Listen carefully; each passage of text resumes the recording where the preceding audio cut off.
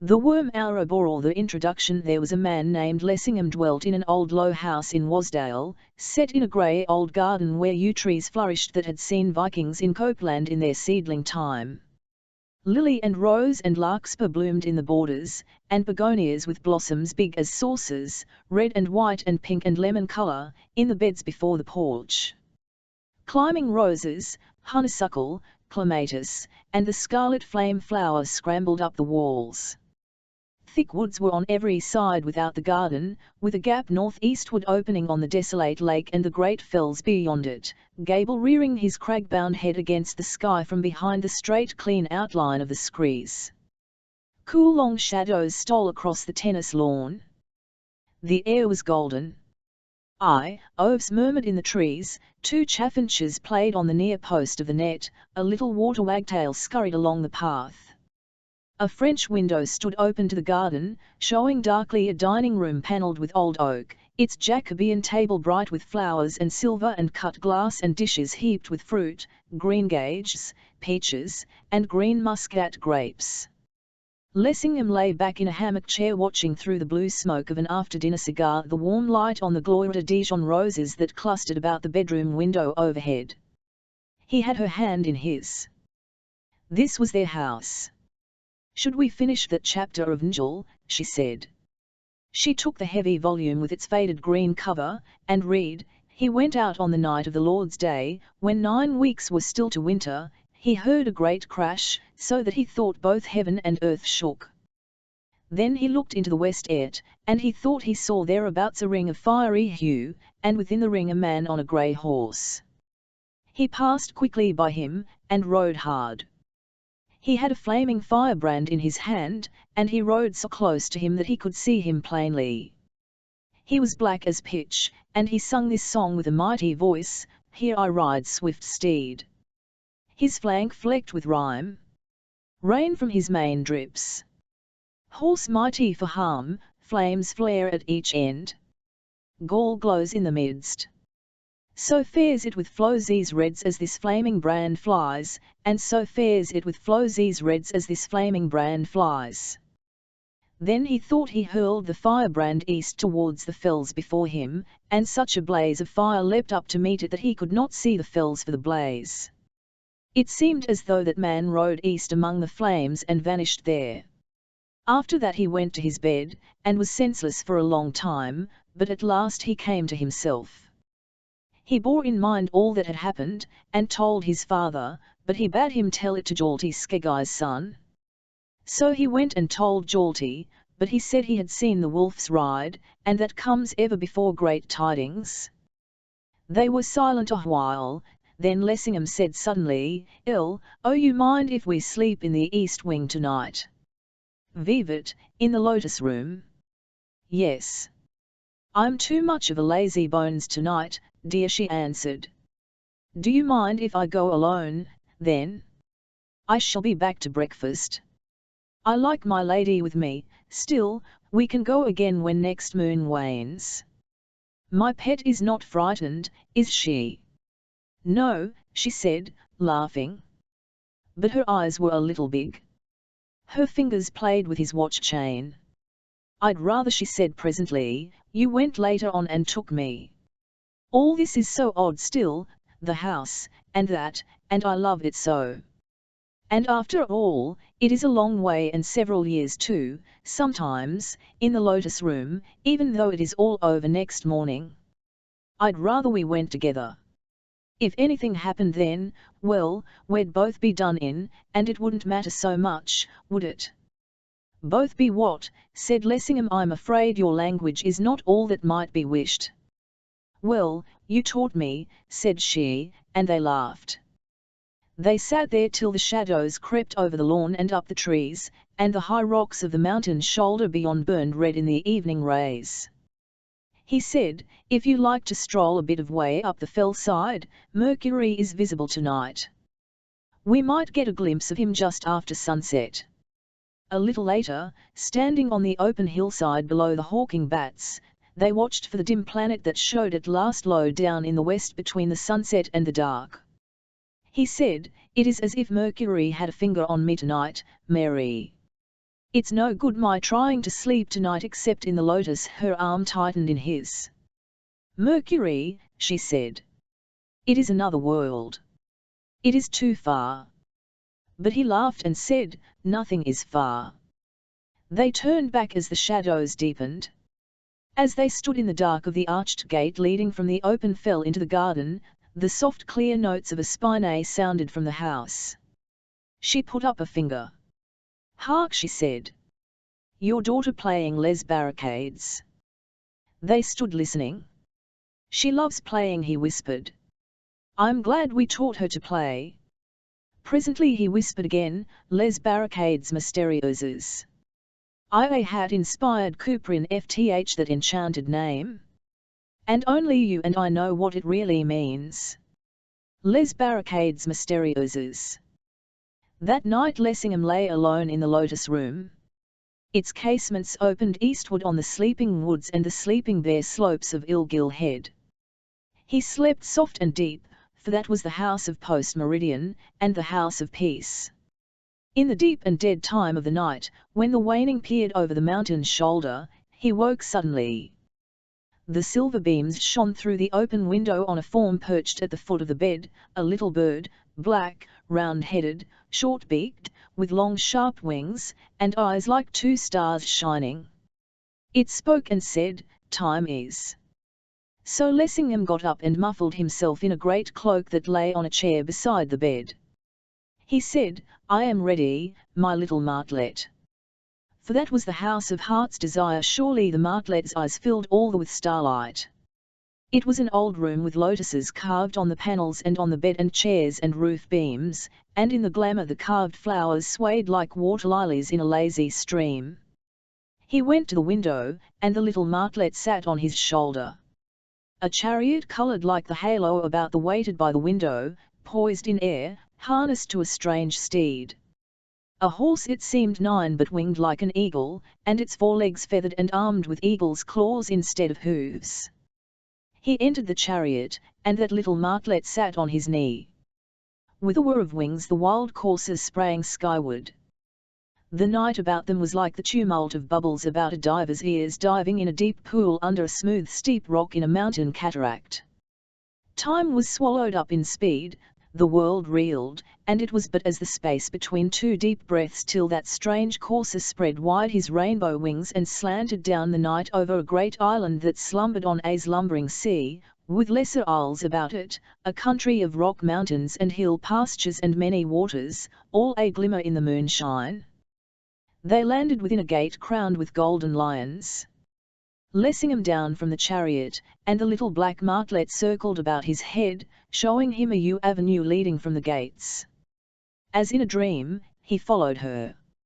The castle of Lord Just of the rarities that were in the lofty presence chamber, fair and lovely to behold, and of the qualities and conditions of the lords of Demon land, and of the embassy sent unto them by King Goris XI, and of the answer thereto. The eastern stars were paling to the dawn as Lessingham followed his conductor along the grass walk before the shadowy ranks of Irish yews, that stood like soldiers mysterious and expectant in the darkness. The grass was bathed in night dew, and great white lilies sleeping in the shadows of the yews loaded the air of that garden with fragrance. Lessingham felt no touch of the ground beneath his feet, and when he stretched out his hand to touch a tree his hand passed through branch and leaves as though they were unsubstantial as a moonbeam. The little martlet, alighting on his shoulder, laughed in his ear. "Child of earth," she said, "dost think we are here in dreamland?" He answered nothing, and she said, "This is no dream. Thou, first of the children of men, art come to Mercury, where thou and I will journey up and down for a season to show thee the lands and oceans, the forests, plains, and ancient mountains, cities and palaces of this world, Mercury, and the doings of them that dwell therein. But here thou canst not handle aught, neither make the folk ware of thee, not though thou shalt thy throat hoarse. For thou and I walk here impalpable and invisible, as it were two dreams walking." They were now on the marble steps which led from the yew walk to the terrace opposite the great gate of the castle. "No need to unbar gates to thee and me," said the martlet, as they passed beneath the darkness of that ancient portal, carved with strange devices, and clean through the massy timbers of the bolted gate thickly riveted with silver, into the inner court. "Go we into the lofty presence chamber and there tarry a while. Morning is kindling the upper air, and folk will soon be stirring in the castle, for they lie not long abed when day begins in Demon land. For be it known to thee, O Earthborn, that this land is Demon land, and this castle the castle of Lord Just, and this day now dawning his birthday, when the demons hold high festival in Just's castle to do honour unto him and to his brethren, Spitfire and Goldry Blusco, and these and their fathers before them bear rule from time immemorial in Demon land, and have the lordship over all the demons." She spoke, and the first low beams of the sun smote javelin-like through the eastern windows, and the freshness of morning breathed and shimmered in that lofty chamber, chasing the blue and dusky shades of departed night to the corners and recesses, and to the rafters of the vaulted roof. Surely no potentate of earth, not Croesus, not the great king, not Minos in his royal palace in Crete, not all the pharaohs, not Queen Semiramis, nor all the kings of Babylon and Nineveh had ever throne room to compare in glory with that high presence chamber of the lords of Demon land. Its walls and pillars were of snow-white marble, every vein whereof was set with small gems, rubies, corals, garnets, and pink topaz. 7 pillars on either side bore up the shadowy vault of the roof tree and the beams were of gold, curiously carved, the roof itself of mother of pearl. A side aisle ran behind each row of pillars, and 7 paintings on the western side faced 7 spacious windows on the east. At the end of the hall upon a dais stood 3 high seats, the arms of each composed of 2 hippogriffs wrought in gold, with wings spread, and the legs of the seats the legs of the hippogriffs, but the of each high seat was a single jewel of monstrous size, the left-hand seat a black opal, a sparkle with steel blue fire, the next a fire opal, as it were a burning coal, the third seat an alexandrite, purple-like by night but deep sea-green by day. 10 more pillars stood in semicircle behind the high seats, bearing up above them and the dais a canopy of gold. The benches that ran from end to end of the lofty chamber were of cedar, inlaid with coral and ivory, and so were the tables that stood before the benches. The floor of the chamber was tessellated, of marble and green tourmaline, and on every square of tourmaline was carven the image of a fish, as the dolphin, the conger, the catfish, the salmon, the tunny, thesquid, and other wonders of the deep. Hangings of tapestry were behind the high seats, worked with flowers, snake's head, snapdragon, dragonmouth, and their kind, and on the dado below the windows were sculptures of birds and beasts and creeping things. But a great wonder of this chamber, and a marvel to behold, was how the capital of every one of the 24 pillars was hewn from a single precious stone, carved by the hand of some sculptor of long ago into the living form of a monster. Here was a harpy with screaming mouth, so wondrously cut in ochre-tinted jade it was a marvel to hear no scream from her. Here in wine-yellow topaz a flying fire drake, there a cockatrice made of a single ruby, there a star sapphire the colour of moonlight, cut for a cyclops, so that the rays of the star trembled from his single eye, salamanders, mermaids, chimaeras, wild men o' the woods, leviathans, all hewn from faultless gems, thrice the bulk of a big man's body, velvet dark sapphires, crystolite, beryl, amethyst, and the yellow zircon that is like transparent gold. To give light to the presence chamber were 7 escarbuncles, great as pumpkins, hung in order down the length of it, and 9 fair moonstones standing in order on silver pedestals between the pillars on the dais. These jewels, drinking in the sunshine by day, gave it forth during the hours of darkness in a radiance of pink light and a soft effulgence as of moonbeams. And yet another marvel, the nether side of the canopy over the high seats was encrusted with lapis lazuli, and in that faint dome of heaven burned the 12 signs of the zodiac, every star a diamond that shone with its own light. Folk now began to be astir in the castle, and there came a score of serving men into the presence chamber with brooms and brushes, cloths and leathers, to sweep and garnish it, and burnish the gold and jewels of the chamber. Leesome they were and sprightly of gait, of fresh complexion and fair-haired. Horns grew on their heads. 6 when their tasks were accomplished they departed, and the presence began to fill with guests. A joy it was to see such a shifting maze of velvets, furs, curious needleworks and cloth of tissue, tiffanies, laces, ruffs, goodly chains and carcanets of gold, such glitter of jewels and weapons, such of the plumes the demons wore in their hair, half veiling the horns that grew upon their heads. Me were sitting on the benches or leaning on the polished tables, some walking forth and back upon the shining floor. Here and there were women among them, women so fair one had said, "It is surely white-armed Helen this one, this, Arcadian Atalanta, this, Phryne that stood to Praxiteles for Aphrodite's picture, this, Thais, for whom great Alexander to pleasure her fantasy did burn Persepolis like a candle, this, she that was rapt by the dark god from the flowering fields of Inner, to be queen for ever among the dead that be departed." Now came a stir near the stately doorway, and Lessingham beheld a demon of burly frame and noble port, richly attired. His face was ruddy and somewhat his forehead wide, his eyes calm and blue like the sea. His beard, thick and tawny, was parted and brushed back and upwards on either side. "Tell me, my little martlet," said Lessingham, "is this Lord Just?" "This is not Lord Just," answered the martlet, "nor aught so worshipful as he. The Lord thou seest is Vol, who dwelleth under Cartedzar, by the salt sea. A great sea captain is he, and one that did service to the cause of Demon land, and of the whole world besides, in the late wars against the. But cast thine eyes again towards the door, where one standeth amid a knot of friends, tall and somewhat stooping, in a corslet of silver, and a cloak of old brocade silk coloured like tarnished gold, something like to Vol in feature, but swarthy, and with bristling black mustachios." "I see him," said Lessingham. "This then is Lord Just." "Not so," said Martlet. "'Tis but viz, brother to Vol. He is wealthiest in goods of all the demons, save the 3 brethren only and Lord Brandekdam." "And who is this?" asked Lessingham, pointing to one of light and brisk step and humorous eye, who in that moment met Vol and engaged him in converse apart.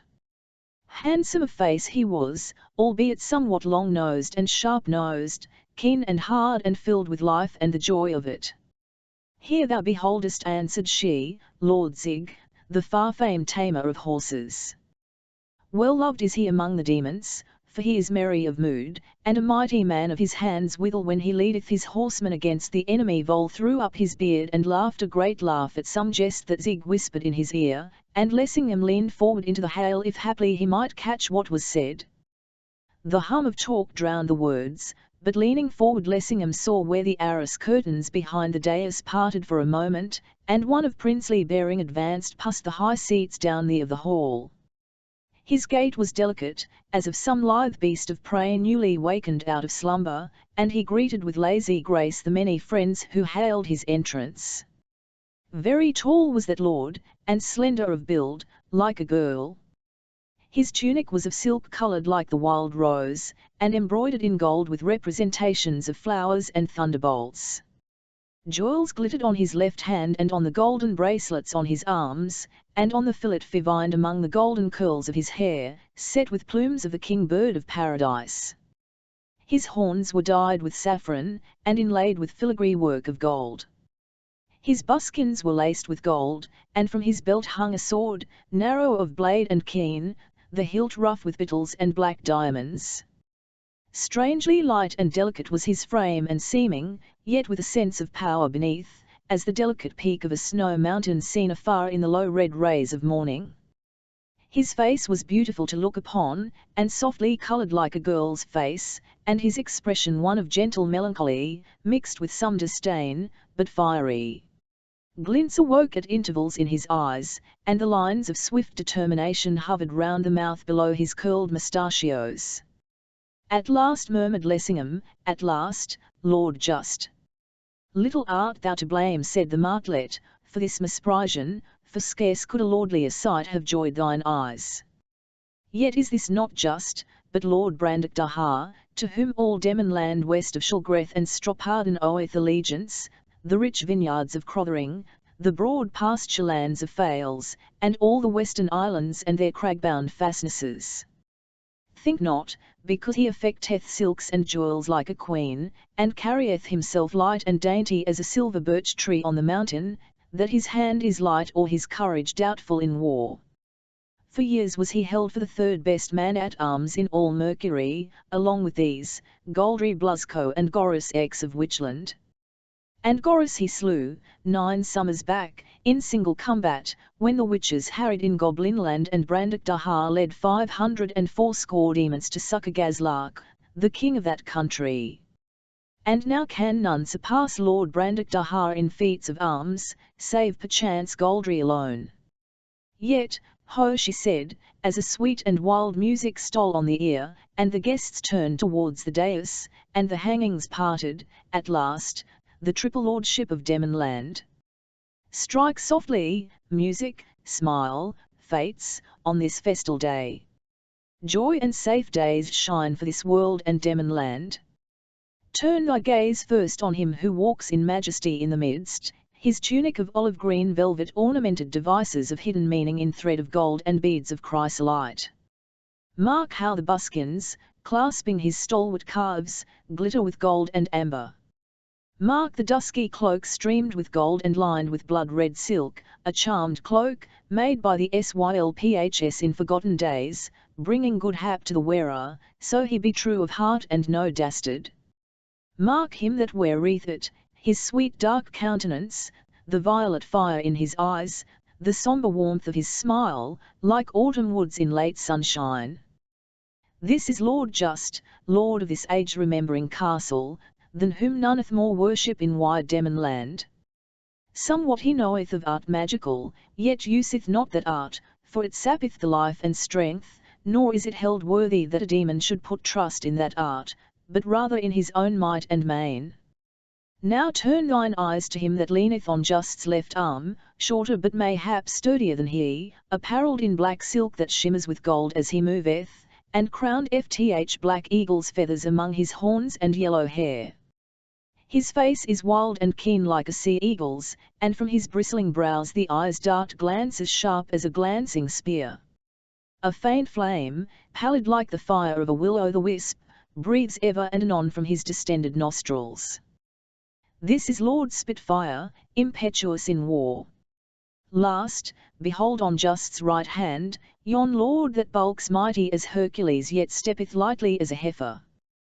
The thews and sinews of his great limbs ripple as he moves beneath a skin whiter than ivory, his cloak of cloth of gold is heavy with jewels, his tunic of black sandalineth great hearts worked thereon in rubies and red silk thread. Slung from his shoulders clanks of a handed sword, the pommel a huge star ruby carven in the image of a heart, for the heart is his sign and symbol. This is that forged by the elves, wherewith he slew the sea monster, as thou mayest see in the painting on the wall. Noble is he of countenance, most like to his brother Just, but darker brown of hair and ruddier of hue and bigger of cheekbone. Look well on him, for never shall thine eyes behold a greater champion than the Lord Goldry Blusco, captain of the hosts of Demonland. Now when the greetings were done and the strains of the lutes and recorders sighed and lost themselves in the shadowy vault of the roof, the cupbearers did fill great gems made in form of cups with ancient wine, and the demons caressed to Lord Just deep draughts in honour of this day of his nativity. And now they were ready to set forth by twos and threes into the parks and pleasaunces, some to take their pleasure about the fair gardens and fish ponds, some to hunt wild game among the wooded hills, some to disport themselves at quoits or tennis or riding at the ring or martial exercises, that so they might spend the livelong day as befitteth high holiday, in pleasure and action without care, and thereafter revel in the lofty presence chamber till night grew old with eating and drinking and all delight. But as they were upon going forth, a trumpet was sounded without, 3 strident blasts. "Vivat Killjoy have we here," said Spitfire. "The trumpet soundeth only for travellers from the outlands. I feel it in my bones some rascal is come to Galing, one that bringeth ill hap in his pocket and a shadow athwart the sun on this our day of festival." "Speak no word of ill omen," I answered Just. Viva so it be, we will straight dispatch his business and so fall to pleasure indeed. Some, run to the gate and bring him in. The serving man hastened and resumed, saying, Lord, it is an ambassador from Witchland and his train. Their ship made land at Looking Haven Ness at nightfall. They slept on board, and your soldiers gave them escort to Galing at break of day. He craveth present audience. From Witchland, ha, said Just. Such smokes use ever to go before the shalls bid the fellow said Spitfire, wait on our pleasure? It is pity such should poison our gladness. Goldry laughed and said, Vn whom hath he sent us? Laxus, think you? To make his peace with us again for that vile part of his practised against us off Cartadzar, detestably falsifying his word he had given us. Just said to the serving man, Thou sawest the ambassador. VV ho is he. Lord, answered he, his face was strange to me. He is little of stature and, by your highness leave, the most unlike to a great lord of Witchland that ever I saw. And, by your leave, for all the marvellous rich and sumptuous coat weareth, he is very like a false jewel in a rich casing. Well said Just, a sour draught sweetens not in the waiting. Call we in the ambassador. Lord Just sat in the high seat midmost of the dais, with Goldry on his right in the seat of black opal, and on his left Spitfire, throned on the Alexandrite. On the dais sat likewise those other lords of Demon land, and the guests of lower degree thronged the benches and the polished tables as the wide doors opened on their silver hinges, and the ambassador pomp and ceremony paced up the shining floor of marble and green tourmaline. VVHY, what a beastly fellow is this, said Lord Goldry in his brother's ear. His hairy hands reached down to his knees. A shuffleth in his walk like a hobbled jackass. I like not the dirty face of the ambassador, said Lord Zig. His nose sitteth flat on the face of him as it were a dab of clay, and I can see pat up his nostrils a summer day's journey into his head. If's upper lip bespeak him not a rare spouter of rank fustian, perdition catch me. Were it a finger's breadth longer, I might tuck it into his collar to keep his chin warm of a winter's night. I like not the smell of the ambassador, said Lord Brandok Daha. And he called for censers and sprinklers of lavender and rose water to purify the chamber, and let open the crystal windows that the breezes of heaven might enter and make all sweet. So the ambassador walked up the shining floor and stood before the lords of Emin that sat upon the high seats between the golden hippogriffs. He was robed in a long mantle of scarlet lined with ermine, with crabs, and centipedes worked thereon in golden thread. His head was covered with a black velvet cap with a peacock's feather fastened with a brooch of silver. Supported by his train-bearers and attendants, and leaning on his golden staff, he with raucous accent delivered his mission, Just, Goldry, and Spitfire, and ye other demons, I come before you as the ambassador of Goris 11, most glorious king of Witchland, lord and great duke of Butany and Estremarine, commander of Shulen, Thramn, Mingos, and Pameo, and high warden of the Esamotian marches, great duke of Trace, king paramount of Beshtria and Nevria and prince of great lord over the country of Ogedia, Moltrani, and of Baltry and Toribia, and lord of many other countries, most glorious and most great, whose power and glory is over all the world and whose name shall endure for all generations. And first I bid you be bound by that reverence for my sacred office of envoy from the king, which is accorded by all people and potentates, save such as be utterly barbarous, to ambassadors and envoys. Speak and fear not, answered Just. Thou hast mine oath. And that hath never been forsworn, to which or other barbarian. The ambassador shot out his lips in an O, and threatened with his head, then grinned, laying bare his sharp and misshapen teeth, and proceeded, Thus saith King Goris, great and glorious, and he chargeth me to deliver it to you, neither adding any word nor taking away. I have it in mind that no ceremony of homage or fealty hath been performed before me by the dwellers in my province of Demon land as the rustling of dry leaves strewn in a flagged court when a sudden wind striketh them. There went a stir among the guests.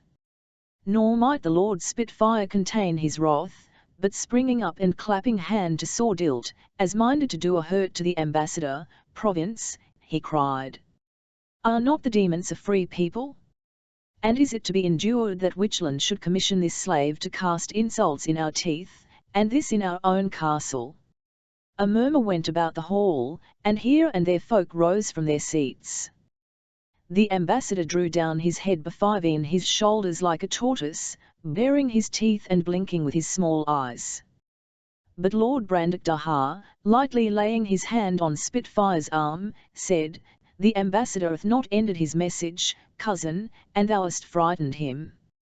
Have patience and spoil not the comedy. We shall not lack words to answer King Goris, no, nor swords, if he must have them. But it shall not be said of us of Demonland that it needeth but a boorish message to turn us from our ancient courtesy toward ambassadors and heralds." So spake Lord Brandakdaha, in lazy half-mocking tone, as one who but idly returneth the ball of conversation, yet clearly, so that all might hear, and therewith the murmurs died down, and Spitfire said, "I am tame. Say thine errand freely, and imagine not that we shall hold thee answerable for aught thou sayest, but him that sent thee." "Vivos humble mouthpiece I only am," said the ambassador, somewhat gathering courage, "and who, saving your reverence, lacketh not the will nor the power to take revenge for any outrage done upon his servants. Thus saith the king, I therefore summon and command you, Just, Spitfire, and Goldry Blusco, to make haste and come to me in Witchland in my fortress of Cas, and there dutifully kiss my toe, in witness before all the world that I am your lord and king, and rightful overlord of all Demonland." Gravely and without gesture Lord Just hearkened to the ambassador, leaning back in his high seat with either arm thrown athwart the arched neck of the hippogriff. Goldry, smiling scornfully, toyed the hilt of his great sword. Spitfire sat strained and glowering, the sparks crackling at his nostrils. "Thou hast delivered all," said Just. "All," answered the ambassador. "Thou shalt have thine answer," said Just. "Vn high one we take read thereon, eat and drink," and he beckoned the cupbearer to pour out bright wine for the ambassador. But the ambassador excused himself, saying that he was not athirst, and that he had store of food and wine aboard of his ship, which should suffice his needs and those of his following. Then said Lord Spitfire, "No marvel though the spawn of Witchland fear venom in the cup. They who work commonly such villainy against their enemies, as witness Reseda of Goblinland whom Corsus murthered with a poisonous draught, shake still in the knees lest themselves be so entertained to their destruction, and snatching the cup he quaffed it to the dregs, and dashed it on the marble floor before the ambassador, so that it was shivered into pieces. And the lords of Demonland rose up and withdrew behind the flowery hangings into a chamber apart, to determine of their answer to the message sent unto them by King Goris of Witchland. When they were private together, Spitfire spake and said, "Is it to be borne that the king should put such shame and mockery upon us?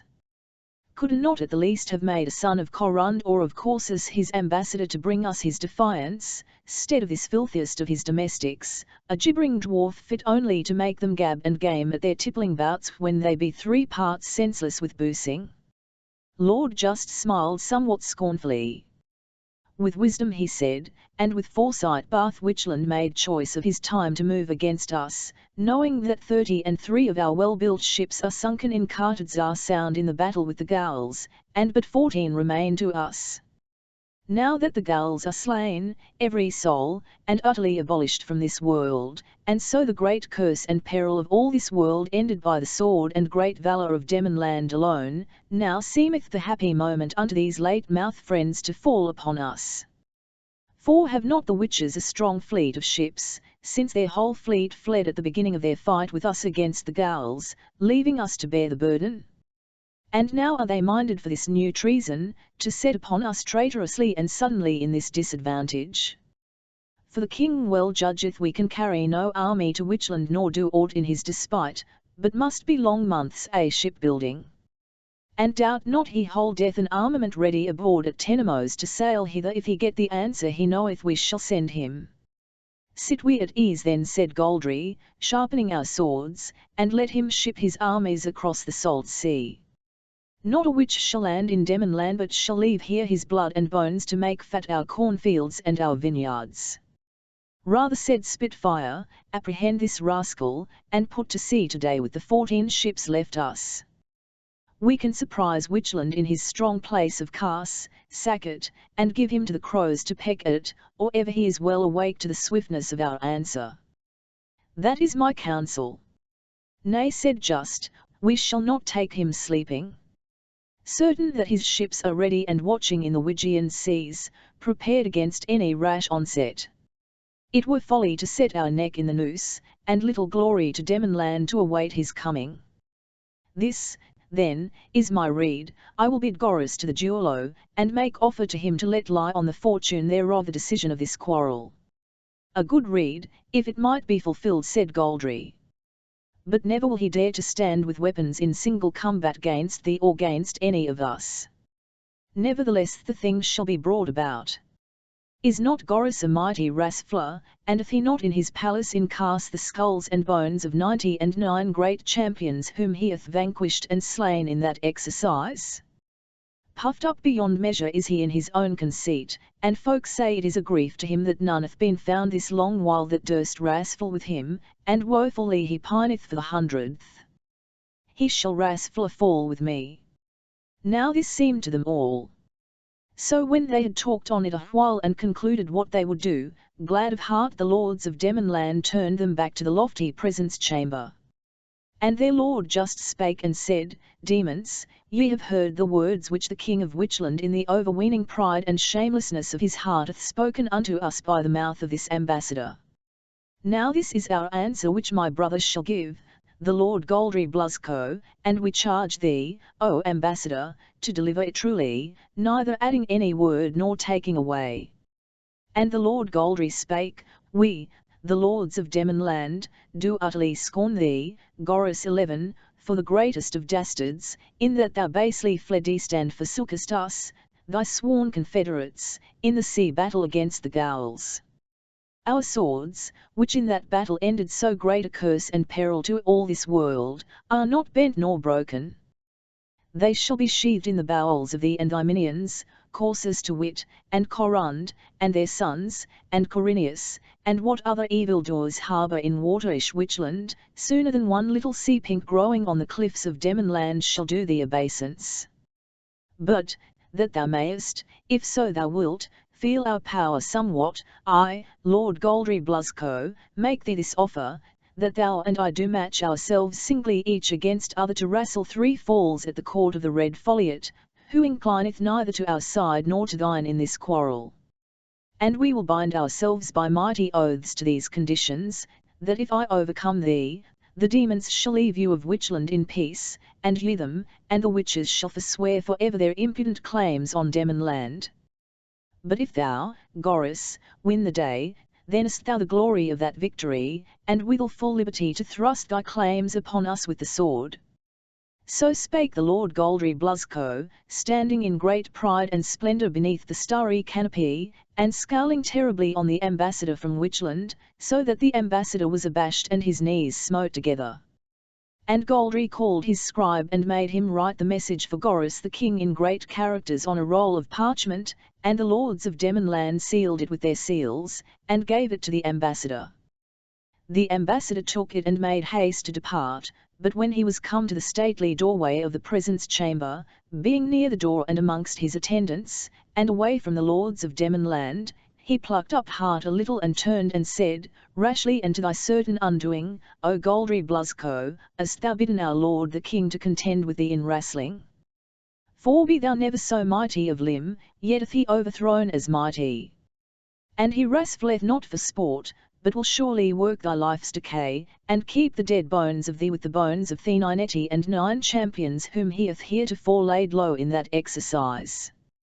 Therewith, because Goldry and the other lords scowled upon him terribly, and the guests near the door fell to hooting and reviling of the witches, the ambassador went forth hastily down the shining stairs and across the court, as one who fleeth along a lane on a dark and windy night, daring not to turn his head lest his eye behold some fearsome thing prepared to clasp him.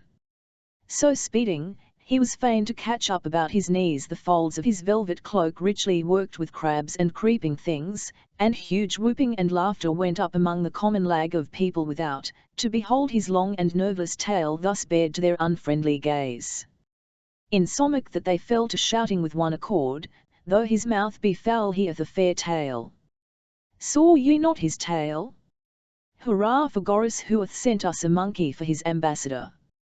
And with jibe and unmannerly yell the crowd hung lovingly upon the ambassador and his train all the way down from Galing Castle to the quays. So that it was like a sweet home coming to him to come on board his well-built ship and have her rowed amain out of. So when they had rounded Looking Haven Ness and were free of the land, they hoisted sail and voyaged before a favouring breeze eastward over the teeming deep to Witchland. The wrestling for Demon land of the prognostics which troubled Lord Grow concerning the meeting between the King of Witchland and the Lord Goldry Blusco, and how they met, and of the issue of that wrestling. How could I have fallen asleep, cried Lessingham. Vn here is the castle of the demons, and how did we leave the great presence chamber where they saw the ambassador? For he stood on rolling uplands that leaned to the sea, treeless on every side as far as the eye might reach, and on three sides shimmered the sea, kissed by the sun and roughened by the salt-glad wind that charged over the downs, charioting clouds without number through the illimitable heights of air. The little black martlet answered him, My hippogriff travelleth as well in time as in space. Days and weeks have been left behind by us, in what seemeth to thee but the twinkling of an eye, and thou standest in the Folliot Isles, a land happy under the mild regiment of a peaceful prince, on the day appointed by King Ouroboros to wrestle with Lord Goldry Blusco. Terrible must be the wrestling betwixt two such champions, and dark the issue thereof.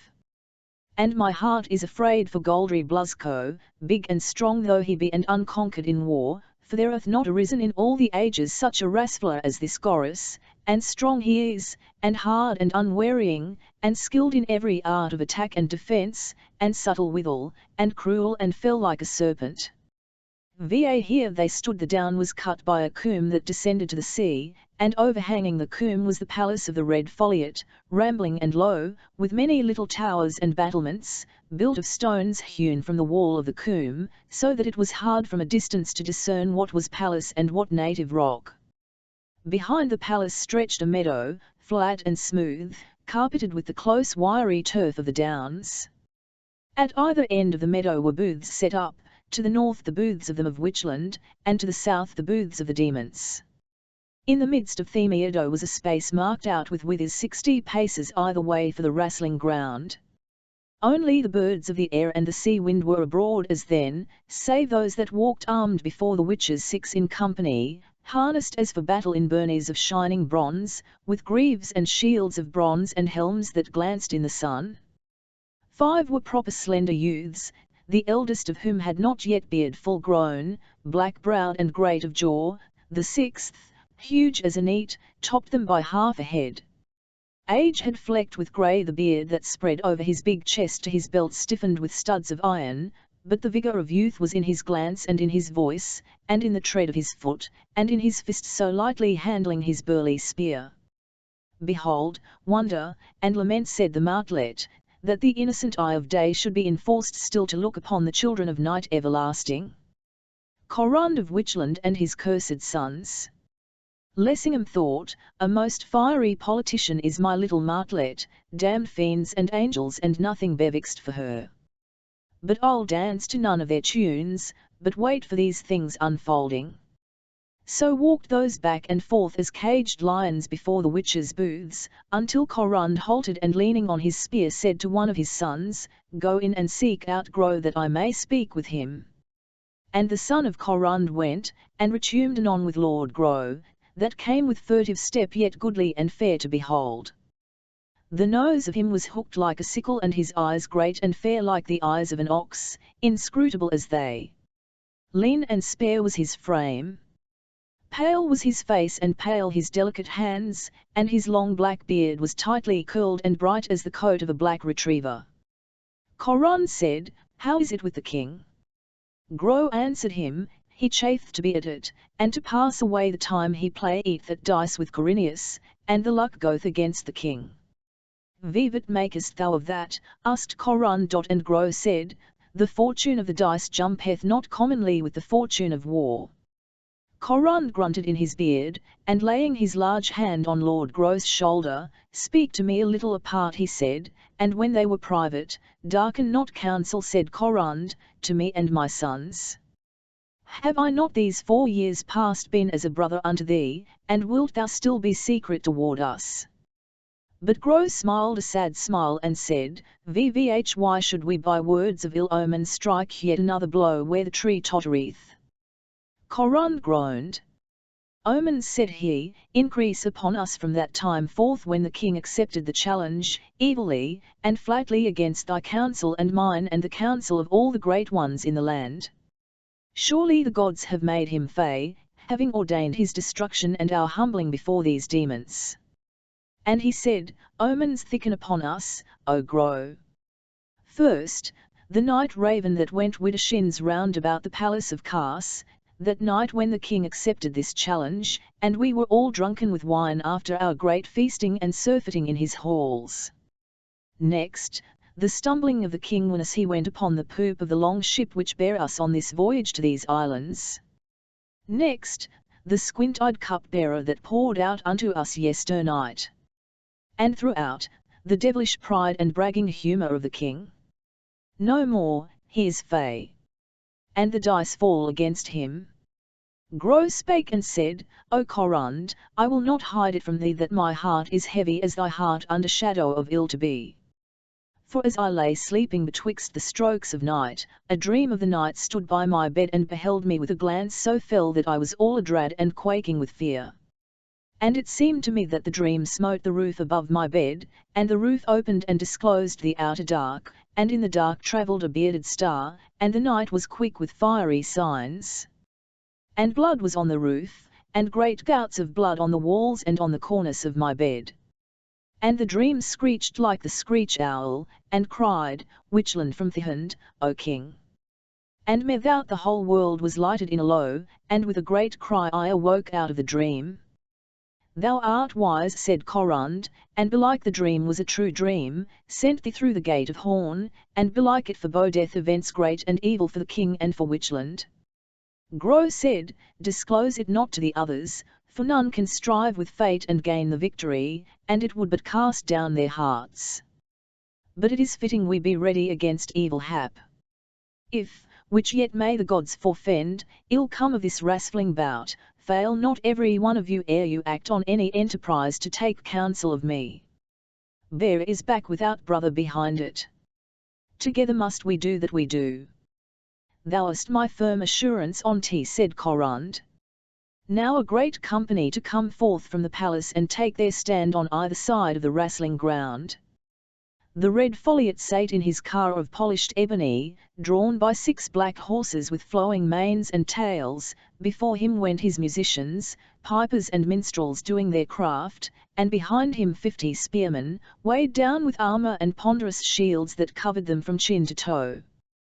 Their armour was stained with madder, in such wise that they seemed bathed in blood. Mild to look on was the red Folliot, yet kingly. His skin was scarlet like the head of the green woodpecker. He wore a diadem of silver, and robes of scarlet trimmed with black fur, so when the Folliots were assembled, one stood forth ft a horn at the command of the red Folliot and blew 3 blasts. Therewith came forth from their booths the lords of Demonland and their men-at-arms, Just, Goldry, Spitfire, and Brandakdahar, all armed as for battle save Goldry, who was muffled in a cloak of cloth of gold with great hearts worked thereon in red silk thread. And from their booths in turn came the lords of Witchland all armed, and their fighting men, and little love there was in the glances they and the demons cast upon each other. In the midst stalked the king, his great limbs muffled, like Goldry's, in a cloak, and it was of black silk lined with black bearskin, and ornamented with crabs worked in diamonds. The crown of Witchland, fashioned like a hideous crab and encrusted with jewels so thickly that none might discern the iron whereof it was framed, weighed on his beetling brow. His beard was black and bristly, spade-shaped and thick, his hair close-cropped. His upper lip was shaved, displaying his sneering mouth, and from the darkness below his eyebrows looked forth eyes that showed a green light, like those of a wolf. Corund walked at the king's left elbow, his giant frame an inch less in stature than the king. Corineus went on the right, wearing a rich cloak of sky-blue tissue over his shining armor.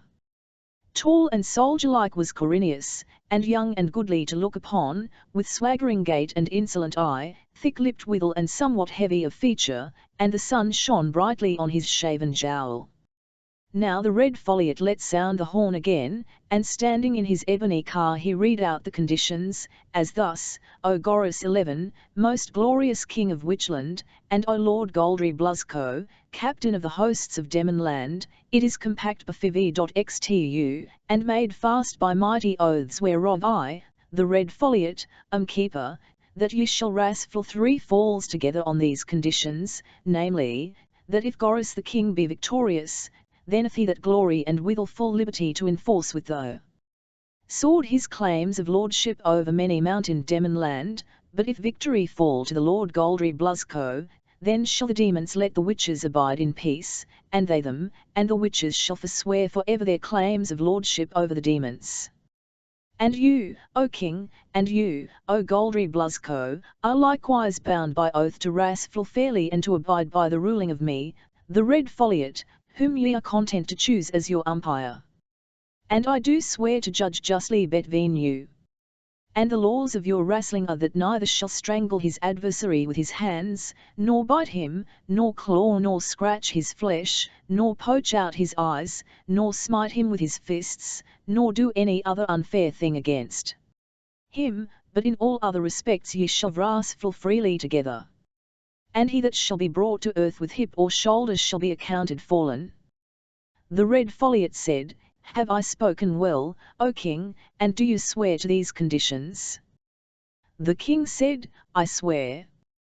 The red Folliot asked in like manner, Dost thou swear to these conditions, O Lord Goldry Blusco? And Goldry answered him, I swear. Without more ado the king stepped into the wrestling ground on his side, and Goldry Blusco on his, and they cast aside their rich mantles and stood forth naked for the wrestling. And folk stood silent for admiration of the thews and sinews of those vain, doubting which were mightier of build and likelier to gain the victory. The king stood taller by a little, and was longer in the arm than Goldry.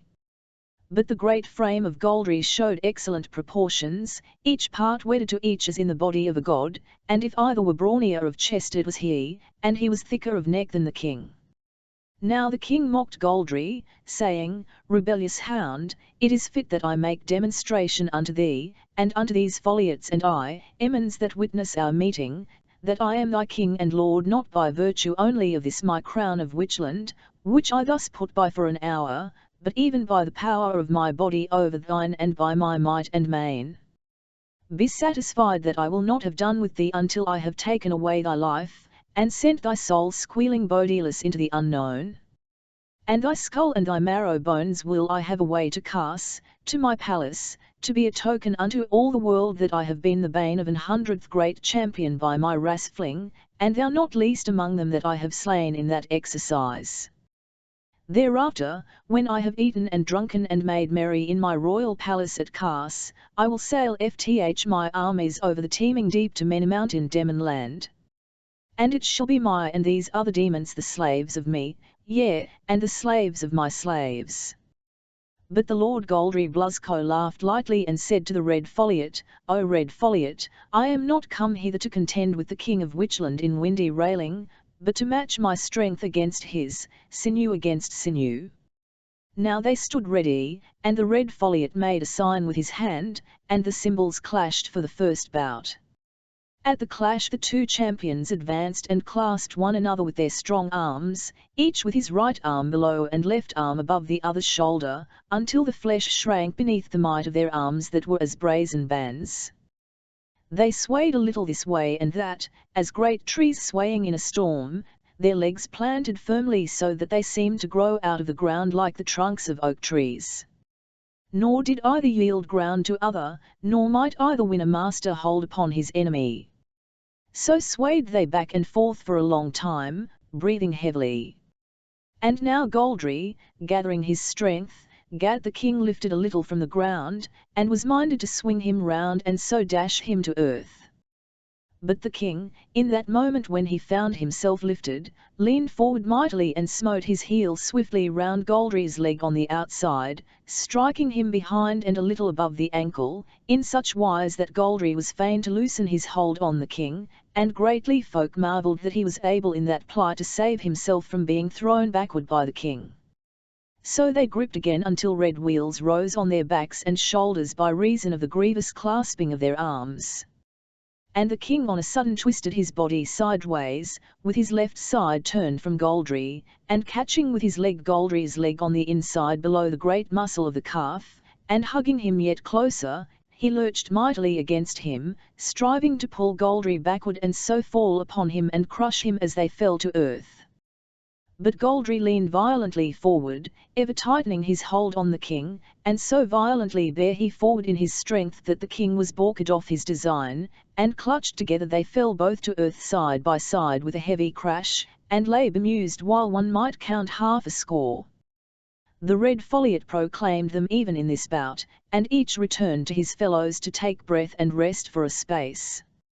Now while they rested, a flittermouse flew forth from the witchland booths and went with her shins round the wrestling ground and so returned silently whence she came.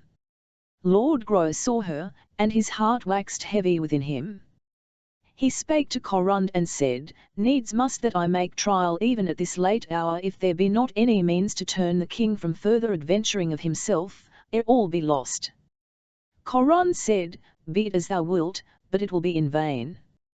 So Grow stood by the king and said, Lord, give over this wrestling. Great of growth and mightier of limb than any that you did overcome aforetime is this demon, yet have you vanquished him. For you did throw him, as we plainly saw, and wrongfully if the red folliot adjudged you evenly matched because in the throwing of him your majesty's self did fall to earth. Tempt not the fates by another bout. Yours is the victory in this wrestling, and now we, your servants, wait but your nod to make a sudden onslaught on these demons and slay them, as we may lightly overcome them taken at unawares. And for the Folliots, they be peaceful and sheep-like folk, and will be held in awe when we have smitten the demons with the edge of the sword. So may you depart, O king, with pleasure and great honour, and afterward fare to Demon land and bring it into. The king looked sourly upon Lord Grow, and said, Thy counsel is unacceptable and unseasonable. Vav hat lieth behind it. Grow answered, There have been omens, O king. And the king said, Vn hat omens.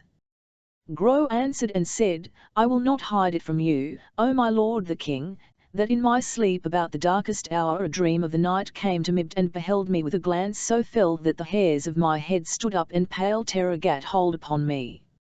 And methought the dream smote up the roof above my bed, and the roof yawned to the naked air of the midnight, that laboured with fiery signs, and a bearded star travelling in the houseless dark. And I beheld the roof and the walls one gore of blood. And the dream screeched like the screech owl, crying, Witchland from thy hand, O king. And therewith the whole world seemed lighted in one flame, and with a shout I awoke sweating from the dream. But the king rolled his eyes in anger upon Lord Grow and said, Well am I served and faithfully by such false scheming foxes as thou. It ill fits your turn that I should carry this deed to the end ft mine own hand only, and in the blindness of your impudent folly ye come to me with tales made for scaring of babes, praying me gently to forego my glory that thou and thy fellows may make yourselves big in the world's eyes by deeds of arms. Grow said, Lord, it is not so. But the king would not hear him, but said, Methinks it is for loyal subjects to seek greatness in the greatness of their king, nor desire to shine of their own brightness. As for this demon, when thou sayest that I have overcome him thou speakest a gross and impudent lie. In this bout I did but measure myself with him. But thereby know I of a surety that when I put forth my might he will not be able to withstand me, and all ye shall shortly behold how, as one shattereth the stalk of Angelica, I will break and shatter the limbs of this Goldry Blusco.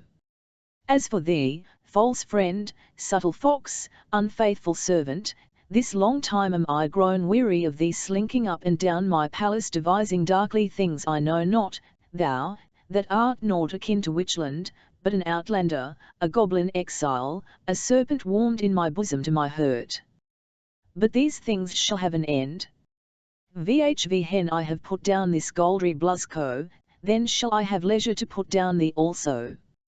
And Grow bowed in sorrow of heart before the anger of the king, and held his peace. Now was the horn blown for the second bout, and they stepped into the wrestling ground. At the clashing of the cymbals the king sprang at Goldry as the panther springeth, and with the rush bare him backward and well nigh forth of the wrestling ground. But when they were carried almost among the demons where they stood to behold the contest, Goldry swung to the left and strove as before to get the king lifted off his feet, but the king foiled him and bent his ponderous weight upon him, so that Goldry's spine was like to have been crushed beneath the murthering violence of the king's arms. Then did the Lord Goldry Blusco show forth his great power as a wrestler, for, even under the murthering clasp of the king, he by the might that was in the muscles of his brawny chest shook the king first to the right and then to the left, and the king's hold was loosened, and all his skill and mastery but narrowly saved him from a grievous fall. Nor did Goldry delay nor ponder how next to make trial of the king, but sudden as the lightning he slackened his hold and turned, and with his back under the king's belly gave a mighty lift, and they that witnessed it stood amazed in expectancy to see the king thrown over Goldry's head. Yet for all his striving might not Goldry get the king lifted clean off the ground. Twice and 3 times he strove, and at each trial he seemed further from his aim, and the king bettered his hold. And at the 4th essay that Goldry made to lift the king over his back and fling him headlong, the king thrust him forward and tripped him from behind, so that Goldry was crawled on his hands and knees. And the king clung to him from behind and passed his arms round his body beneath the armpits and so back over the shoulders, being minded to clasp his 2 hands at the back of Goldry's neck. Then said Corund, the demon is sped already. By this holdeth the king brought to their bane more than 60 famous champions. He delayeth only till his fingers be knit together behind the neck of the accursed demon to draw the head of him forward until the bones of the neck or the breastbone be bursten asunder. He delayeth over long for my peace, said Grow. The king's breath came out of him in great puffs and grunts as he strained to bring his fingers to meet behind Goldry's neck. Nor was it aught else than the hugeness of his neck and burly chest that saved the Lord Goldry Blusco in that hour from utter destruction. Crawled on his hands and knees he could nowise escape from the hold of the king, neither lay hold on him in time, howbeit because of the bigness of Goldry's neck and chest it was impossible for the king to fasten that hold upon him, for all his striving. When the king perceived that this was so, and that he but wasted his strength, he said, I will loose my hold on thee and let thee up, and we will stand again face to face. For I deem it unworthy to grapple on the ground like dogs. So they stood up, and wrestled another while in silence. Soon the king made trial once again of the fall whereby he had sought to throw him in the first bout, twisting suddenly his right side against Goldry, and catching with his leg Goldry's leg, and therewith leaning against him with main force. And when, as before, Goldry bare forward with great violence, tightening his grip, the king lurched mightily against him, and, being still ill content to have missed his hold that never heretofore had failed him, he thrust his fingers up Goldry's nose in his cruel anger, scratching and clawing at the delicate inner parts of the nostrils in such wise that Goldry was fain to draw back his head. Therewith the king, lurching against him yet more heavily, gat him thrown a grievous fall on his back, and himself fell atop of him, crushing him and stunning him on the earth, and the red foliot proclaimed Goris the king victorious in this bout. Therewithal the king turned him back to his witches, that loudly acclaimed his mastery over Goldry. He said unto Lord Grow, it is as I have spoken, the testing first, next the bruising, and in the last bout the breaking and killing. And the king looked evilly on Grow. Grow answered him not a word, for his soul was grieved to see blood on the nails and fingers of the king's left hand, and he thought he knew that the king must have been sore bested in this bout, seeing that he must do this beastly deed or ever he might overcome the might of his adversary. But the Lord Goldry Blusco, when he was come to his senses and had gotten him up from that great fall, spake to the red folliot in mickle wrath, saying, This devil hath overcome me by craft, doing that which it is a shame to do, in that he clawed me with his fingers up my nose. The sons of Corund raised an uproar at the words of Goldry, loudly crying that he was the greatest liar and dastard, and all they of Witchland shouted and cursed in like manner. But Goldry shouted in a voice like a brazen trumpet that was plain to hear above the clamour of the witches, Zero red folliot, judge now fairly betwixt me and King Goris, as thou art sworn to do. Let him show his fingernails, if there be not blood on them. This fall is void, and I claim that we Rasfleden knew. And the lords of Demonland in like manner shouted that this fall should be Rasfleden knew.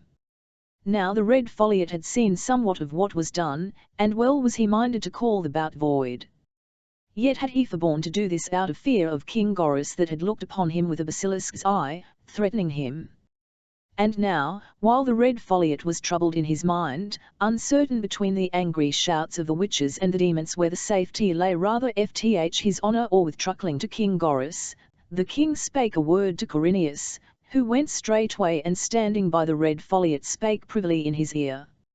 And Corinius menaced the red folliot, and said, Beware lest thy mind be swayed by the browbeating of the demons. Rightfully hast thou adjudged the victory in this bout unto our lord the king, and this talk of thrusting of fingers in the nose is but a pretext and a vile imagination of this Goldry Blusco, who, being thrown fairly before thine eyes and before us all, and perceiving himself unable to stand against the king, now thinketh with his swaggering he can bear it away, and thinketh by cheats and subtleties to avoid defeat. If, against thine own beholding and the witness of us and the plighted word of the king, thou art so hardy as to hearken to the guileful persuading of these demons, yet bethink thee that the king hath overborne 99 great champions in this exercise, and this shall be the 100th, and bethink thee, too, that Witchland lieth nearer to thine isles than Demonland by many days' sailing. Hard shall it be for thee to abide the avenging of Witchland if thou do him despite, and against thy sworn oath as umpire incline wrongfully to his enemies in this dispute. So spake Corinius, and the red folliot was cowed. Albeit he believed in his heart that the king had done what thereof Goldry accused him, yet for terror of the king and of Corinius that stood by and threatened him he durst not speak his thought, but in sore perplexity gave order for the horn to be blown for the third bout. And it came to pass at the blowing of the horn that the flittermouse fared forth again from the booths of the witches, and going widdershins round about the wrestling ground returned on silent wing whence she came. Va hen the Lord Goldry Blusco understood that the red folliot would pay no heed to his accusation, he grew red as blood. A fearsome sight it was to behold how he swelled in his wrath, and his eyes blazed like disastrous stars at midnight, and being wood with anger he gnashed his teeth till the froth stood at his lips and slavered down his chin. Now the cymbals clashed for the onset. Therewith ran Goldry upon the king as one straught of his wits, bellowing as he ran, and gripped him by the right arm fth both his hands, one at the wrist and one near the shoulder. And so it was that, before the king might move, Goldry spun round with his back to the king and by his mickle strength and the strength of the anger that was in him he heaved the king over his head, hurling him as one hurleth a ponderous spear, head foremost to the earth. And the king smote the ground with his head, and the bones of his head and his spine were driven together and smashed, and blood flowed from his ears and nose. With the might of that throw Goldry's wrath departed from him and left him strengthless, in such sort that he reeled as he went from the wrestling ground. His brethren, Just and Spitfire, bare him up on either side, and put his cloak of cloth of gold worked with red hearts about his mighty limbs. Meanwhile dismay was fallen upon the witches to behold their king so caught up on a sudden and dashed upon the ground, where he lay crumpled in an heap, shattered like the stalk of an hemlock that one breaketh and shattereth. In great agitation the red Folliot came down from his car of ebony and made haste thither where the king was fallen, and the lords of Witchland came likewise thither stricken at heart, and Corund lifted the king in his burly arms. But the king was stone dead. So those sons of Corund made a litter with their spears and laid the king on the litter, and spread over him his royal mantle of black silk lined with bearskin, and set the crown of Witchland on his head, and without word spoken bare him away to the witches' booths. And the other lords of Witchland without word spoken followed after the red Folliot of the entertainment of the witches in the palace of the red Folliot, and of the wiles and subtleties of Lord Grow, and how the witches departed by night out of the Folliot Isles.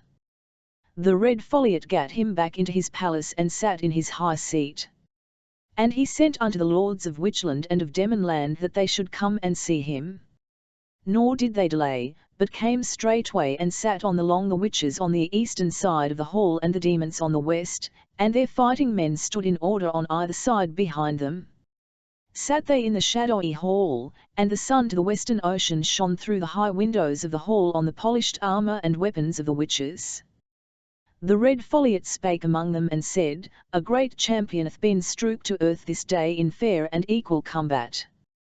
And according to the solemn oaths whereby ye are and whereof I am the keeper, there is here an end to all unpeace betwixt Witchland and Demonland, and ye of Witchland are to forswear for ever your claims of lordship over the demons. Now for a sealing and making fast of this solemn covenant between you I see no likelier rede than that ye all join with me here this day in friendship to forget your quarrels in drinking of the arval of King Gorus 11, than whom hath reigned none mightier nor more worshipful in all this world, and thereafter depart in peace to your native lands. So spake the red Folliot, and the lords of Witchland assented thereto. But Lord Just answered and said, O red Folliot, as to the oaths sworn between us and the king of Witchland, thou hast spoken well, nor shall we depart one tittle from the article of our oaths, and the witches may abide in peace for ever as for us if, as is clean against their use and nature, they forbear to devise evil against us. For the nature of Witchland was ever as a flea, that attacketh a man in the dark. But we will not eat nor drink with the lords of Witchland, who bewrayed and forsook us their sworn confederates at the sea fight against the Gauls. Nor we will not drink the arval of King Gorus 11, who worked a shameful and unlawful slight against my kinsmen this day or when they rested together. So spake Lord Just, and Corund whispered Grow in the ear, saying, Were he not for the privilege of this respected company, now were the time to set upon them. But Grow said, I prithee yet have patience. This were over hazardous, for the luck goeth against Witchland. Let us rather take them in their beds tonight. Fain would the red Folliot turn the demons from their resolve, but without avail, they courteously thanking him for his hospitality which they said they would enjoy that night in their being minded on the morrow to take to their beaked ship and fare over the unvantaged sea to Demonland. Therewith stood up Lord Just, and vvfth him the Lord Goldry Blusco, that went in all his war gear, his horned helm of gold and his golden byrnie set with ruby hearts, and bare his two-handed sword forged by the elves wherewith he slew the beast out of the sea in days gone by, and Lord Spitfire that glared upon the lords of Witchland as a falcon glareth, hungering for her prey, and the Lord Brandock Dahar that looked on them, and chiefly on Corinius, with the eye of contemptuous amusement, playing idly with the jewelled hilt of his sword, until Corinius grew ill at ease beneath his gaze and shifted this way and that in his seat, scowling back defiance. For all the rich array and goodly port and countenance of Corinius, he seemed but a very boor beside the Lord Brandock Dahar, and dearly did each hate the other. So the lords of Emonland with their fighting men went forth from the hall. The red Folliot sent after them and made them in their own booths to be served of great plenty of wine and good and delicate meats, and sent them musicians and a minstrel to gladden them with songs and stories of old time, that they might lack naught of entertainment. But for his other guests he let bear in the massy cups of silver, and the great-eared wine jar shoulding 2 firkins apiece, and he let pour forth to the witches and the Folliots, and they drank the cup of memory unto King Gorus 11, slain that day by the hand of Goldry Blusco. Thereafter when their cups were brimmed anew with foaming wine, the red Folliot spake among them and said, O ye lords of Witchland, will you that I speak a dirge in honour of Goris the king that the dark reaper hath this day gathered? So when they said yet to this, he called to him his player on the theorbo and his player on the hautboy, and commanded them, saying, Play me a solemn music. And they played softly in the Aeolian mode a music that was like the wailing of wind through bare branches on a moonless night, and the red Folliot leaned forth from his high seat and recited this lamentation, I that in hail was and gladness am troubled now with great sickness and feeblit with infirmity, timor mortis conturbat me. Our pleasance here is all vain glory. This false world is but transitory. The flesh is bruckle, the feigned is slee, timor mortis conturbat me. The state of man does change and vary, now sound, now sick, now blithe, now serry. Now downs and merry, now like to die, timor mortis conturbat me. No state in erd here standeth sicker, as with the wind waveth the wicker. So wanneth this world's vanity, timor mortis conturbat me. Unto the death goers all estatus, princes, prelatus, and potestatus. Baith rich and poor of all degree, timor mortis conturbat me. He tackies the nectus into field in armet under helm and scaled, victor he is at all melee, timor mortis conturbat me. That strong unmerciful tyrant tackies, on the mother's breast soughand. The babe full of benignity, timor mortis conturbat me. He tackies the campion in the stour. The captain closet in the tour. The lady in bower full of bevity, timor mortis conturbat me. He spares no lord for his puissance, no clerk for his intelligence, his awful strake may no man flee, timor mortis conturbat me. Art magicianes and astrologers. Rhetorus, logicianes, theologus. Them help is no conclusions slee, timor mortis conturbat me. In medicine the most practitioners. Leeches, surgeones, and physicianes. Themself from death may not supplee, timor mortis conturbat me. Va hen the red Folliot had spoken thus far his dirge, he was interrupted by an unseemly brawling betwixt Corineus and one of the sons of Corund. For Corineus, who gave not a fig for music or dirges, but liked well of carding and dicing, had brought forth his dice box to play with the son of Corund. The played a while to Corineus's great content, for at every throw he won and the other's purse waxed light. But at this 11th stanza the son of Corund cried out that the dice of Corineus were loaded. And he smote Corineus on his shaven jowl with the dice box, calling him cheat and mangy rascal, whereupon Corineus drew forth a bodkin to smite him in the neck withal, but some went betwixt them, and with much ado and much struggling and cursing they were parted, and it being shown that the dice were not loaded, the son of Corund was fain to make amends to Corineus, and so were they set at one again. Now was the wine poured forth yet again to the lords of Witchland, and the red Folliot drank deep unto the glory of that land and the rulers thereof. And he issued command, saying, Let my Cagu come and dance before us, and thereafter my other dancers.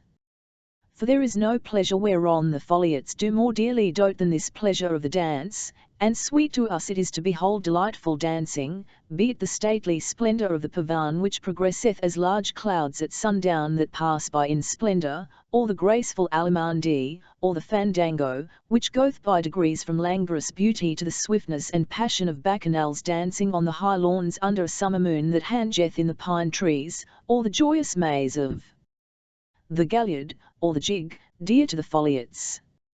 Therefore delay not, but let my Cagu come, that she may dance before us. Therewith hastened the Cagu into the shadowy hall, moving softly and rolling a little in her gait, with her head thrust forward, and a little flurried was she in her bearing as she darted this way and that. Her large and beautiful eyes, mild and timid, that were like liquid gold heated to redness. Somewhat like a heron she was, but stouter, and shorter of leg, and her beak shorter and thicker than the heron's, and so long and delicate was her pale grey plumage that hard it was to say whether it were hair or feathers. So the wind instruments and the lutes and dulcimers played a coranto, and the Kagu tripped up the hall betwixt the long tables, jumping a little and bowing a little in her step and keeping excellent time to the music. And when she came near to the dais where the red Folliot sat ravished with delight at her dancing, the Kagu lengthened her step and glided smoothly and slowly forward toward the red Folliot, and so gliding she drew herself up in stately wise and opened her mouth and drew back her head till her beak lay tight against her breast, flouncing out her feathers so that they showed like a wide-cut skirt with a crinoline, and the crest that was on her head rose up erect half again her own height from the ground, and she sailed majestically toward the red Folliot. On this wise did the Kagu at every turn that she took in the coranto, forth and back along the length of the Folliot's hall. And they all laughed sweetly at her, overjoyed at her dancing. 6. When the dance was done, the red Folliot called the Kagu to him and made her sit on the bench beside him, and stroked her soft grey feathers and made much of her. All bashfully she sat beside the red Folliot, casting her ruby eyes in wonder upon the witches and their company. Next the red Folliot called for his cat bears, that stood before him foxy red above but black bellies, round furry faces, and innocent amber eyes, and soft great paws, and tails barred alternately with ruddy rings and creamy, and he said, O cat bears, dance before us, since dearly we delight in your dancing. They asked, Lord, will you that we perform the jig? And he answered them, the jig, and ye love me. So the stringed instruments began a swift movement, and the tambourines and triangles entered on the beat, and swiftly twinkled the feet of the cat bears in the joyous dance. The music rippled and ran and the dancers danced till the hall was a-whirl with the rhythm of their dancing, and the witches roared applause. On a sudden the music ceased, and the dancers were still, and standing side by side, paw in furry paw, they bowed shyly to the company, and the red Folliot called them to him and kissed them on the mouth and sent them to their seats, that they might rest and view the dances that were to follow. Next the red Folliot called for his white peacocks, coloured like moonlight, that they might lead the pavane before the lords of Witchland.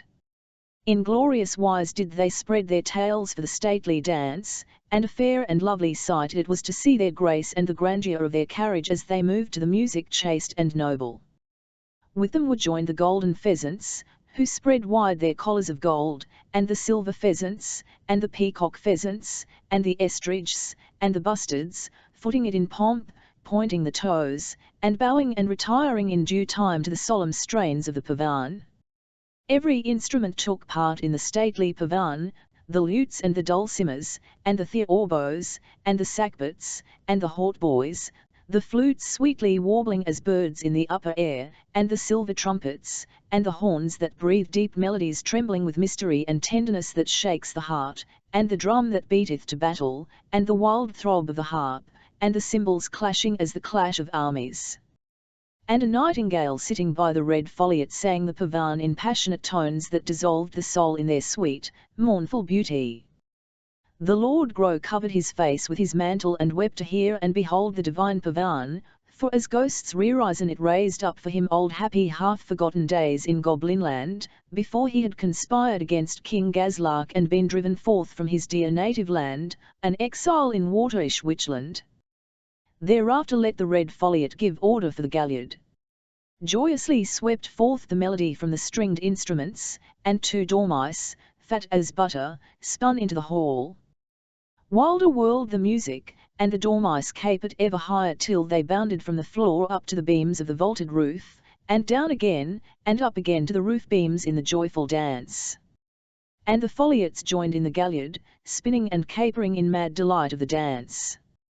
And into the hall twirled 6 capripeds, footing it lightly as the music swept ever faster, and a one-footer that leaped hither and thither about and about, as the flea hoppeth, till the witches grew hoarse with singing and shouting and hounding of him on.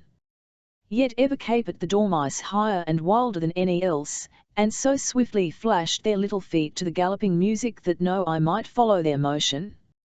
But little enow was Lord Grow gladdened by the merry dance. Sad melancholy sat with him for his companion, darkening his thoughts and making joy hateful to him as sunshine to owls of the night. that he was well pleased to mark the red Folliot go softly from his seat on the dais and forth from the hall by a door behind the arras, and seeing this, himself departed softly amid the full tide of the galliard, forth of that hall of swift movement and gleeful laughter, forth into the quiet evening, where above the smooth downs the wind was lulled to sleep in the vast silent spaces of the sky, and the west was a bower of orange light fading to purple and unfathomable blue in the upper heaven. And naught was heard save the murmur of the sleepless sea, and naught seen save a flight of wildfowl flying against the sunset. In this quietness Grow walked westward above the coombe until he came to the land's edge and stood on the lip of a chalk cliff falling to the sea, and was ware of the red Folliot, alone on that high western cliff, gazing in a study at the dying colours in the west. Hen they had stood for a while without speech, gazing over the sea. Grow spake and said, "Consider how as day now dieth in yonder chambers of the west, so hath the glory departed from Witchland." But the red Folliot answered him not, being in a study. Then Grow said, "Though Emin land lieth where thou sawest the sun descend, yet eastward out of Witchland must thou look for the morning splendour. Not more surely shalt thou behold the sun go up thence tomorrow than thou shalt see shine forth in short season the glory and honour and power of Witchland, and beneath her destructive sword her enemies shall be as grass before the sickle." The red Folliot said, "I am in love with peace and the soft influence of the evening air. Leave me, or if thou wilt stay, break not the charm." "O red Folliot," said Grow, "art thou in love with peace indeed? So should the rising again of Witchland tune sweet music to thy thought, since we of Witchland love peace, nor are we stirrers up of strife, but the demons only. The war against the Gauls, whereby the four corners of the earth were shaken, was hatched by Demon land thou speakest," said the red Folliot, "clean against thine intention, a great praise of them. For who ever saw the like of these man-eating Gauls for corruption of manners, inhuman degeneration, and deluge of iniquities? Ho every 5th year from time immemorial have had their grand climacterical year, and but last year break forth in never imagined ferocity. But if they sail now, 'tis on the dark lake they sail, grieving no earthly seas nor rivers. Praise Demon land, therefore, who did put them down for ever." "I make no question of that," answered Lord Grow. "But foul water, as soon as fair, will quench hot fire. Sore against our will did we of Witchland join with the demons in that war, foreseeing, as hath been bloodily approved, that the issue must be but the puffing up of the demons, who desire no other thing than to be lords and tyrants of all the world. Thou, said the red Folliot, wast in thy young days King Gazlark's man, a goblin born and bred, his very foster brother, nourished at the same breast. High must I observe thee, a plain traitor against so good a king? Ho's perfidy the common people then did openly reprove, as I did well perceive even so lately as last autumn, when I was in the city of Zage Zarculo at the time of their festivities for the betrothal of the king's cousin German the Princess Armeline unto the Lord Goldry Blusco, they carrying filthy pictures of thee in the street, singing of thee thus, "It was pity one so witty malcontent, leaving reason should to treason so be bent. But his gifts were but shifts void of grace, and his bravery was but knavery vile and base." Said Grow, wincing a little, "The art of it agreeth well with the sentiment, and with the condition of those who invented it. I will not think so noble a prince as thou art will set thy sails to the wind of the rabble's most partial hates and envies. For the vile addition of traitor, I do reject and spit upon it. But true it is that, regarding not the god of fools and women, nice opinion, I do steer by mine own lodestar still. Howbeit, I came not to discourse to thee on so small a matter as myself. This I would say unto thee with most sad and serious entertain, be not lulled to think the demons will leave the world at peace, that is farthest from their intent. They would not listen to thy comfortable words nor sit at meat with us, so set be they to imagine mischief against us." Six Hat said just. "Witchland was ever as a flea, as a flea which he itcheth to crush bevixt his fingernails. Oh, if thou be in love with peace, a short way lieth open to thy heart's desire. Naught spake the red foliot, gazing still into the dim reflections of the sunset which lingered below a darkening sky where stars were born. Gro said softly, as a cat purring, Vivere softening unctions failed, sharp surgery bringeth speediest ease. Wilt thou not leave it to me? But the red foliot looked angrily upon him, saying, What have I to do with your enmities? You are sworn to keep the peace, and I will not abide your violence nor your breaking of oaths in my quiet kingdom. Gro said, Oaths be of the heart, and he that breaketh them in open fact is oft, as now, no breaker in truth, for already were they scorned and trampled on by his opposites. But the red foliot said again, What have I to do with your enmities that set you by the ears like fighting dogs? I am yet to learn that he that hath a righteous heart, and clean hands, and hateth none, must needs be drawn into the brawls and manslayings of such as you and the demons. Lord Gro looked narrowly upon him, saying, Thinkest thou that the straight path of him that affecteth neither side lieth still open for thee? If that were thine aim, thou shouldst have bet out thee ere thou gayest the judgment on the second bout. For clear as day it was to us and to thine own people, and most of all to the demons, that the king played foul in that bout, and when thou calledst him victorious thou didst loudly by that word trumpet thyself his friend, and unfriends to Demon land. Markedst thou not, when they left the hall, with what a snake's eye Lord just beheld thee? Not with us only but with thee he refused to eat and drink, that so his superstitious scruples may be unhurt when he proceeds to thy destruction? For on this are they determined. Nothing is more certain. The red foliot sank his chin upon his breast, and stood silent for a space. The hues of death and silence spread themselves where late the fires of sunset glowed, and large stars opened like flowers on the illimitable fields of the night sky. Arcturus, Spica, Gemini, and the little dog, and Capella and her kids. The red foliot said, Which land lieth at my door? And Demon land, how stand I with Demon land? And Gro said, Also tomorrow's sun goeth up out of which land? For a while they spoke not. Then Lord Gro took forth a scroll from his bosom, and said, The harvest of this world is to the resolute, and he that is infirm of purpose is ground betwixt the upper and the nether millstone. Thou canst not turn back, so would they scorn and spurn thee, and we witches likewise. And now by these means only may lasting peace be brought about, namely, by the setting of Goris of Witchland on the throne of Demon land, and the utter humbling of that brood beneath the heel of the witches. The red foliot said, Is not Goris slain, and drank we not but now his Arval, slain by a demon? And is he not the second in order of that line who hath so died by a demon? A 12th Goris said Gro, At this moment of time sitteth king in Cas.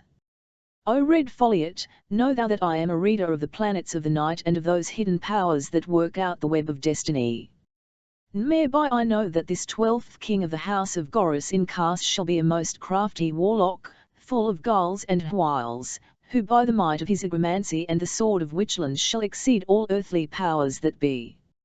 And ineluctable as the lever-bolt of heaven goeth out his wrath against his enemies. So saying, Gro and took a glowworm from the grass, saying kindly to it, Sweeting, thy lamp for a moment and breathed upon it, and held it to the parchment, saying, Sign now thy royal name to these articles, which require thee not at all to go to war, but only, in case war shall arise, to be of our party, and against these demons that do privily pursue thy life. But the red foliot said, Vivrinum I certified that thou speakest not. A then took Gro a writing from his purse and showed thereon a seal like the seal of Lord Just, and there was written, Unto Vol our love and trust, and fail not winnest thou sailest upon Witchlandi to cast of 3 or 4 ships for the Foliot Isles to put down those and bren the red foliot in his house. For if we get nat the life of these worms chitted out of them the shame will stick on us for ever.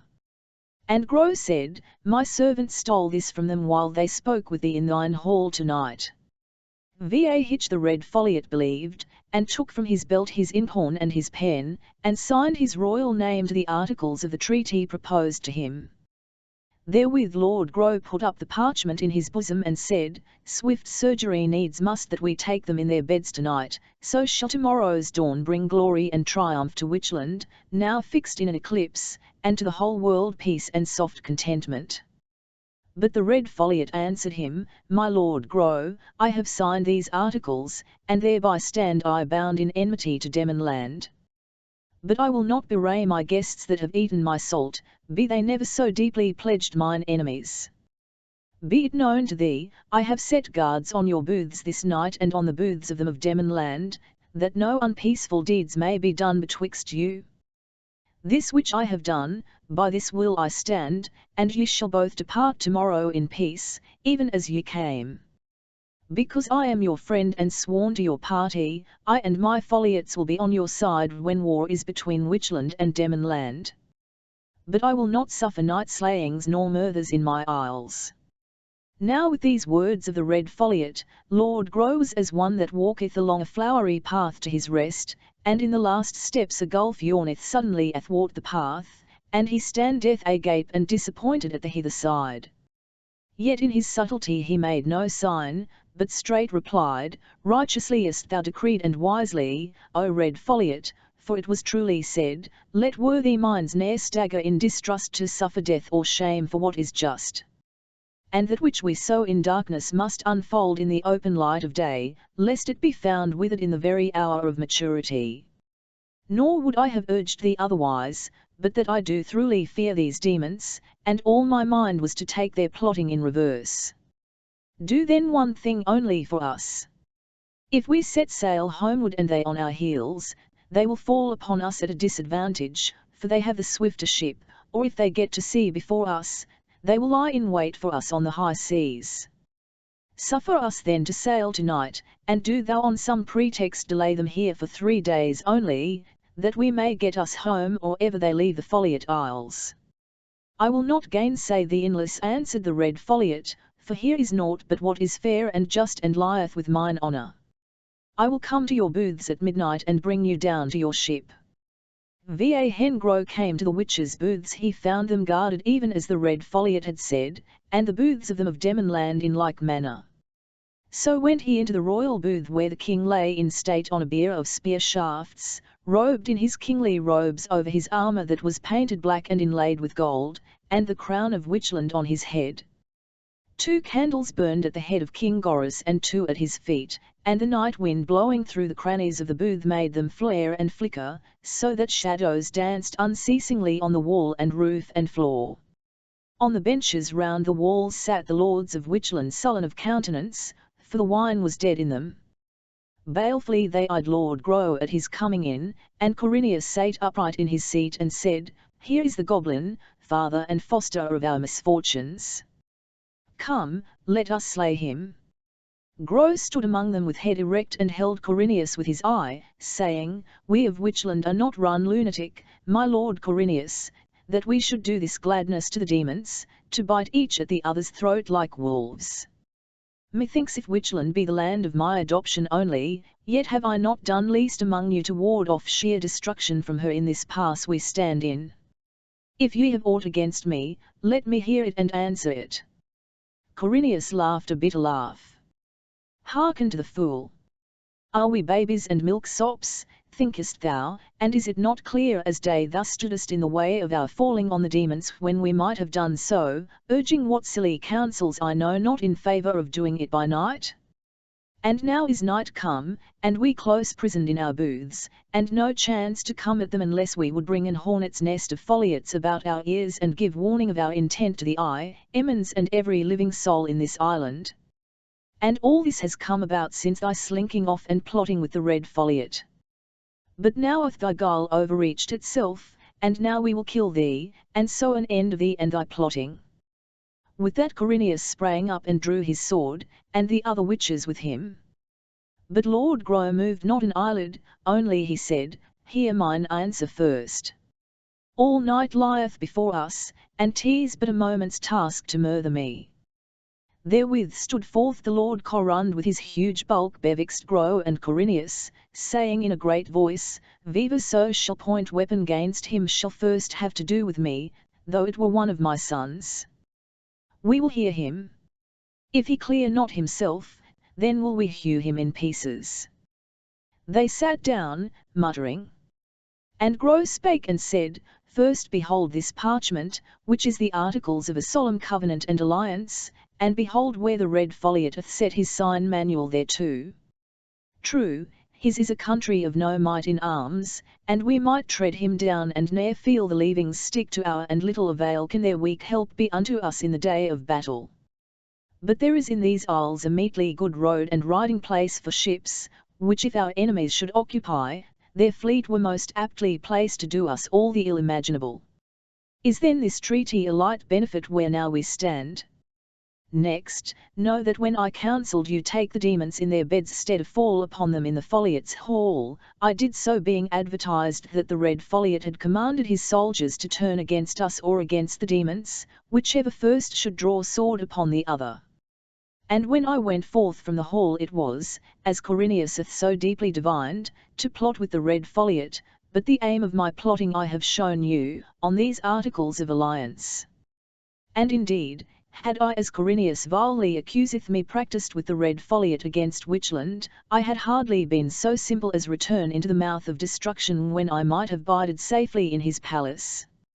Now when Gro perceived that the anger of the witches against him was appeased by his defence, wherein he spake cunningly both true words and lies, he spake again among them saying, Little gain have I of all my pams and thought expended by me for Witchland. And better it were for Witchland if my counsel were better heeded. Corond knoweth how, to mine own peril, I counselled the king to wrathful no more after the first bout, and if he had ta'en my rede, rather than suspect me and threaten me with death, we should not be now to bear him home dead to the royal catacombs in Kars. Corond said, Truly hast thou spoken. In one thing only have I failed, said Gro, and it can shortly be amended. The red Folliot, albeit of our party, will not be one to attack the demons by fraud, nor will he suffer us smite them in these isles. Some fond simple scruples hang like cobwebs in his mind, and he is stubborn as touching this. But I have prevailed upon him to make them tarry here for 3 days' space, while we put to sea this very night, telling him, which he most innocently believeth, that we fear the demons, and would flee home ere they be let loose to take us at a disadvantage on the high seas. And home we will indeed ere they set sail, yet not for fear of them, but rather that we may devise a deadly blow against them or ever they win home to Demon land. Vivat blow, goblin, said Corineus. And Gro answered and said, One that I will devise upon with our lord the king, Goris 12, who now awaiteth us in Kars. And I will not blab it to a wine-bibber and a dicer who hath but now drawn sword against a true lover of Witchland. Thereupon Corineus leaped up in mickle wrath to thrust his sword into Gro. But Corond and his sons restrained him. In due time the stars revolved to midnight, and the red Folliot came secretly with his guards to the witches' booths. The lords of Witchland took their weapons and the men at arms bare the goods, and the king went in the midst on his bier of spear shafts. So went they picking their way in the moonless night round the palace and down the winding path that led to the bed of the Coombe, and so by the stream westward toward the sea. Here they deemed it safe to light a torch to show them the way. Desolate and bleak showed the sides of the Coombe in the wind-blown flare, and the flare was thrown back from the jewels of the royal crown of Witchland, and from the armoured buskins on the king's feet showing stark with toes pointing upward from below his bearskin mantle, and from the armour and the weapons of them that bare him and walked beside him, and from the black cold surface of the little river hurrying for ever over its bed of boulders to the sea. The path was rugged and stony, and they fared slowly, lest they should stumble and drop, the king conjuring in the iron tovnare of the hold of Kars, and of the midnight practices of King Goris 12. In the ancient chamber, preparing dole and doom for the lords of Demon land. Wien the witches were come aboard their ship and all stowed, and the rowers set in order on the benches. They bade farewell to the red Folliot and rowed out to the deep, and they hoisted sail and put up their helm and sailed eastward along the land. The stars wheeled overhead, and the east grew pale, and the sun came out of the sea on the larboard bow. Still sailed they 2 days and 2 nights, and on the 3rd day there was land ahead, and morning rose abated by mist and cloud, and the sun was as a ball of red fire over Witchland in the east. So they hung a while off Tenemos waiting for the tide, and at high water sailed over the bar and up the Drimmer past the dunes and mud flats and the Ergospian mere, till they reached the bend of the river below Kars.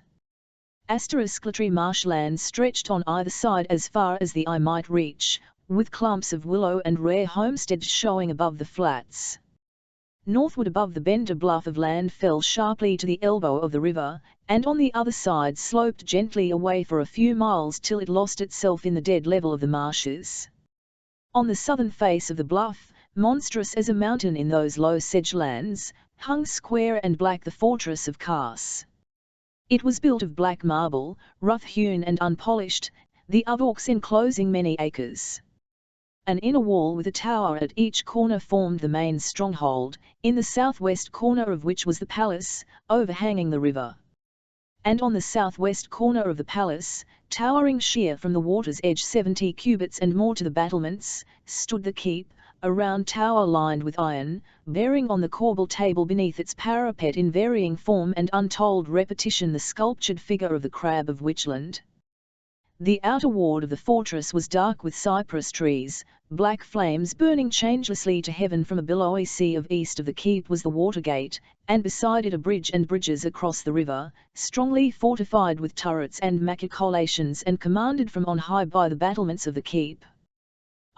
Ismail and fearsome to view was this strong place of Kars, most like to the embodied soul of dreadful night brooding on the waters of that sluggish river, by day a shadow in broad sunshine, the likeness of pitiless violence sitting in the place of power, darkening the desolation of the mournful fen, by night, a blackness more black than night herself. Now was the ship made fast near the watergate, and the lords of Witchland landed and their fighting men, and the gate opened to them, and mournfully they entered in and climbed the steep ascent to the palace, bearing with them their sad burden of the king. And in the great hall in Kars was Goris 11. Laid in state for that night, and the day wore to its close.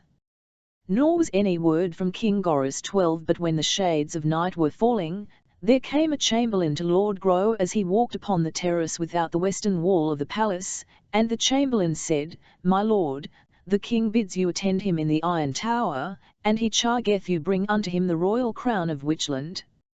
Grow made haste to fulfil the bidding of the king, and betook himself to the great banqueting hall, and all reverently he lifted the iron crown of Witchland set thick with priceless gems, and went by a winding stair to the tower, and the chamberlain went before him. When they were come to the first landing, the chamberlain knocked on a massive door that was forthwith opened by a guard, and the chamberlain said, "My lord, it is the king's will that you attend his majesty in his secret chamber at the top of the tower." And Grow marvelled, for none had entered that chamber for many years. Long ago had Goris 7 practised forbidden arts therein, and folk said that in that chamber he raised up those spirits whereby he gat his bane. Sithence was the chamber sealed, nor had the late kings need of it, since little faith they placed in art magical, relying rather on the might of their hands and the sword of Witchland. But Grow was glad at heart, for the opening of this chamber by the king met his designs halfway. Fearlessly mounted the winding stairs that were dusky with the shadows of approaching night and hung with cobwebs and strewn with the dust of neglect, until he came to the small low door of that chamber, and pausing knocked thereon and hearkened for the answer. And one said from within, "Vn ho knocketh," and Grow answered, "Lord, it is I, Grow." And the bolts were drawn and the door opened, and the king said, "Enter." And Grow entered and stood in the presence of the king. Now the fashion of the chamber was that it was round, filling the whole space of the loftiest floor of the round donjon keep. It was now gathering dusk, and weak twilight only entered through the deep embrasures of the windows that pierced the walls of the tower, looking to the 4 quarters of the heavens. A furnace glowing in the big hearth threw fitful gleams into the recesses of the chamber, lighting up strange shapes of glass and earthenware, flasks and retorts, balances, hourglasses, crucibles and astrolabes, a monstrous 3-necked alembic of phosphorescent glass supported on a bain-marie, and other instruments of doubtful and unlawful aspect.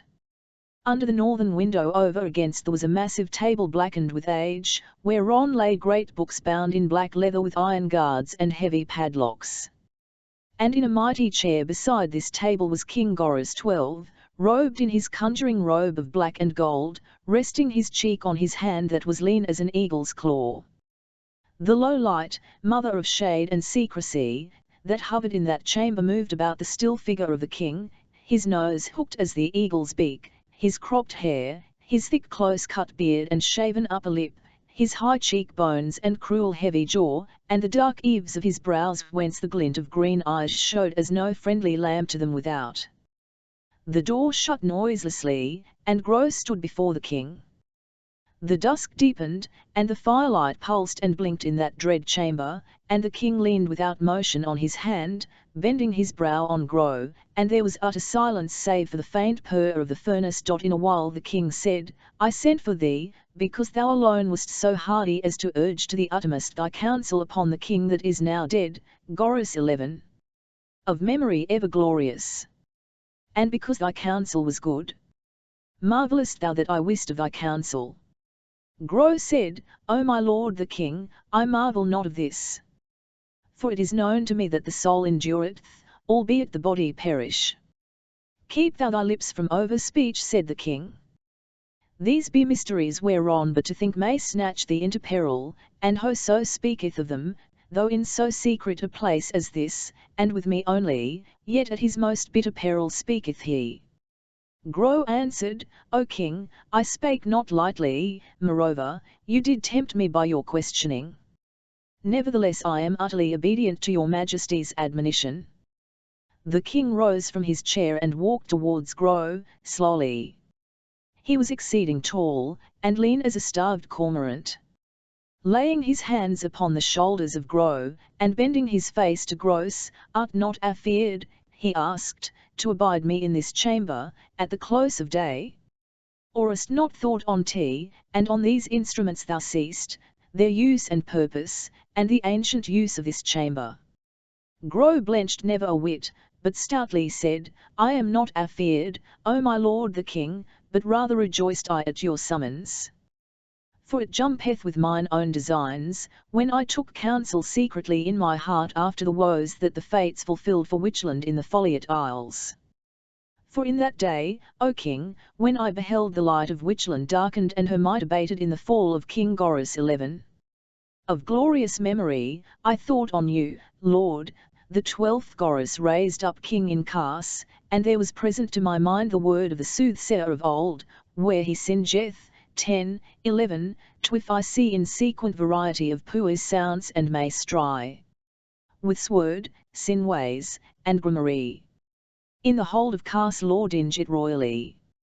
And being minded that he singleth out you, the 12th, as potent in gramarye, all my care was that these demons should be detained within reach of your spells until we should have time to win home to you and to apprise you of their farings, that so you might put forth your power and destroy them by art magic or ever they come safe again to many mountain demon land.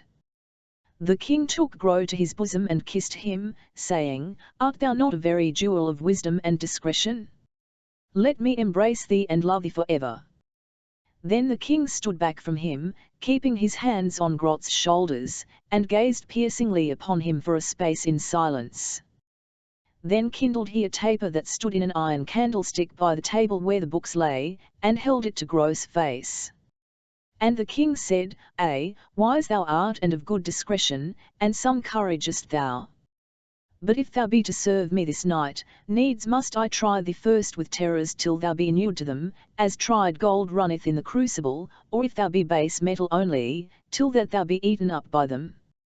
Gros said unto the king, For many years, Lord, or ever I came to Kars, I fared up and down the world, and I am acquainted with objects of terror as a child with his toys. I have seen in the southern seas, by the light of Achenar and Canopus, giant sea horses battling with 8-legged cuttle-fishes in the whirlpools of the Corsh.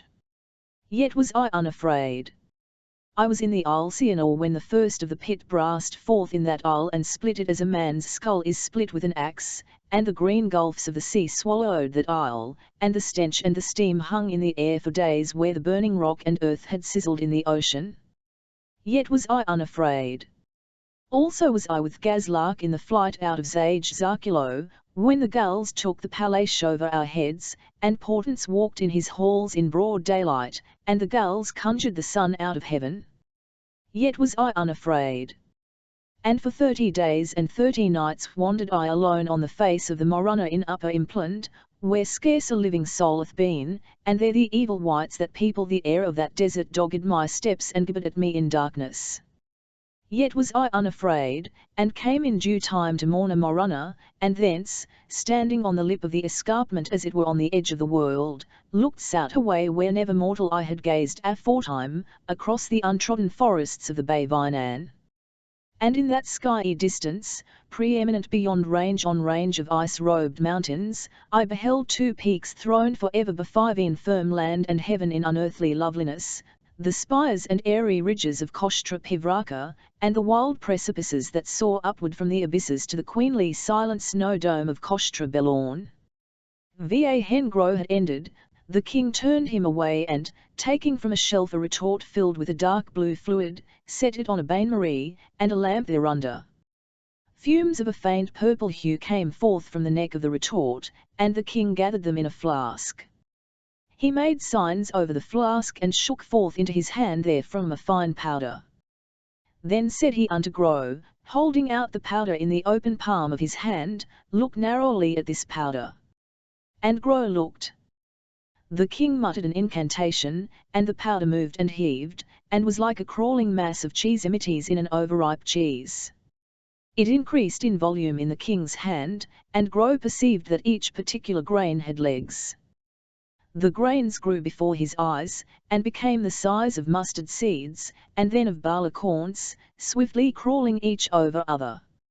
And even as he marvelled, they waxed great as kidney beans, and now was their shape and seeming clear to him, so that he beheld that they were small frogs and paddocks, and they overflowed from the king's hand as they waxed swiftly in size, pouring on to the floor. And they ceased not to increase and grow, and now were they large as little dogs, nor might the king retain more than a single one, holding his hand under its belly while it waved its legs in the air, and they were walking on the tables and jostling on the floor. Pallid they were, and permeable to light like thin horn, and their hue a faint purple, even as the hue of the vapour whence they were engendered. And now was the room filled with them so that they mounted perforce one on another's shoulders, and they were of the bigness of well-fat hogs, and they goggled their eyes at Gro and croaked. The king looked narrowly on Gro, who stood in the presence of that spectacle, the crown of Witchland in his hands, and the king marked that the crown trembled not a whit in Gro's hands that held it. So he said a certain word, and the paddocks and the frogs grew small again, shrinking more swiftly than they had grown, and so vanished. The king now took from the shelf a ball the size of the egg of an ostrich, of dark green glass. He said unto Gro, "Look well at this glass and tell me what thou seest." Gro answered him, "I see a shifting shadow within." The king commanded him saying, "Dash it down with all thy strength upon the floor." The Lord Gro lifted the ball both hands above his head, and it was ponderous as a ball of lead, and according to the command of Goris the king he hurled it on the floor, so that it was pashed in pieces. And, behold, a puff of thick smoke burst forth from the fragments of the ball and took the form of one of human shape and dreadful aspect, whose 2 legs were 2 writhing snakes, and it stood in the chamber so tall that the head of it touched the vaulted ceiling, viewing the king and Gro malevolently and menacing them. The king caught down a sword that hung against the wall, and put it in Gro's hand, shouting, "Smite off the legs of it. And delay not, or thou art but dead." Gro smote and cut off the left leg of the evil wight, easily, as it were cutting of butter.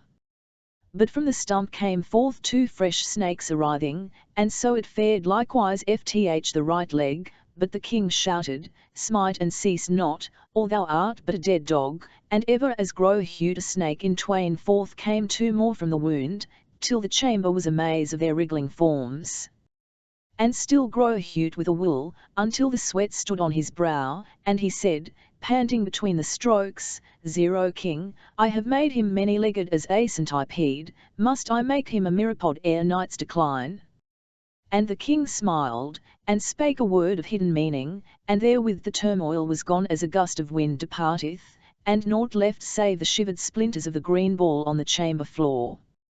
"Wast not afeard?" asked the king, and when Gro said nay, "Methinks these sights of terror should much afflict thee," said the king, "since well I know thou art not skilled in art magical, yet am I a philosopher," answered Lord Gro, "and somewhat know I of alchemy and the hidden properties of this material world, the virtues of herbs, plants, stones, and minerals, the ways of the stars in their courses, and the influences of those heavenly bodies.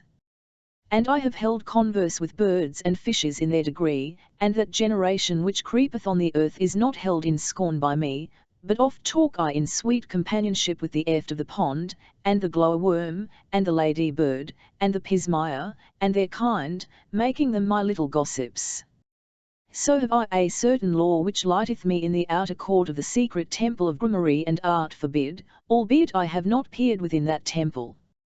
And by my philosophy, O king, I am certified concerning these apparitions which you have raised for me, that they be illusions and phantasms only, able to terrify the soul indeed of him that knoweth not divine philosophy, but without bodily power or essence. Nor is aught to fear in such, save the fear itself wherewith they strike the simple." Then said the king, "By what token knowest thou this?" And the Lord Gro made answer unto him, "O king, as a child weaveth a daisy chain, thus easily did you conjure up these shapes of terror. Not in such wise fareth he that calleth out of the deep the deadly terror indeed, but with toil and sweat and with straining of thought, will, heart, and sinew fareth he." The king smiled. "Thou sayest true. Now, therefore, since phantasmagoria maketh not thy heart to quail, I present thee a more material horror." And he lighted the candles in the great candlesticks of iron and opened a little secret door in the wall of the chamber near the floor, and Gro beheld iron bars within the little door, and heard a hissing from behind the bars. The king took a key of silver of delicate construction, the handle slender and 3 spans in length, and opened the iron-grated door. And the king said, "Behold and see, that which sprung from the egg of a cock, hatched by the deaf adder. The glance of its eye sufficeth to turn to stone any living thing that standeth before it. Were I but for one instant to loose my spells whereby I hold it in subjection, in that moment would end my life days and thine. Strong in properties of ill is this serpent which the ancient enemy that dwelleth in darkness hath placed upon this earth, to be a bane unto the children of men, but an instrument of might in the hand of enchanters and sorcerers." Therewith came forth that offspring of perdition from its hole, strutting erect on its 2 legs that were the legs of a cock, and a cock's head it had, with rosy comb and wattles, but the face of it like no fowl's face of Middle-earth but rather a gorgon's out of hell. Black shining feathers grew on its neck, but the body of it was the body of a dragon with scales that glittered in the rays of the candles, and a scaly crest stood on its back, and its wings were like bats' wings, and its tail the tail of an aspic with a sting in the end thereof, and from its beak its forked tongue flickered venomously. And the stature of the thing was a little above a cubit. Now because of the spells of King Goris whereby he held it ensorcelled, it might not cast its baneful glance upon him, nor upon Gro, but it walked back and forth in the candlelight, averting its eyes from them. The feathers on its neck were fluffed up with anger and wondrous swiftly twirled its tail, and it hissed ever more fiercely, irked by the bonds of the king's enchantment, and the breath of it was noisome, and hung in sluggish wreaths about the chamber. So for a while it walked before them, and as it looked sidelong past him Gro beheld the light of its eyes that were as sick moons burning poisonously through a mist of greenish yellow in the dusk of night. And strong loathing seized him, so that his gorge rose to behold the thing, and his brow and the palms of his hands became clammy, and he said, "My lord the king, I have looked steadfastly on this cockatrice and it affrighteth me no whit, but it is loathly in my sight, so that my gorge riseth because of it," and with that he fell a vomiting. And the king commanded that serpent back into its hole, whither it returned, hissing wrathfully. Now the king poured forth wine, speaking a charm over the cup, and when the bright wine had revived Lord Grow, the king spake saying, It is well, O Grow, that thou hast shown thyself a philosopher indeed, and of heart intrepid. Yet even as no blade is utterly tried until one tried in very battle, where if it snap woe and doom wait on the hand that wields it, so must thou in this midnight suffer a yet fiercer furnace heat of terror, wherein if thou be reduced we are both lost eternally, and this Carse and all Witchland blasted with us for ever in ruin and oblivion. Durst abide this trial? Grow answered, I am hot to obey your word, O king. For well know I that it is idle to hope by phantoms and illusions to appall the demons, and that against the demons the deadly eye of thy cockatrice were turned in vain. Stout of heart are they, and instructed in all law, and just a sorcerer of ancient power, who hath charms to blunt the glance of basilisk or cockatrice. He that would strike down the demons must conjure indeed. Great, said the king, is the strength and cunning of the seed of Demon land. By main strength have they now shown mastery over us, as sadly witnesseth the overthrow of Goris 11, gainst whom no mortal could stand up and wrathful and not die, till cursed Goldry, drunk with spleen and envy, slew him in the Folliot Isles. Nor was there any aforetime to outdo us in feats of arms, and Goris X, victorious in single combats without number, made our name glorious over all the world. Yet at the last he gat his death, out of all expectation, and by what treacherous sleight I know not, standing in single combat against the curled step dancer from Crothering. But I, that am skilled in grimery, do bear a mightier engine against the demons than brawny sinews or the sword that smiteth asunder. Yet is mine engine perilous to him that useth it. Therewith the king unlocked the greatest of those books that lay by on the massive table, saying in gross ear, as one who would not be overheard, This is that awful book of grimery wherewith in this same chamber, on such a night, Goris 7 stirred the vasty deep. And know that from this circumstance alone ensued the ruin of King Goris 7, in that, having by his hellish science conjured up somewhat from the primeval dark, and being utterly fordone with the sweat and stress of his conjuring, his mind was clouded for a moment, in such sort that either he forgot the words writ in this grimery, or the page whereon they were writ, or speech failed him to speak those words that must be spoken, or might to do those things which must be done to complete the charm. Therefore he kept not his power over that which he had called out of the deep, but it tummed upon him and tear him limb from limb. Such like doom will I avoid, renewing in these latter days those self-same spells, if thou durst stand by me undismayed the while I utter my incantations. And shouldst thou mark me fail or waver ere all be accomplished, then shalt thyself lay hand on book and crucible and fulfil whatsoever is needful, as I shall first show thee. Or quailest thou at this? Grow said, Lord, show me my task. And I will carry it, though all the furies of the pit flock to this chamber to say me nay. So the king instructed Grow, rehearsing to him those acts that were needful, and making known unto him the divers pages of the grimery whereon were writ those words which must be spoken each in its due time and sequence. But the king pronounced not yet those words, pointing only to them in the book, for whoso speaketh those words in vain and out of season is lost. And now when the retorts and beakers with their several necks and tubes and the appurtenances thereof were set in order, and the unhallowed processes of fixation, conjunction, deflagration, putrefaction, and rubification were nearing maturity, and the baleful star Antera standing by the astrolabe within a little of the meridian signified the instant approach of midnight, the king described on the floor with his conjuring rod 3 pentacles enclosed within a 7-point star, with the signs of Cancer and of Scorpio joined by certain runes. And in the midst of the star he limned the image of a green crab eating of the sun. And turning to the 73rd page of his great black grimery the king recited in a mighty voice words of hidden meaning, calling on the name that it is a sin to utter.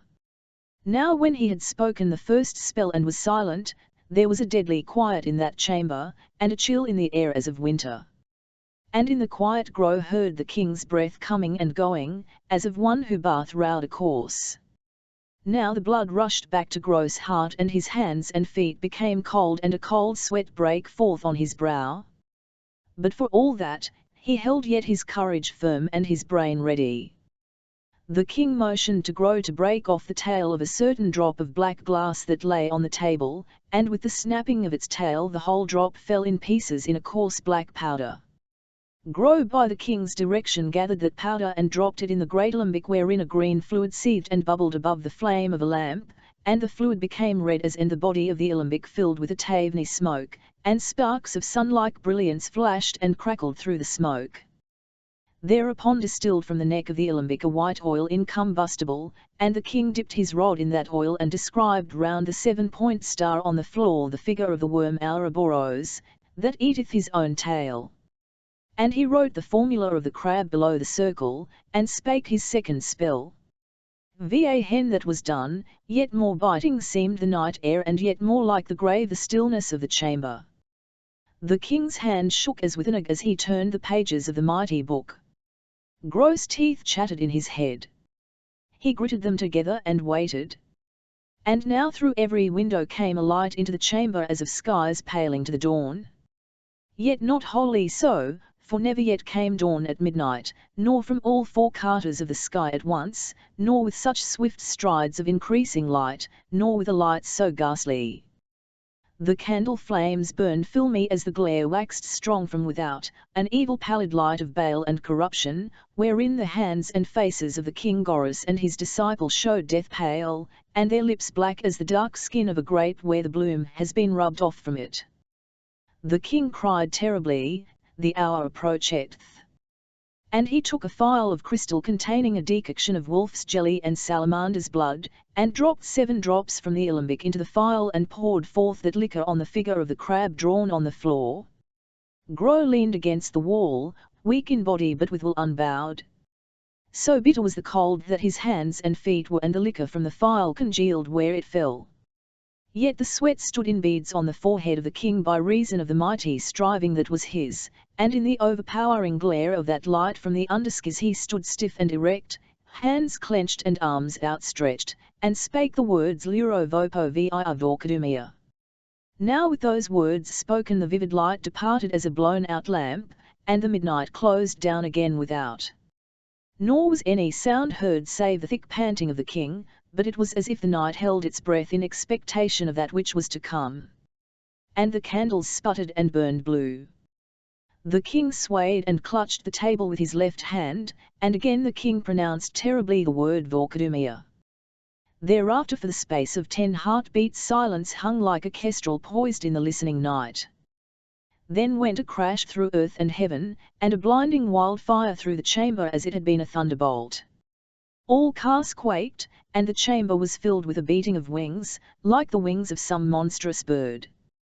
The air that was wintry cold waxed on a sudden hot as the breath of a burning mountain, and Gro was near choking with the smell of soot and the smell of brimstone. And the chamber rocked as a ship riding in a swell with the wind against the tide. But the king, steadying himself against the table and clutching the edge of it till the veins on his lean hand seemed nigh to bursting, cried in short breaths and with an altered voice, "By these figures drawn and by these spells enchanted, by the unction of wolf and salamander, by the unblessed sign of Cancer now leaning to the sun, and by the fiery heart of Scorpio that flameth in this hour on night's meridian, thou art my thrall and instrument. Abase thee and serve me, worm of the pit. Else will I by and by summon out of ancient night intelligences and dominations mightier far than thou, and they shall serve mine ends, and thee shall they chain with chains of quenchless fire and drag thee from torment to torment through the deep." Therewith the earthquake was stilled, and there remained but a quivering of the walls and floor and the wind of those unseen wings and the hot smell of soot and brimstone burning. And speech came out of the teeming air of that chamber, strangely sweet, saying, "Accursed wretch that troublest our quiet, what is thy will?" The terror of that speech made the throat of Gro dry, and the hairs on his scalp stood up. The king trembled in all his members like a frightened horse, yet was his voice level and his countenance unruffled as he said hoarsely, "Mine enemies sail at daybreak from the Foliot Isles. I loose thee against them as a falcon from my wrist. I give thee them. Turn them to thy will, how or where it skills not, so thou do but break and destroy them off the face of the world. Away.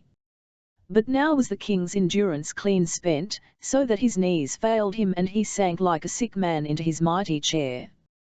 But the room was filled with a tumult as of rushing waters, and a laughter above the tumult like to the laughter of souls condemned. And the king was reminded that he had left unspoken that word which should dismiss his sending. But to such weariness was he now come, and so utterly was his strength gone out from him in the exercise of his spells, that his tongue clave to the roof of his mouth, so that he might not speak the word, and horribly he rolled up the whites of his eyes, beckoning to grow, the while his nerveless fingers sought to turn the heavy pages of the gramarye. Then sprang Grow forth to the table, and against it sprawling, for now was the great keep of Cast shaken anew as one shaketh a dice-box, and lightnings opened the heavens, and the thunder roared unceasingly, and the sound of waters stunned the ear in that chamber, and still that laughter pealed above the turmoil. And Grow knew that it was now with the king even as it had been with Gora's 7. In years gone by, when his strength gave forth and the spirit tear him and plastered those chamber walls with his blood. Yet was Grow mindful, even in that hideous storm of terror, of the 97th page whereon the king had shown him the word of dismissal, and he wrenched the book from the king's palsied grasp and turned to the page. Scarce had his eye found the word, when a whirlwind of hail and sleet swept into the chamber, and the candles were blown out and the tables overset. And in the plunging darkness beneath the crashing of the thunder Grow pitching headlong felt claws clasp his head and body. He cried in his agony the word, that was the word tripsarekopsm, and so fell a swooning. It was high noon when the Lord Grow came to his senses in that chamber. The strong spring sunshine poured through the southern window, lighting up the wreckage of the night. The tables were cast down and the floors strewn and splashed with costly essences and earths spilt from shattered phials and jars and caskets, aphroselmia, shell of gold, saffron of gold, asem, amianth, stypteria of melos, confounded with mandragora, vinum ardens, sal ammoniac, devouring aqua regia, little pools and scattered globules of quicksilver, poisonous decoctions of toadstools and of uberies, monk's hood, thornapple, wolf's bane and black hellebore, quintessences of dragon's blood and serpent's bile, and with these, splashed together and wasted, elixirs that wise men have died a-dreaming of, spiritus mundi, and that sovereign alkahest which dissolveth every substance dipped therein, and that aurum potabile which being itself perfect induceth perfection in the living frame.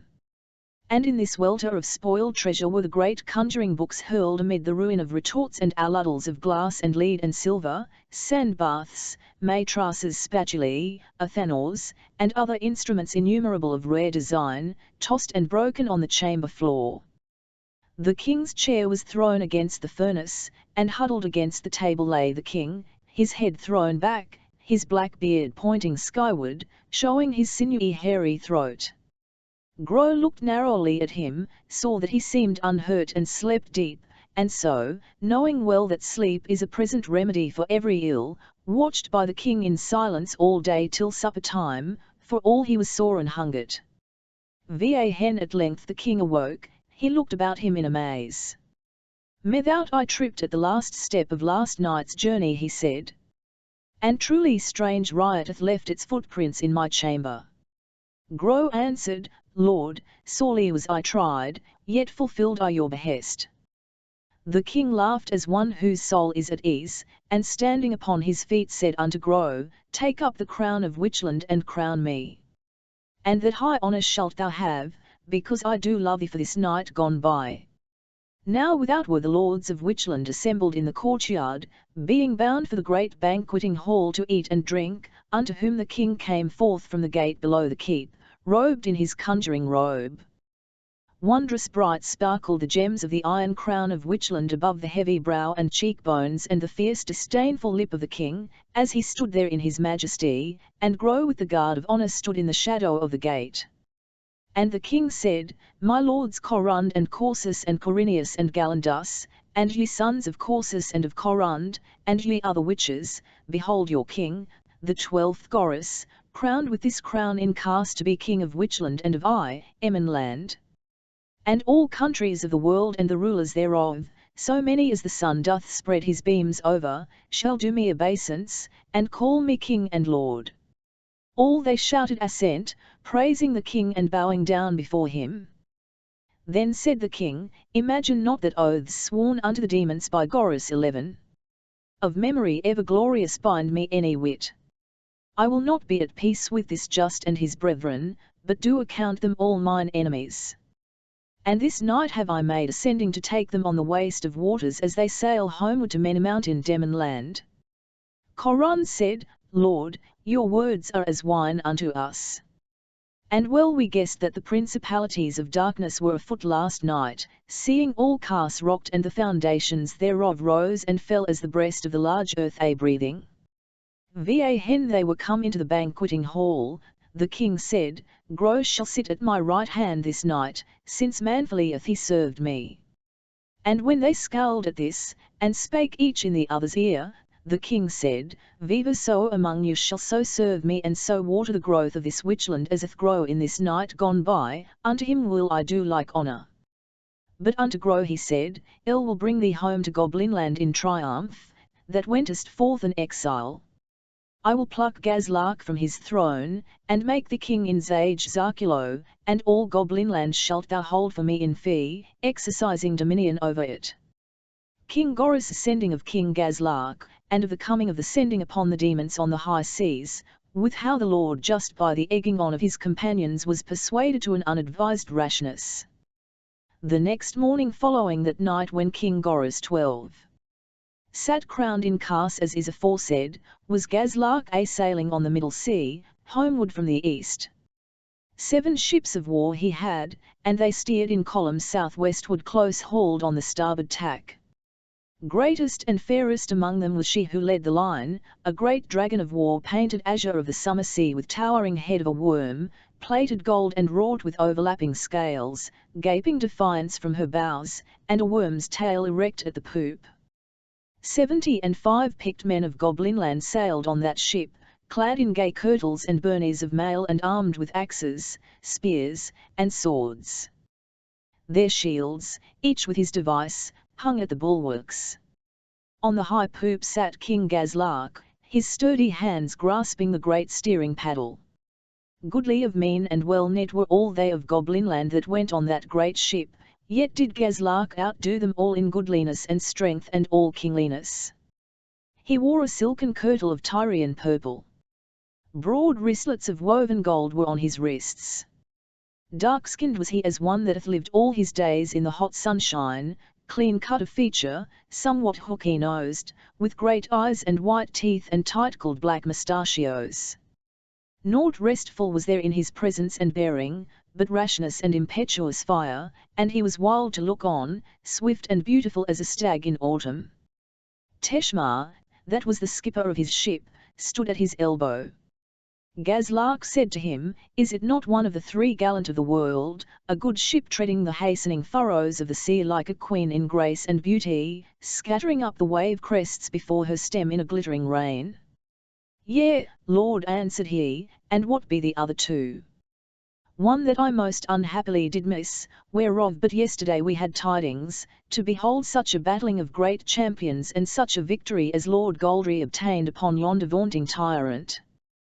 The 3rd shall be seen, I think, said Teshmar, when the Lord Goldry Blusco shall in your royal palace of Zage Zarkulo, amid pomp and high rejoicing, wed the young princess your cousin, most fortunate lord, that must be lord of her whom all just censure doth acknowledge the ornament of earth, the model of heaven, the queen of beauty. Kind gods hasten the day, said Gazlark.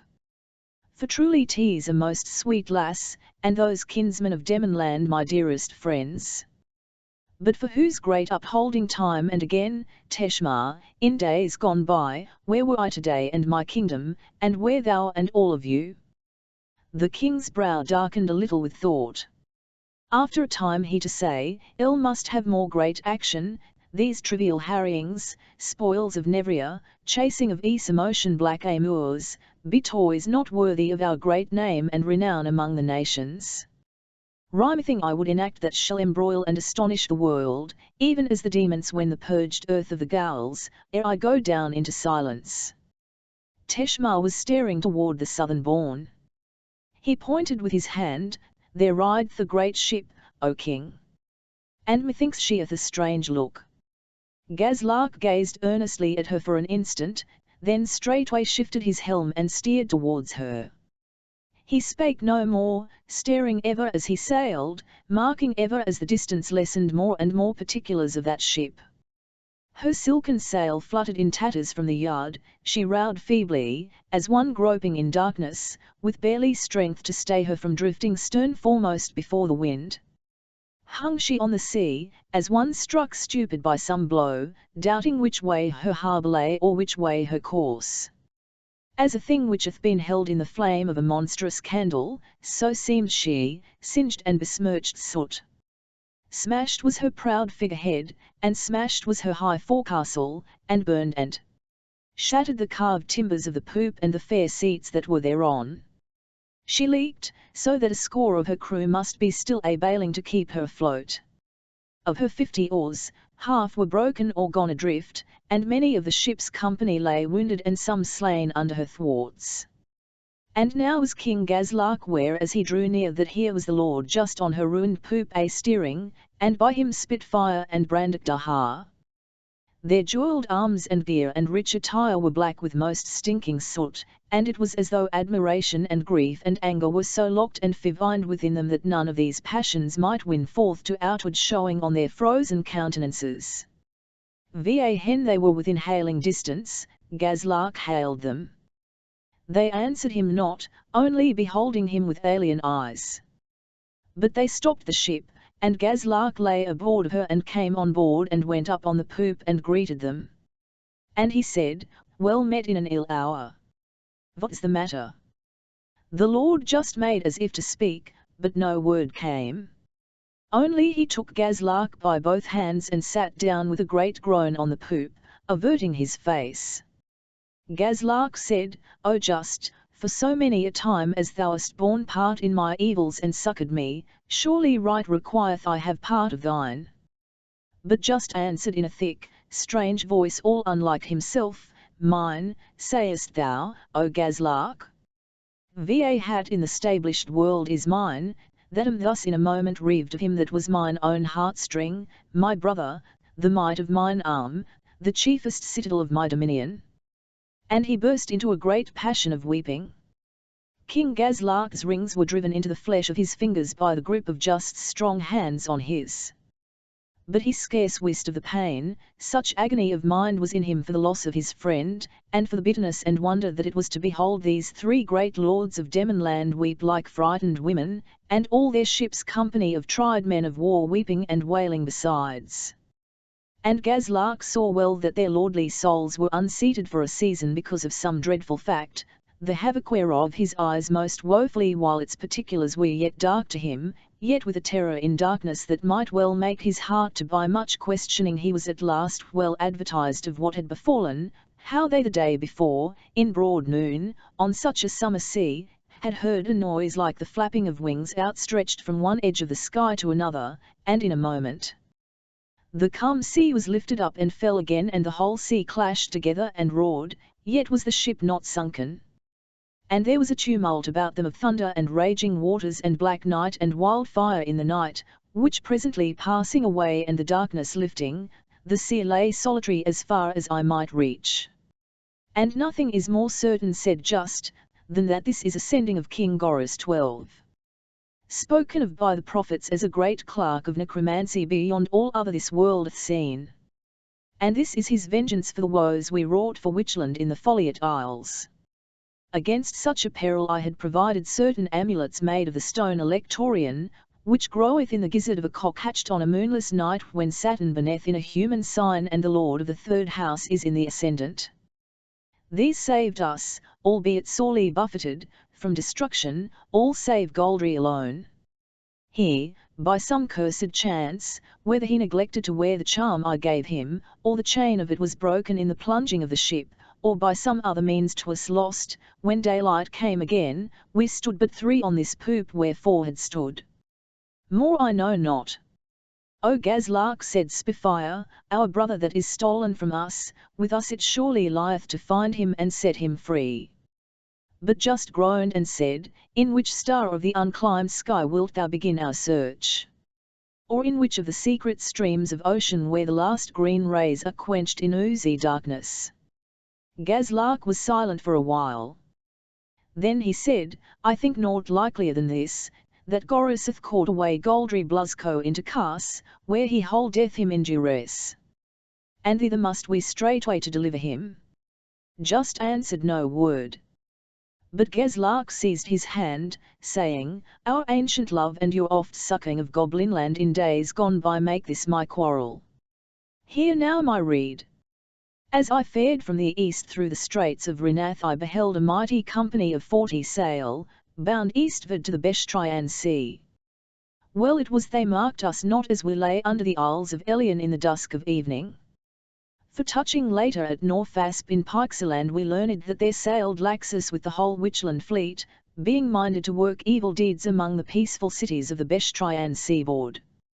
And as well met were an antelope with a devouring lion, as I and my 7 ships with those ill-doers in such strength on the high seas. But now, behold how wide standeth the door to our wishes. Laxus and that great armament are safe harrying Ishvarho. I make question whether at this moment more than 9 score or 10 score fighting men be left in Kars. I have here of mine own nigh on 500. Never was fairer chance to take Witchland with his claws beneath the table, and royally may we scratch his face ere he get them forth again. And Gazlark laughed for joy of battle, and cried, O just, smiles it not to thee, this rede of mine? Gazlark said, Lord Just, nobly and with that open hand and heart that I have loved in thee from of oldest thou made this offer. Yet not so is Witchland to be overcome, but after long days of labour only, and laying of schemes and building of ships and gathering of hosts answerable to the strength we bare of late against the Gauls when we destroyed them. Nor for all his urging might Gazlark move him any whit. But Spitfire sat by his brother and spake privately to him, Kinsman, what ails thee? Is all high heart and swiftness to action crushed out of Demon land, and doth but the unserviceable juiceless skin remain to us? Thou art clean unlike that thou hast ever been, and could Witchland behold us now well might he judge that base fear had talon hold upon us, seeing that with the odds of strength so fortunately of our side we shrink from striking at him. Just said in Spitfire's ear, this it is, that I do misdoubt me of the steadfastness of the goblins. Too like to fire among dead leaves is the sudden flame of their valour, a poor thing to rely on if once they be checked. Do I count it folly trusting in them for our main strength to go up against Kars? Also it is but a wild fancy that Goldry hath been transported into Kars. But Spitfire leaped up a cursing, and cried out, Zero Gazlark, thou wert best fare home to Goblinland.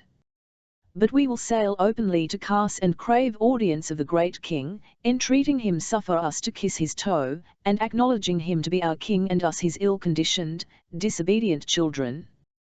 So may he haply restore unto us our brother, when he hath chastised us, and haply of his mercy send us home to Demon land, there to fawn upon Corsus or vile Corinius, or whomsoever he shall set up in Galing for his viceroy.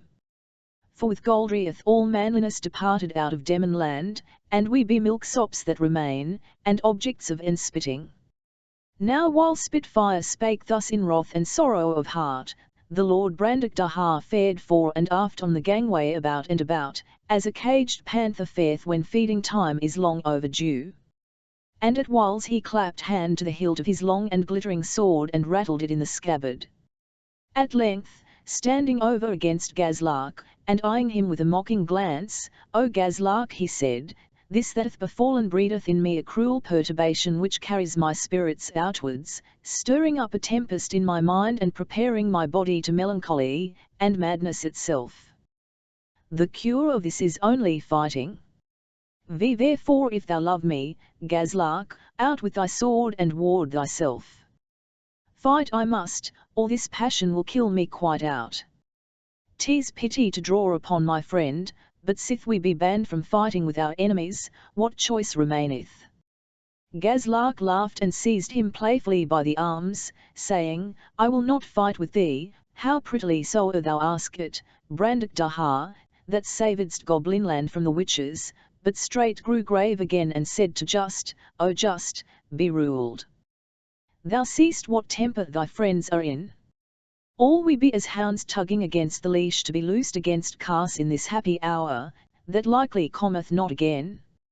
Now when Lord Just perceived them all against him, and hot-mouthed for that attempt, he smiled scornfully and said, Zero my brother and my friends, what echoes and quail-pipes are you become who seem to catch wisdom by imitating her voice? But ye be mad like March hares, every man of you, and myself too. Break ice in one place, 'twill crack in more.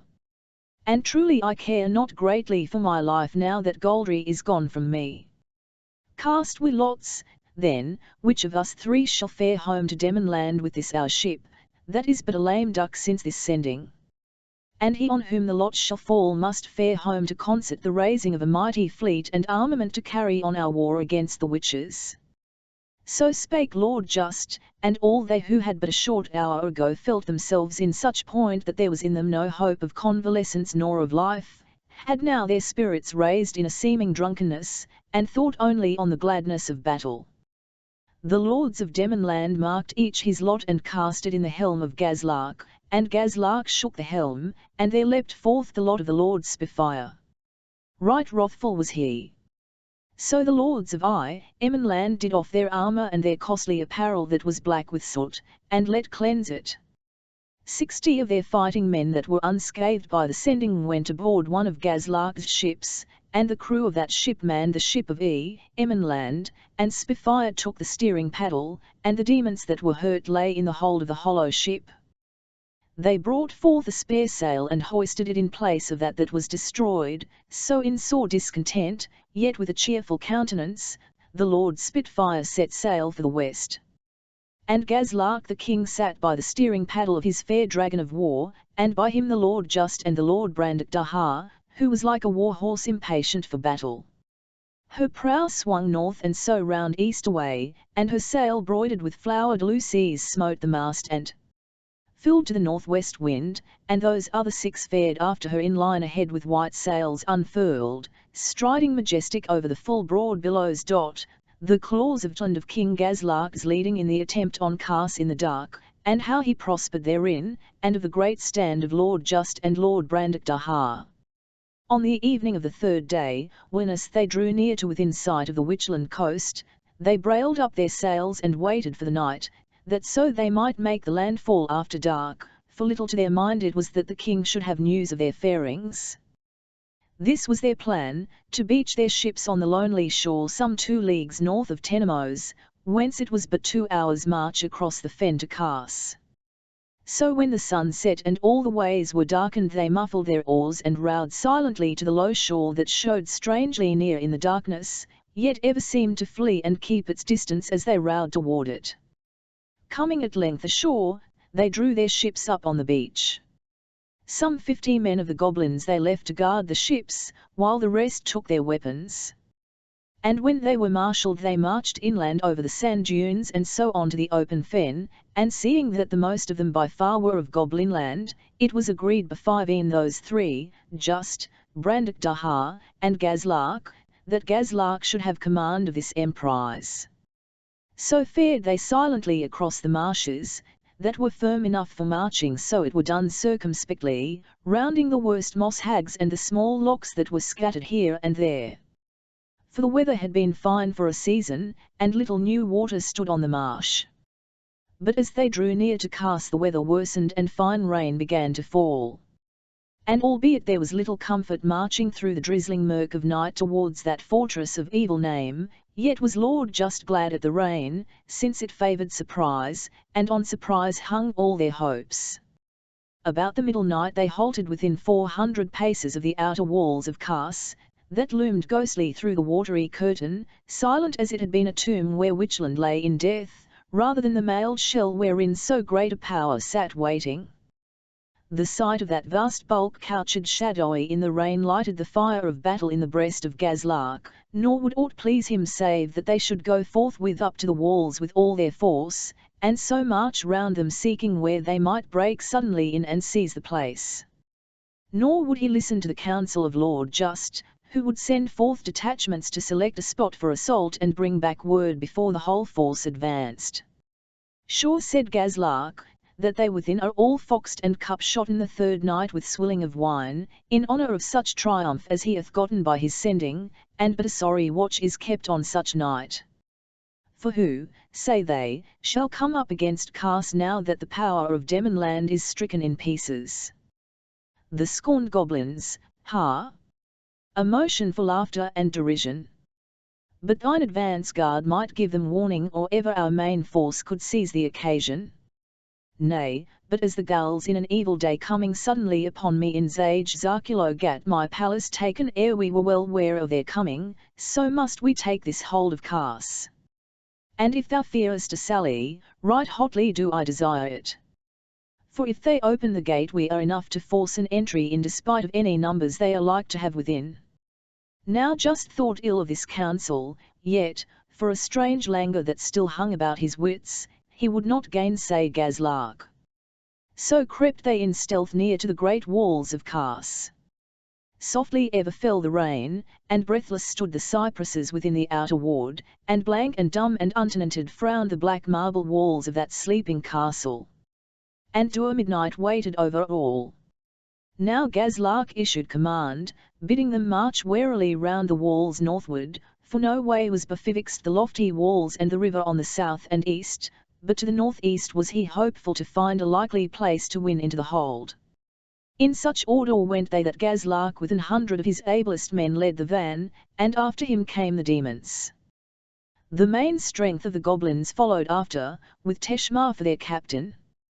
Warily they marched, and now were they on the rising ground that ran back north and west from the bluff of Kars to the fen. Full eager were they of Goblin land and flown with the intoxication of impending battle, and they of the vanguard fared apace, outstripping the demons, so that Just was fain to hasten after them lest they should lose touch and fall to confusion. But Teshmar's men feared greatly to be left behind, nor might he hold them back, but they must run betwixt the demons and the walls, meaning to join VVFTH Gazlark. Just swore under his breath, saying, the unruly rabble of Goblinland. And they will yet be our undoing.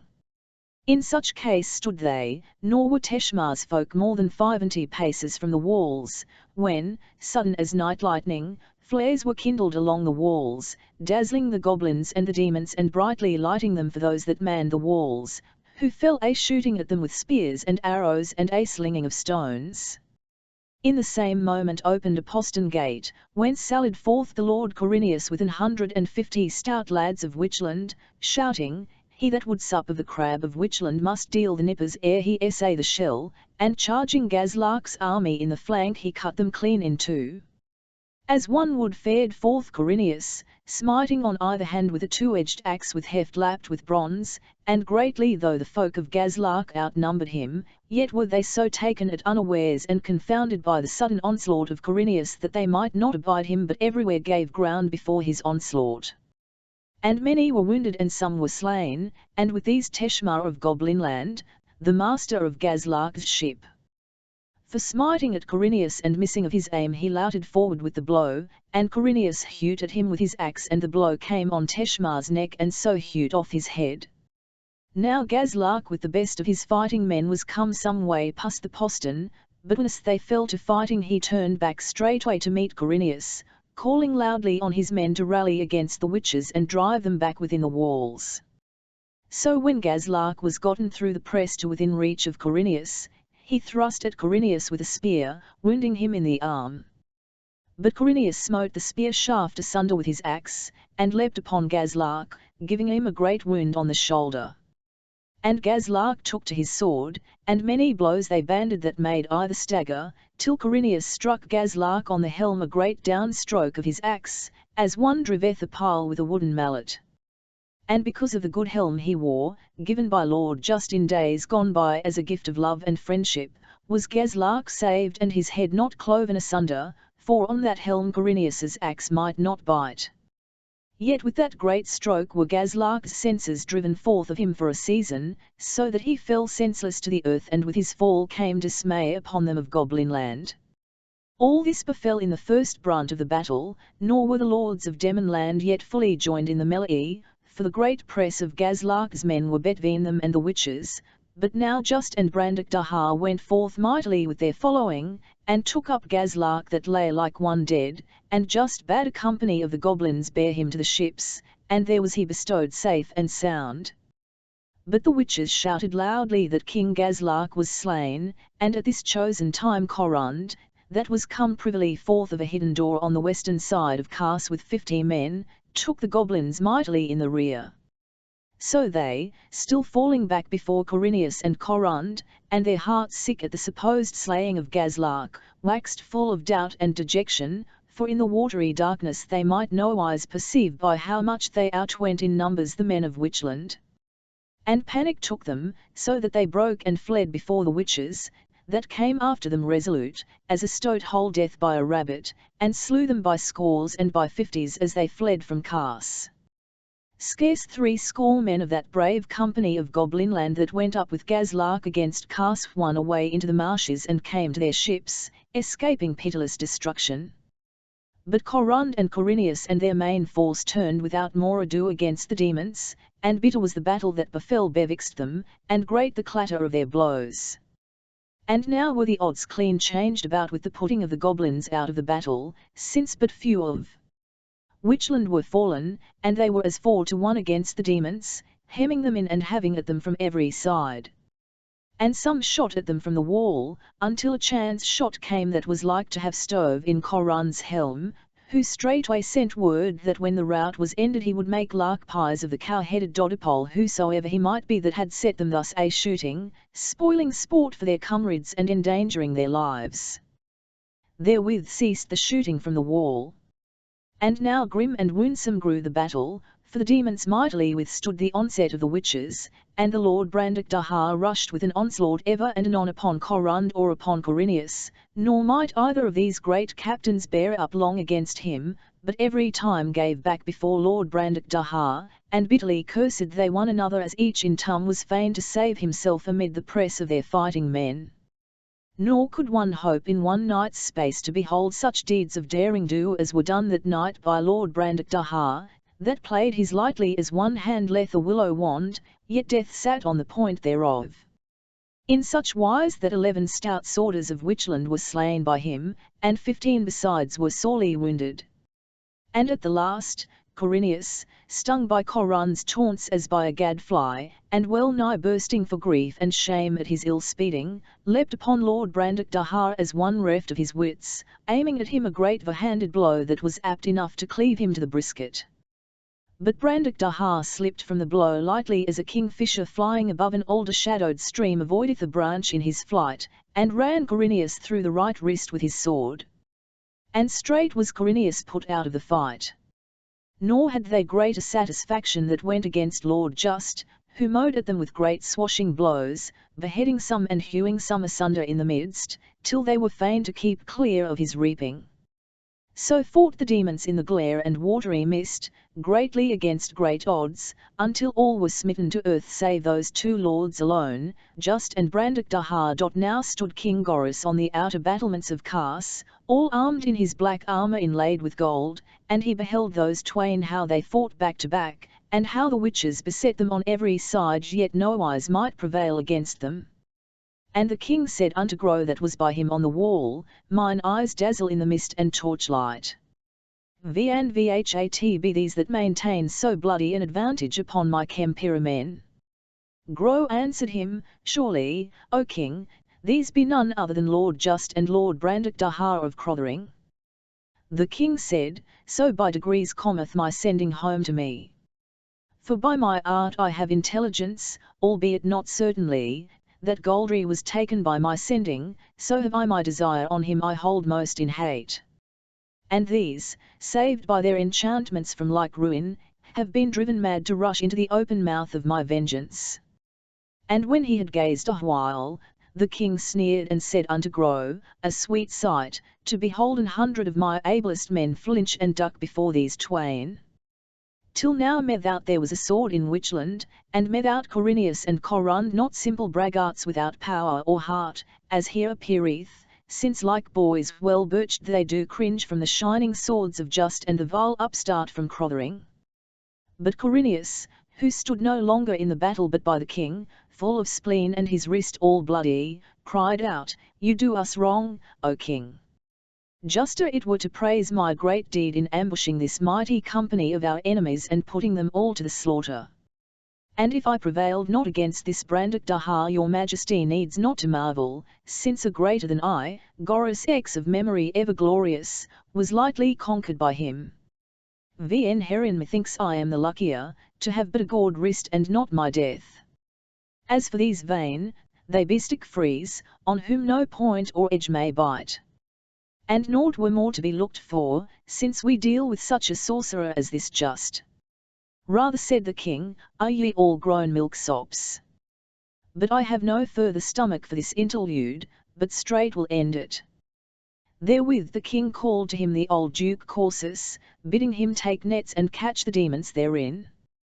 And Corsus, faring forth with nets, by sheer weight of numbers and with the death of near a score of the witches at length gat this performed, and Lord Just and Lord Brandock Dahar well tangled in the nets, and lapped about as silkworms in their cocoons, and so drawn into casts. Soundly were they bumped along the ground, and glad enow were the witches to have gotten those great fighters scotched at last. For utterly spent were Corund and his men, and fain to drop for very weariness. So when they were gotten into casts, the king let search with torches and bring in them of Witchland that lay hurt before the walls, and any demons or goblins that were happed upon in like case he let slay with the sword. And the Lord Just and the Lord Brandock Dahar, still lapped tightly in their nets, he let fling into a corner of the inner court of the palace like 2 bales of damaged goods, and set a guard upon them until morning. As the lords of Witchland were upon going to bed, they beheld westward by the sea a red glow, and tongues of fire burning in the night. Corineus said unto Lord Grow, Lo, where thy goblins burn their ships, lest we pursue them as they flee shamefully homeward in the ship they keep from the burning. 1 ship sufficeth, for most of them be dead. And Corineus betook him sleepily to bed, pausing on the way to kick at the Lord Brandock Dahar, that lay safely swathed in his net, powerless as then to do him harm. Guests of the king in Cas of the 2 banquet halls that were in Cas, the old and the new, and of the entertainment given by King Gorus 12. In the one hail to Lord Just and Lord Brandock Dahar, and in the other to the Prince La Faiz, and of their leave taking when the banquet was done. The morrow of that battle dawned fair on Cas. Folk lay long abed after their toil, and until the sun was high naught stirred before the walls. But towards noon came forth a band sent by King Gorus to bring in the spoil, and they took up the bodies of the slain and laid them in How on the right bank of the river Druma, half a mile below Cas, witches, demons, and goblins in one grave together, and raised up a great How over them. Now was the sun's heat strong, but the shadow of the great keep rested still on the terrace without the western wall of the palace. Cool and redolent of ease and soft repose was that terrace, paved with flagstones of red jasper, with spleenwort, asafoetida, livid toadstools, dragon's teeth, and bitter moon seed growing in the joints. On the outer edge of the terrace were bushes of arbor vitae planted in a row, squat and round like sleeping dormice, with clumps of choke-pared aconite in the interspaces. Many 100 feet in length was the terrace from north to south, and at either end a flight of black marble steps led down to the level of the inner ward and its embattled wall. Benches of green jasper massily built and laden with velvet cushions of many colours stood against the palace wall facing to the west, and on the bench nearest the iron tower a lady sat at ease, eating cream wafers and a quince tart served by her waiting women in dishes of pale gold for her morning meal. Tall was that lady and slender, and beauty dwelt in her as the sunshine dwells in the red floor and grey-green trunks of a beech wood in early spring. Her tawny hair was gathered in deep folds upon her head and made fast by great silver pins, their heads set with anakite diamonds. Her gown was of cloth of silver with a knotted cordwork of black silk embroidery everywhere decked with little moonstones, and over it swore a mantle of figured satin the colour of a wing, tinselled and overcast with silver threads. White skin underscorned she was, and graceful as an antelope. Her eyes were green, with yellow fiery gleams. Daintily she ate the tart and wafers, sipping at whiles from a cup of amber, artificially carved, white wine cool from the cellars below Cas, and a maiden sitting at her feet played on a seven-stringed lute, singing very sweetly this song, "Ask me no more where Jove bestows. Va hen June is past, the fading rose, for in your beauty's orient deep. These flowers, as in their causes, ask me no more whither do stray the golden atoms of the day, for in pure love heaven did prepare those powders to enrich your hair. Ask me no more whither doth haste the nightingale when May is past, for in your sweet dividing throat she winters and keeps warm her note. Ask me no more where those stars alight, that downwards fall in dead of night, for in your eyes they sit, and their fixed become as in their sphere. Ask me no more if east or west the phoenix builds her spicy nest, for unto you at last she flies, and in your fragrant bosom dies. No more, said the lady, thy voice is cracked this morning. Is none abroad yet thou canst find to tell me of last night's doings? Or are all gone my lord's gate, that I left sleeping still as though all the poppies of all earth's gardens breathed drowsiness about his head? One cometh, madam, said the damoiselle. The lady said, the Lord grow. He may resolve me. Though were he in the stour last night, that were a wonder indeed. Therewith came Grow along the terrace from the north, clad in a mantle of dun-coloured velvet with a collar of raised work of gold upon silver pearl, and his long black curly beard was perfumed with orange flower water and angelica. Even they had greeted one another and the lady had bidden her women stand apart. She said, my lord, I thirst for tidings. Recount to me all that befell since sundown. For I slept soundly till the streaks of morning showed through my chamber windows, and then I awoke from a flying dream of senates sounding to the onset, and torches in the night, and wars alarums. And there were torches indeed in my chamber lighting my lord to bed, that answered me no word but straightway fell asleep as in utter weariness. Some slight scratches he hath, but else unhurt. I would not wake him, for balm is in slumber, also is he ill to do with if one wake him so. But the tattle and wild surmise of the servants bloweth as ever to all points of wonder, as that a great armament of demon land is disembarked at Tenemos, and all routed last night by my lord and by Corinius, and Goldry Blusco slain in single combat with the king.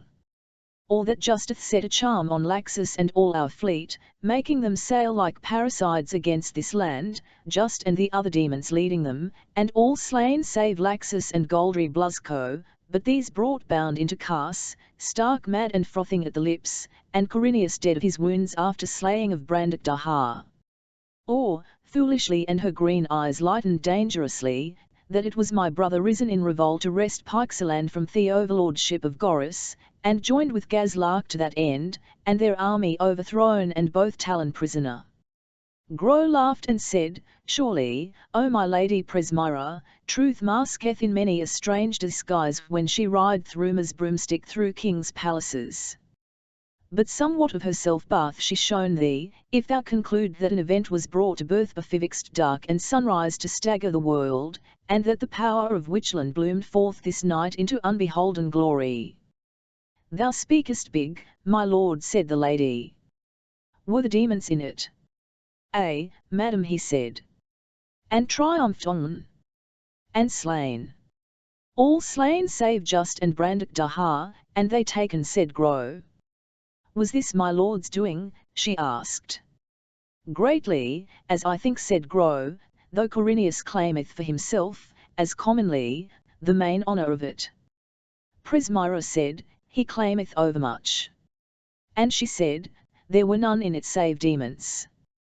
Grow, knowing her thought, smiled and made answer, madam, there were witches. My lord Grow, she cried, thou dost ill to mock me. Thou art my friend. Thou knowest the prince my brother proud and sudden to anger. Thou knowest it chafeth him to have Witchland over him. Thou knowest the time is many days overpast when he should bring his yearly tribute to the king. Gro's great ox eyes were soft as he looked upon the Lady Presmira, saying, Most assuredly am I thy friend, madam.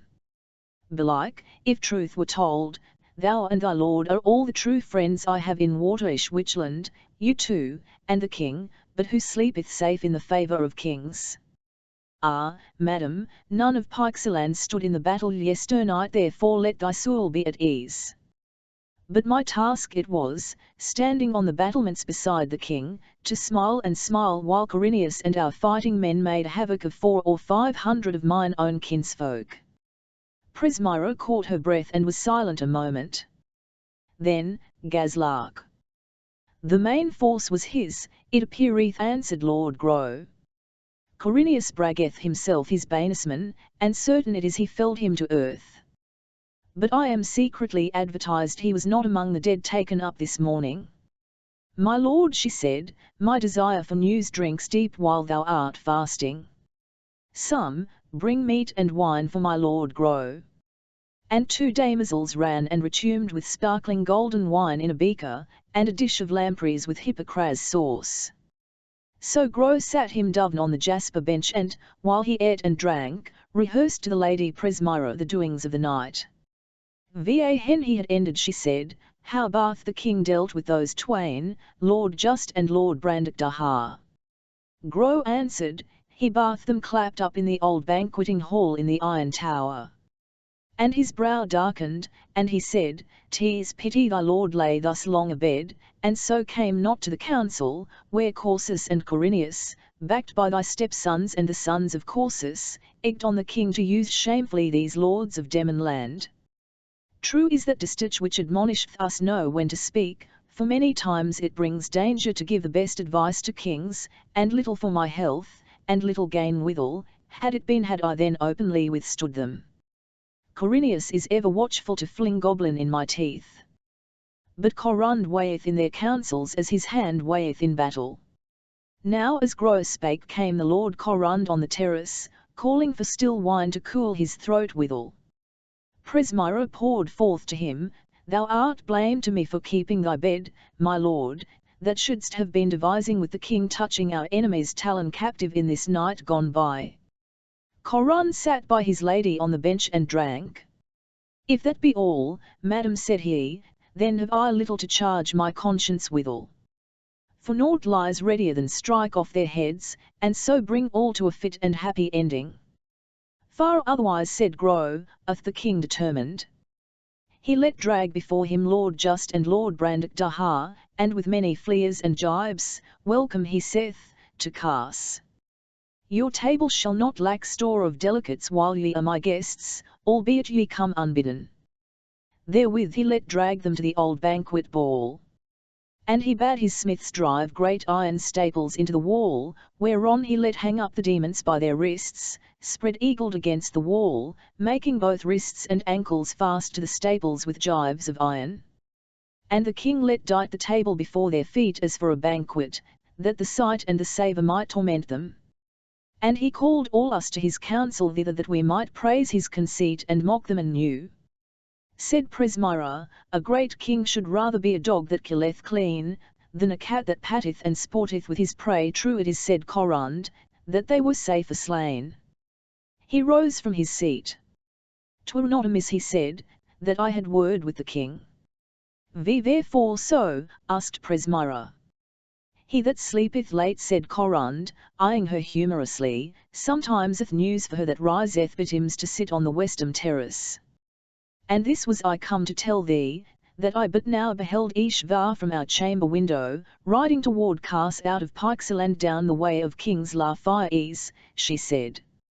Mine eyes be strong enow and clear enow, said Corund, but thou dst scarce require me swear to mine own brother at 3 miles distance. And as for thine, I leave thee the swearing. Vivo should ride down the way of kings from Pikesaland, cried Presmira, but Lafayes. That, madam, let Echo answer thee, said Corund. And it sticketh in my mind, that the prince my brother-in-law is one that cheereth to his heartstrings the remembrance of past benefits. This too, that none did him ever a greater benefit than just, that saved his life 6 winters back in Empland the Moor. Wherefore, if La Fayes be to share our revels this night, needful it is that the king command these gabblers to keep silence touching our entertainment of these lords in the old banquet hall, and in general touching the share of Demon land in this fighting. Presmira said, Come, I'll go with thee. They found the king on the topmost battlements above the watergate, ft his lords about him, gazing east away toward the long low hills beyond which lay Pikesaland. But when Corund began to open his mind to the king said, Thou growest old, O Corund, and like a good for-nothing chapman bringest not thy wares to market ere the market be done. I have already ta'en order for this, and straitly charged my people that naught befell last night save a faring of the goblins against Cas, and their overthrow, and my chasing of them with a great slaughter into the sea. Va hozo by speech or sign shall reveal to La Fayes that the demons were in it, or that these enemies of mine are thus entertained by me to their discomfort in the old banquet hall, he shall lose nothing but his life. Corund said, It is well, O king. The king said, Captain General, what is our strength? Corinius answered, 73 were slain, and the others for the most part hurt, I among them, that am thus one-handed for the while. I will not engage to find you, O king, 50 sound men in Cas. My lord Corund, said the king, thine eyes pierced ever a league beyond the best among us, young or old. How many makest thou yon company?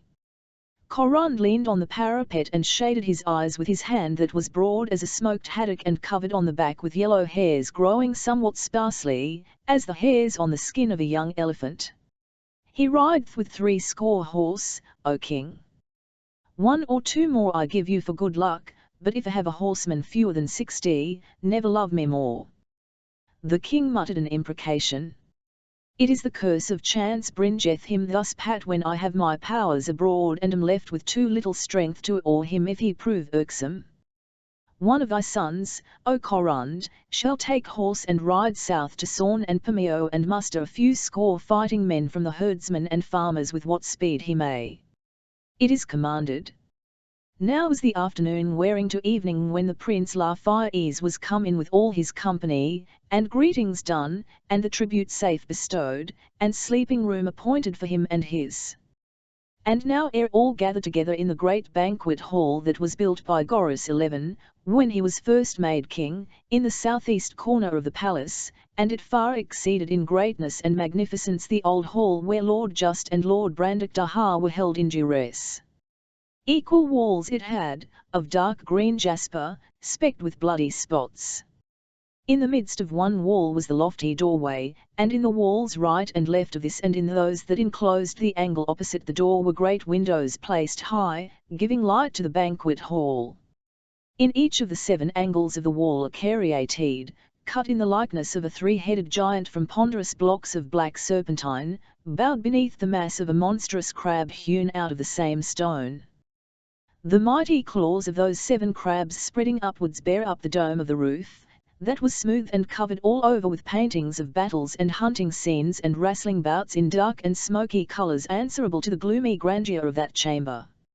On the walls beneath the windows gleamed weapons of war and of the chase, and on the 2 blind walls were nailed up all orderly the skulls and dead bones of those champions which had wrestled aforetime with King Goris XI. Or ever he appointed in an evil hour to wrestle with Goldry Blusco.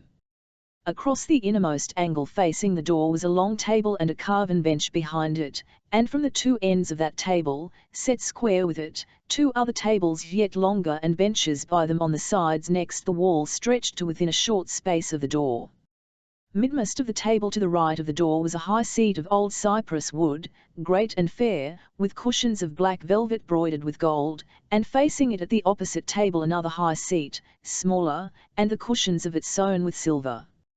In the space betwixt the tables 5 iron braziers, massive and footed with claws like an eagle's, stood in a row, and behind the benches on either side were 9 great stands for flambeaux to light the hail by night, and 7 behind the crossbench, set at equal distances and even with the walls. The floor was paved with steatite, white and creamy, with veins of rich brown and black and purples and splashes of scarlet. The tables resting on great trestles were massy slabs of a dusky polished stone, powdered with sparks of gold as small as atoms. The women sat on the cross-bench, and midmost of them the lady Presmyra, who outwent the rest in beauty and queenliness as Venus the lesser planets of the night. Zenambria, wife to Duke Corsus, sat on her left, and on her right Sreva, daughter to Corsus, strangely fair for such a father. On the upper bench, to the right of the door, the lords of Witchland sat above and below the king's high seat, clad in holiday attire, and they of Pixeland had place over against them on the lower bench. The high seat on the lower bench was set apart for La Faiz. Great plates and dishes of gold and silver and painted porcelain were set in order on the tables, laden with delicacies. Harps and bagpipes struck up a barbaric music, and the guests rose to their feet, as the shining doors swung open and Goris the king followed by the prince his guest entered that hall. Like a black eagle surveying earth from some high mountain the king passed by in his majesty. His burney was of black chain mail, its collar, sleeves, and skirt edged with plates of dull gold set with hyacinths and black opals. His hose were black, cross-gartered with bands of sealskin trimmed with diamonds. On his left thumb was his great signet ring fashioned in gold in the semblance of the worm Ouroboros that eateth her sown tail, the bezel of the ring the head of the worm, made of a peach-coloured ruby of the bigness of a sparrow's egg. His cloak was woven of the skins of black cobras stitched together with gold wire, its lining of black silk sprinkled with dust of gold. The iron crown of Witchland weighed on his brow, the claws of the crab erect like horns, and the sheen of its jewels was many-coloured like the rays of Sirius on a clear night of frost and wind at Yuletide. The Prince La Faiz went in a mantle of black sandalin sprinkled everywhere with spangles of gold, and the tunic beneath it of rich-figured silk dyed deep purple of the pasque flower. From the golden circlet on his head 2 wings sprung aloft exquisitely fashioned in plates of beaten copper veneered FTH jewels and enamels and plated with precious metals to the semblance of the wings of the oleander hawk moth.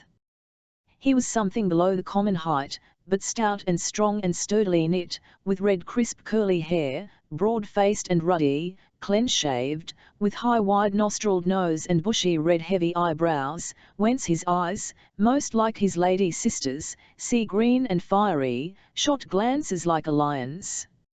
Vahen the king was come into his high seat, with Corund and Corinius on his left and right in honour of their great deeds of arms, and La Faiz facing him in the high seat on the lower bench. The thralls made haste to set forth dishes of pickled gigs and oysters in the shell, and whylks, snails, and cockles fried in olive oil and swimming in red and white hippocras. And the feasters delayed not to fall to on these dainties, while the cupbearer bore round a mighty bowl of beaten gold filled with sparkling wine the hue of the yellow sapphire, and furnished with 6 golden ladles resting their handles in 6 half-moon-shaped nicks in the rim of that great bowl. Each guest when the bowl was brought to him must brim his goblet with the ladle, and drink unto the glory of Witchland and the rulers thereof. Somewhat greenly looked Corinius on the prince, and whispering Hemming, Corund's son, in the ear, who sat next him, he said, "True it is that La Faiz is the showiest of men in all that belongeth to gear and costly array. Mark with what ridiculous excess he affecteth Demonland in the great store of jewels he flaunteth, and with what an apish insolence he sitteth at the board. Yet this lobcock liveth only by our sufferance, and I seeth not forgot to bring FTH him to Witchland the price of our hand withheld from twisting of his neck. Now were borne round dishes of carp, pilchards, and lobsters, and thereafter store enow of meats, a fat kid roasted whole and garnished with peas on a spacious silver charger, kid pasties, plates of neats' tongues and sweetbreads, sucking rabbits in jellies, hedgehogs baked in their skins, hogs' haslets, carbonados, chitterlings, and dormouse pies.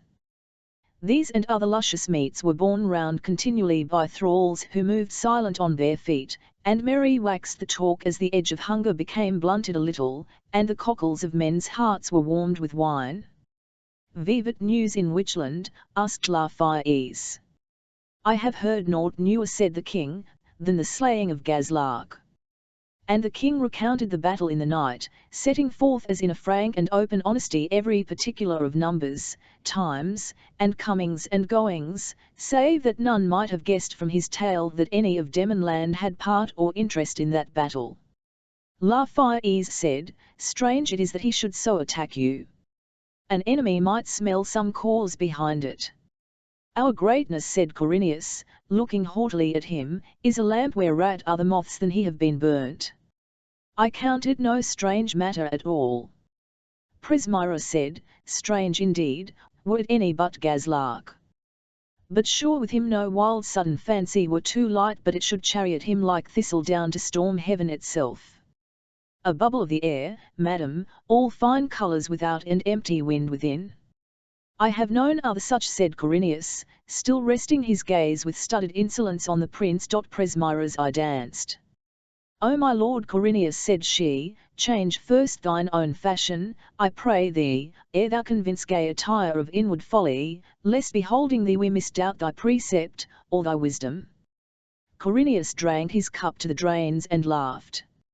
Somewhat reddened was his insolent handsome face about the cheeks and shaven jowl, for surely was none in that hall more richly apparelled than he. His ample chest was cased in a jerkin of untanned buckskin plated with silver scales, and he wore a collar of gold that was rough with smaragds and a long cloak of sky-blue silk brocade lined with cloth of silver. On his left wrist was a mighty ring of gold, and on his head a wreath of black bryony and sleeping nightshade.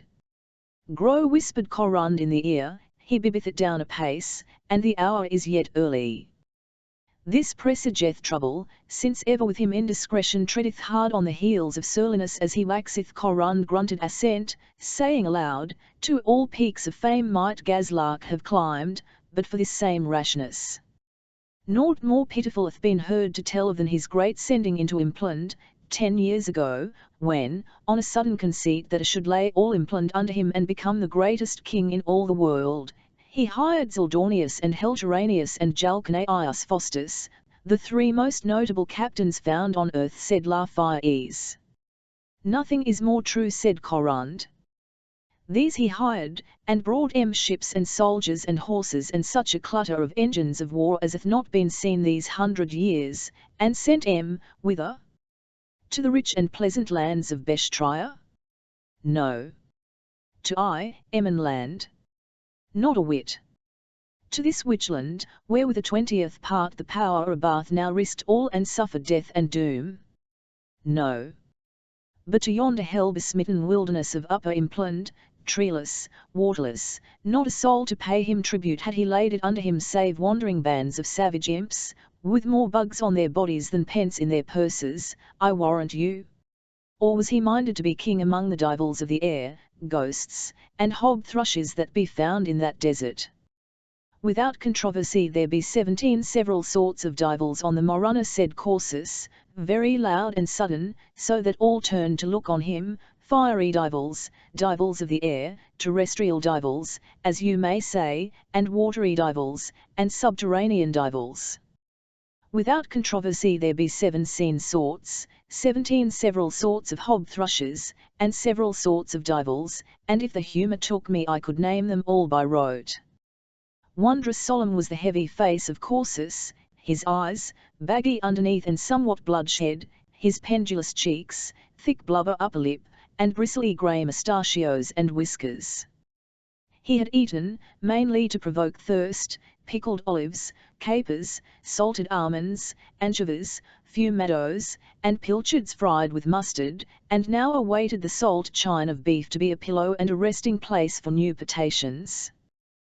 The lady Zenambria asked, knoweth any for certain what fate befell Jalcanius and Helturanius and Zildornius and their armies? Heard I not, said Presmira, that they were led by will-o'-the-wisps to the regions Hyperborean, and there made kings? Told thee by the Maj Howlet, I fear me, sister, said La Fayez. Vivenus I fared through Impland the Moor, 6 years ago, there was many a wild tale told me of, but naught within credit. Now was the chine served in amid shallots on a great dish of gold, borne by 4 serving men, so weighty was the dish and its burden.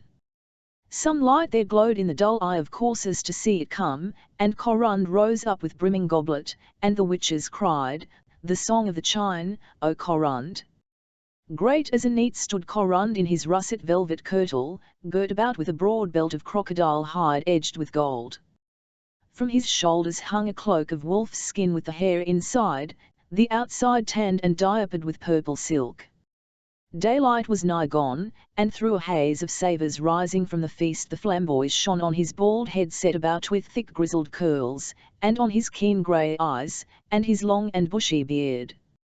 He cried, "Give me a rouse, my lords! And if any fail to bear me out in the refrain, I'll ne'er love him more." And he sang this song of the chine in a voice like the sounding of a gong, and all they roared in the refrain till the piled dishes on the service tables rang, "Bring out the old chine, the cold chine to me. And how'll I charge him, come and see? Brawn tusked, brawn well soused and fine. With a precious cup of muscadine, how shall I sing, how shall I in honour of the master cook? The pig shall tum round and answer me. Canst thou spare me a shoulder? A wy, a wy. The duck, goose, and capon, good fellows all 3. Shall dance thee an antic, so shall the turkey, but oh! The cold chine for me, how shall I sing, how shall I look, in honour of the master cook? With brewer's lie anoint thee from head to heel. Shall make thee run nimbler than the new oiled wheel, with pie crust wheel make thee the 8th wise man to be, but oh! The old chine, the cold chine for me, how shall I sing, how shall I look, in honour of the master cook? Va hen the chine was carved and the cups replenished, the king issued command saying, "Call hither my dwarf, and let him act his antic gestures before us." Therewith came the dwarf into the hall, mopping and mowing, clad in a sleeveless jerkin of striped yellow and red mockadoo. And his long and nerveless tail dragged on the floor behind him. "Somewhat fulsome is this dwarf," said Lafayes. "Speak within, prince," said Corinius. "Knowest not his quality?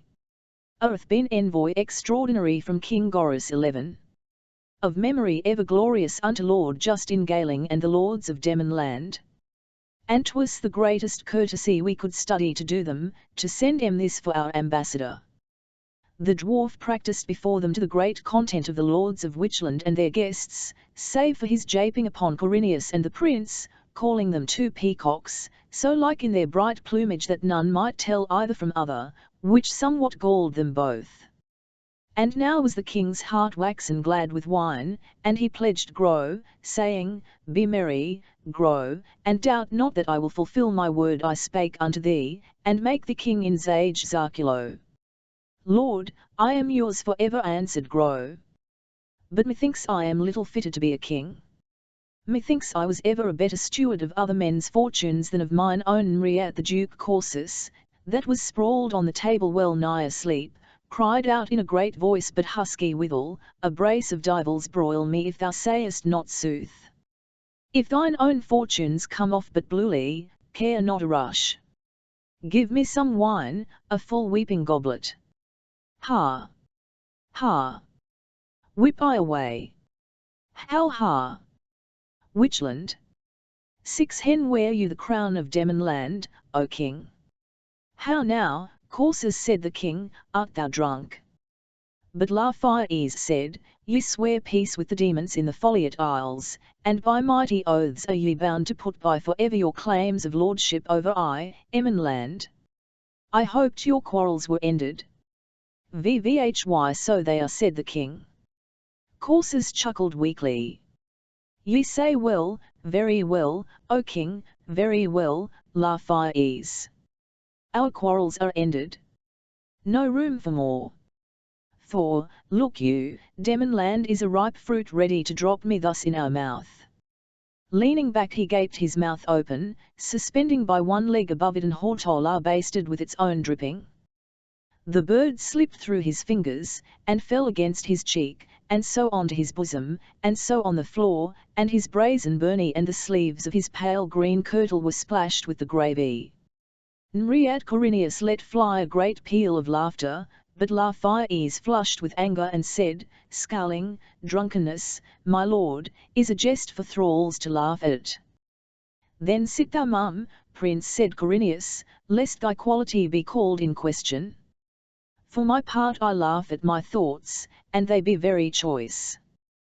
But Corsus wiped his face and fell a-singing, Nmen I bib the wine down.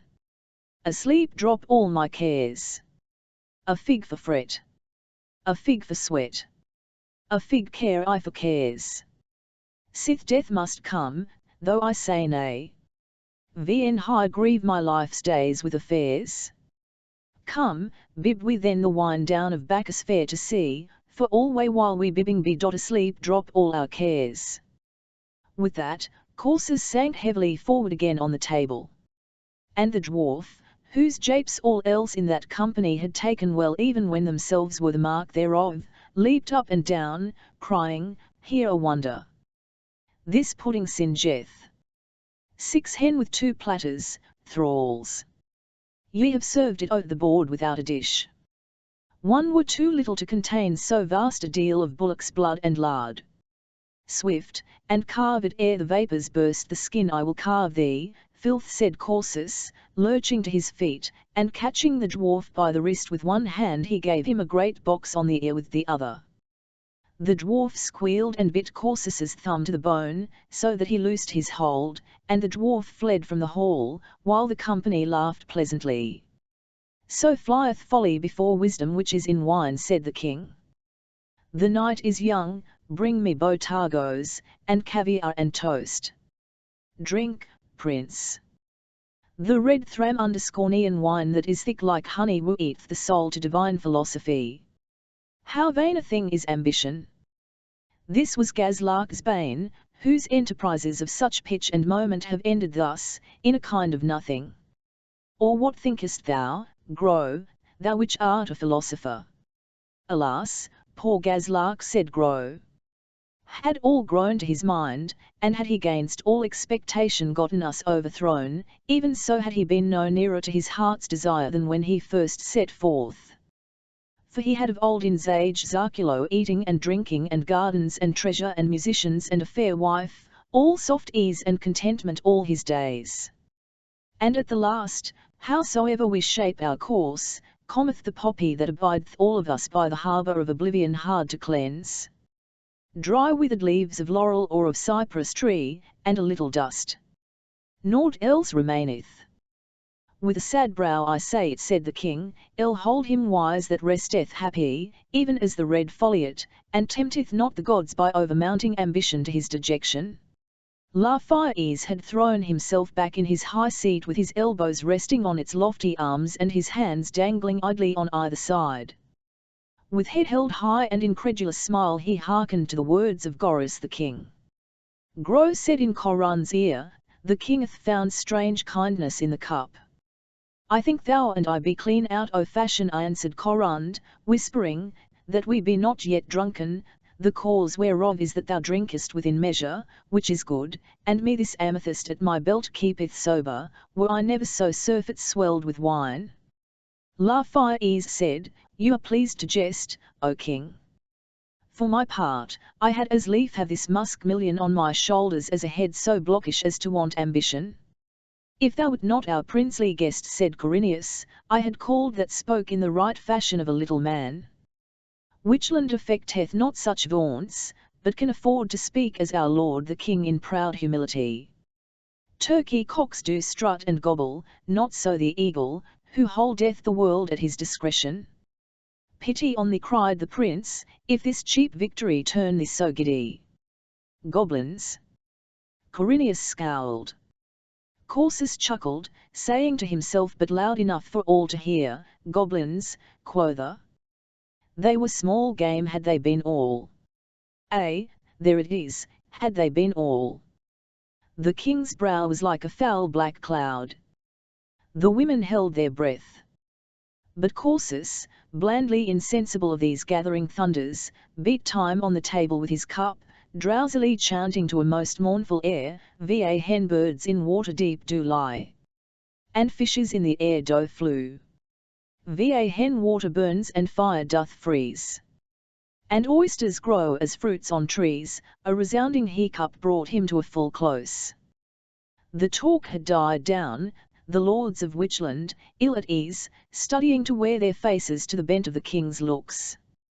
But Presmyra spake, and the music of her voice came like a refreshing shower. This song of my Lord Corsus, she said, made me hopeful for an answer to a question in philosophy, but Bacchus, you see, hath ta'en his soul into Elysium for a season, and I fear me nor truth nor wisdom cometh from his mouth tonight. And this was my question, whether it be true that all animals of the land are in their kind in the sea. My Lord Corineus, or thou, my princely brother, can you resolve me? Vvhy, so it is received, madam, said Lafayette. And inquiry will show thee many pretty instances, as the sea frog, the sea fox, the sea dog, the sea horse, the sea lion, the sea bear, and I have known the barbarous people of Esamotia eat of a conserve of sea mice mashed and brayed in a mortar with the flesh of that beast named Bos marinus, seasoned with salt and garlic. 4. Speak to me somewhat quickly, cried the lady Sreva, ere in imagination I taste such nasty meat. Prithee, yonder gold peaches and raisins of the sun as an antidote. Lord Grow will instruct thee better than I, said Lafayette. For my part, albeit I think nobly of philosophy, yet have I little leisure to study it. Oft have I hunted the badger, yet never answered that question of the doctors whether he hath the legs of one side shorter than of the other. Neither know I, for all the lampreys I have eat, how many eyes the lamprey hath, whether it be 9 or 2. Presmyra smiled, O my brother, thou art too smothered, I fear me, in the dust of action and the field to be at accord with these nice searchings. But be there birds under the sea, my Lord Grow? Grow made answer, in rivers, certainly, though it be but birds of the air sojourning for a season. As I myself have found them in outer Impland asleep in winter time at the bottom of lakes and rivers, two together, mouth to mouth, wing to wing. But in the spring they revive again, and by are the woods full of their singing. And for the sea, there be true sea cuckoos, sea thrushes, and sea sparrows, and many more. It is passing strange, said Zenambria. Corsus sang, va hen sorcerers do leave their charm. In hen spiders do the fly no harm.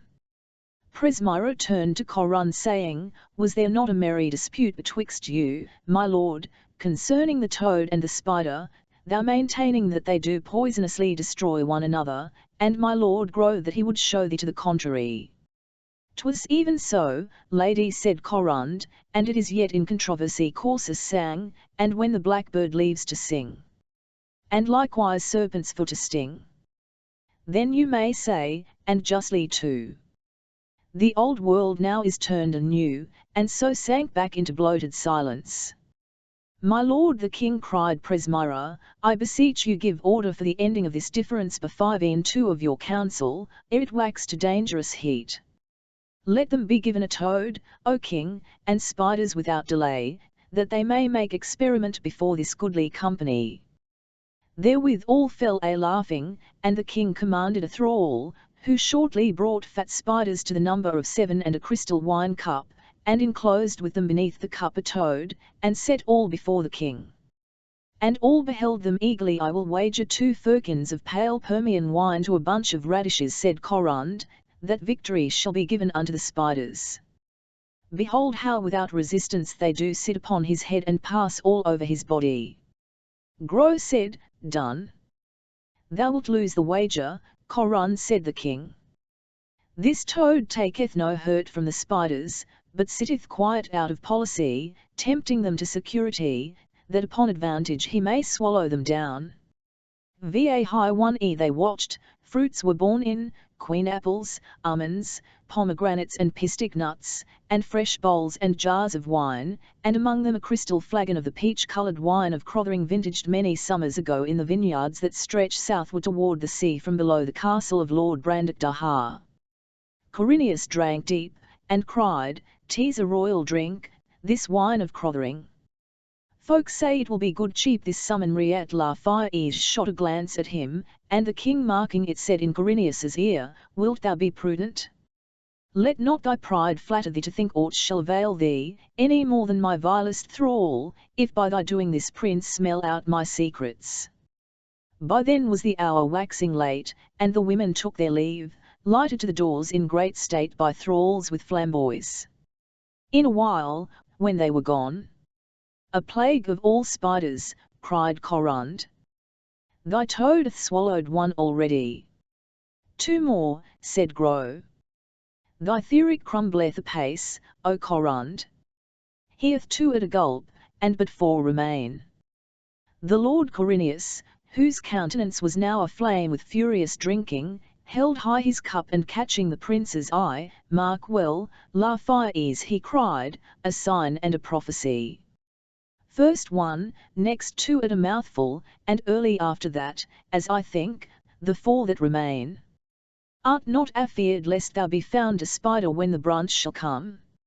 "Hast drunk thyself horn mad, Corineus?" said the king under his breath, his voice shaken with anger.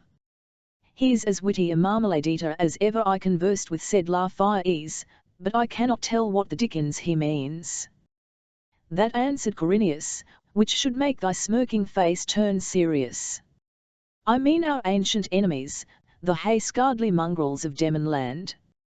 First gulp, Goldry, taken heaven knows whither by the king's sending in a deadly scud of wind." "The devil damn thee," cried the king, "what drunken brabble is this?" But the Prince Laertes waxed red as blood, saying, "This it is then that lieth behind this hudder-mudder, and ye go to war with Demon land? Think not to have my help therein." "We shall not sleep the worse for that," said Corineus. "Our mouth is big enough for such a morsel of marchpane as thou, if thou turn irksome. Thy mouth is big enough to blab the secretest intelligence, as we now most laughably approve," said Laertes. "Were I the king, I would draw lobsters' whiskers on thy skin, for a tipsy and a prattling popinjay." "An insult," cried the Lord Corineus, leaping up. "I would not take an insult from the gods in heaven. Reach me a sword, boy. I will make Beshtrian cutworks in his guts." "Peace, on your lives," said the king in a great voice, while Corund went to Corineus and Gro to the prince to quiet them. "Corineus is wounded in the wrist and cannot fight, and belike his brain is fevered by the wound. Heal him, then, of this carving the goblins gave him, and I will carve him like a capon," said the prince. "Goblins," said Corineus fiercely. "No, vile fellow, the best swordsman in the world gave me this wound. Had it been thou that stood before me, I had cut thee into steaks, that art caponed already." But the king stood up in his majesty, saying, "Silence, on your lives."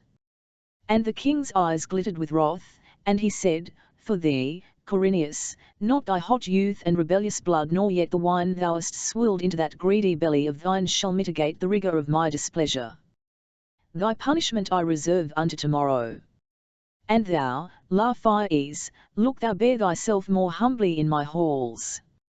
Overpert was the message brought me by thine herald at thy coming hither this morning, and too much it smacked of a greeting from an equal to an equal, calling thy tribute a gift, though it, and thou, and all thy principality are mine by right to deal with as seems me good. Yet did I bear with thee, unwisely, as I think, since thy pertness nourished by my forbearance springeth up yet rancour at my table, and thou insultest and brawlest in my halls. Advised, lest my wrath forge thunderbolts against thee." The Prince Laertes answered and said, "Keep frowns and threats for thine offending thralls, O king, since me they affright not, and I laugh them to scorn.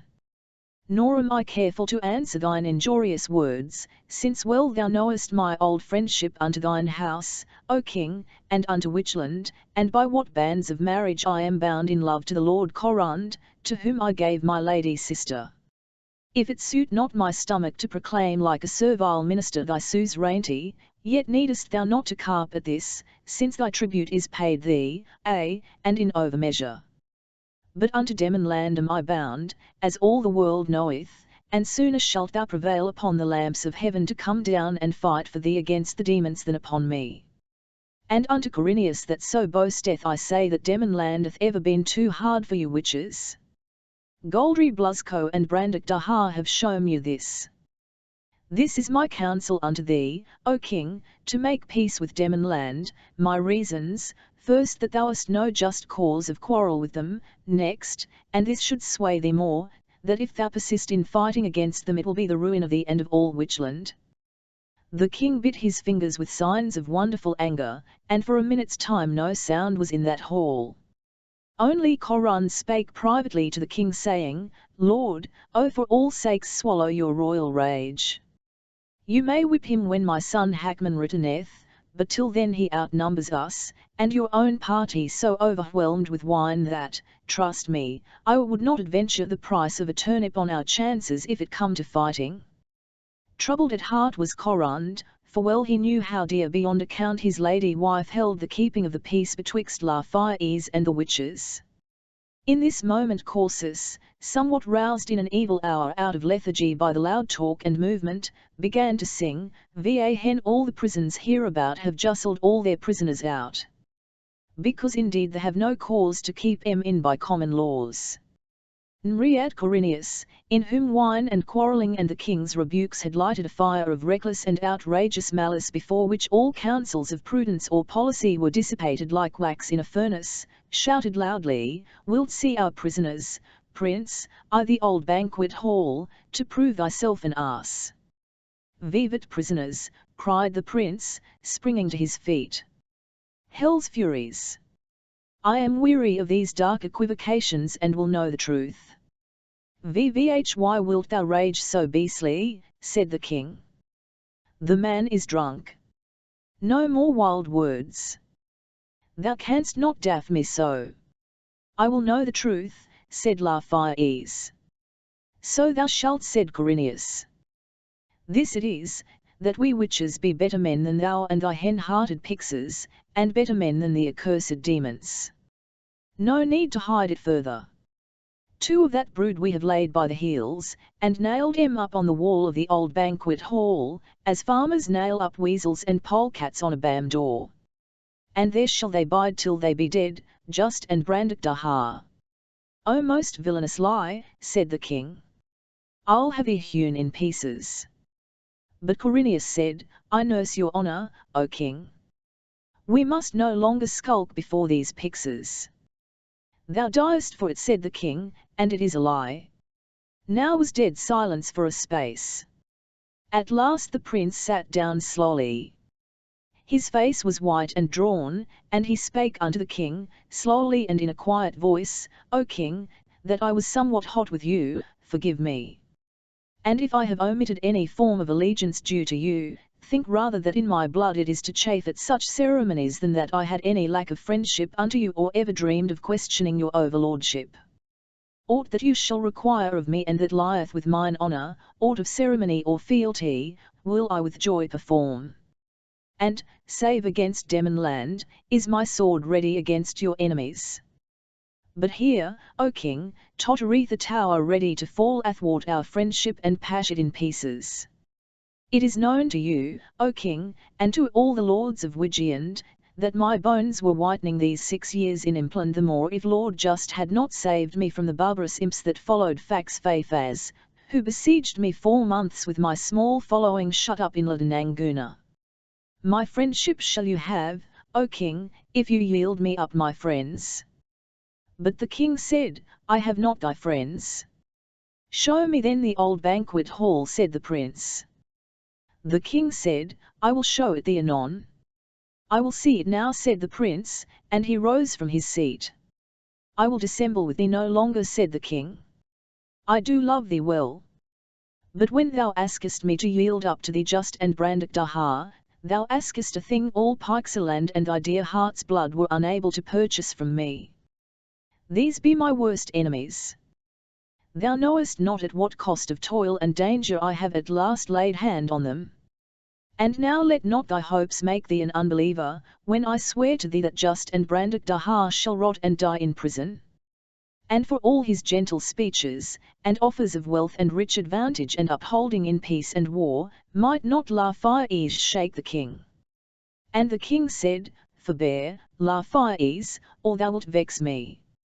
They must rot. So when the Prince Lafayes saw that he might not move the king by soft words, he took up his fair crystal goblet, egg-shaped with 3 claws of gold to stand withal welded to a collar of gold about its middle bossed with topazes, and hurled it at Goris the king, so that the goblet smote him on the forehead, and the crystal was brast asunder the force of the blow, and the king's forehead laid open, and the king strook senseless.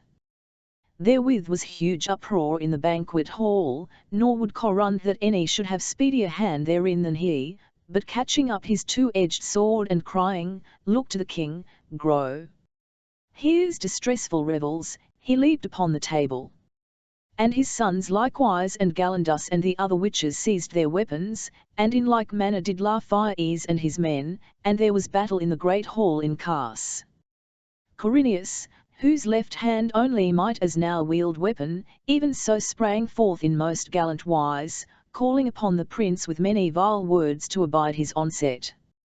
But the fumes of unbridled potations, that being flown to his brain had made him frantic mad, wrought in his legs more foggily, dulling their wonted nimbleness. And his foot sliding in a puddle of spilt wine he fell backward a grievous fall, striking his head against the polished table. And Corsus that was now well nigh speechless and quite stupefied with drink, so that a baby might tell as well as he what meant this hubbub, reeled cup in hand, shouting, Drunkenness is better for the body than physic. Drink always, and you shall never die. So shouting he was smitten square in the mouth by a breast of veal flung at him by Ileron of Pixeland, the captain of the princes, and so fell like a hog athwart Corinius, and there lay without sense or motion. Then were the tables overset, and wounds given and taken, and swiftly ran the tide of vantage against the witches. For albeit the Pixes were none such great soldiers as they of Witchland, yet this served them mightily that they were well nigh sober, and their foes assume many casks filled with wine, staggering and raving for the most part from their long tippling and quaffing. Nor did Corund's amethyst avail him throughly, but the wine clogged his veins so that he waxed scant of breath, and his strokes lighter and slower than they were wont. Now for the love he bare his sister Presmira, and for his old kindness sake for Witchland, the prince charged his men to fight only for the overpowering of the witches, slaying none if so it might be, and on their lives to look to it that the Lord Corund took no hurt. And when they had fairly gotten the mastery, Lafayes made certain of his folk take jars of wine, and therewith souse Corund and his men most lustily in the face, while others held them at weapon's point, until by the power of the wine both within and without they were well brought under. And they barricaded the great doorway of the hall with the benches and table-tops and heavy oaken trestles, and Lafayes charged Ileron hold the door with the most of his following, and set guards without each window that none might come forth from the hall. But the prince himself took flamboys and went 6 in company to the old banquet hall, overpowered the guard, brake open the doors, and so stood before Lord Just and Lord Brandok that hung shackled to the wall side by side. Something dazzled they were in the sudden torchlight, but Lord Brandok spake and hailed the prince, and his mocking haughty lazy accents were scarcely touched with hollowness, for all his hunger starving and long watching and the cark and care of his affliction. Lafayes, he said, day ne'er broke up till now.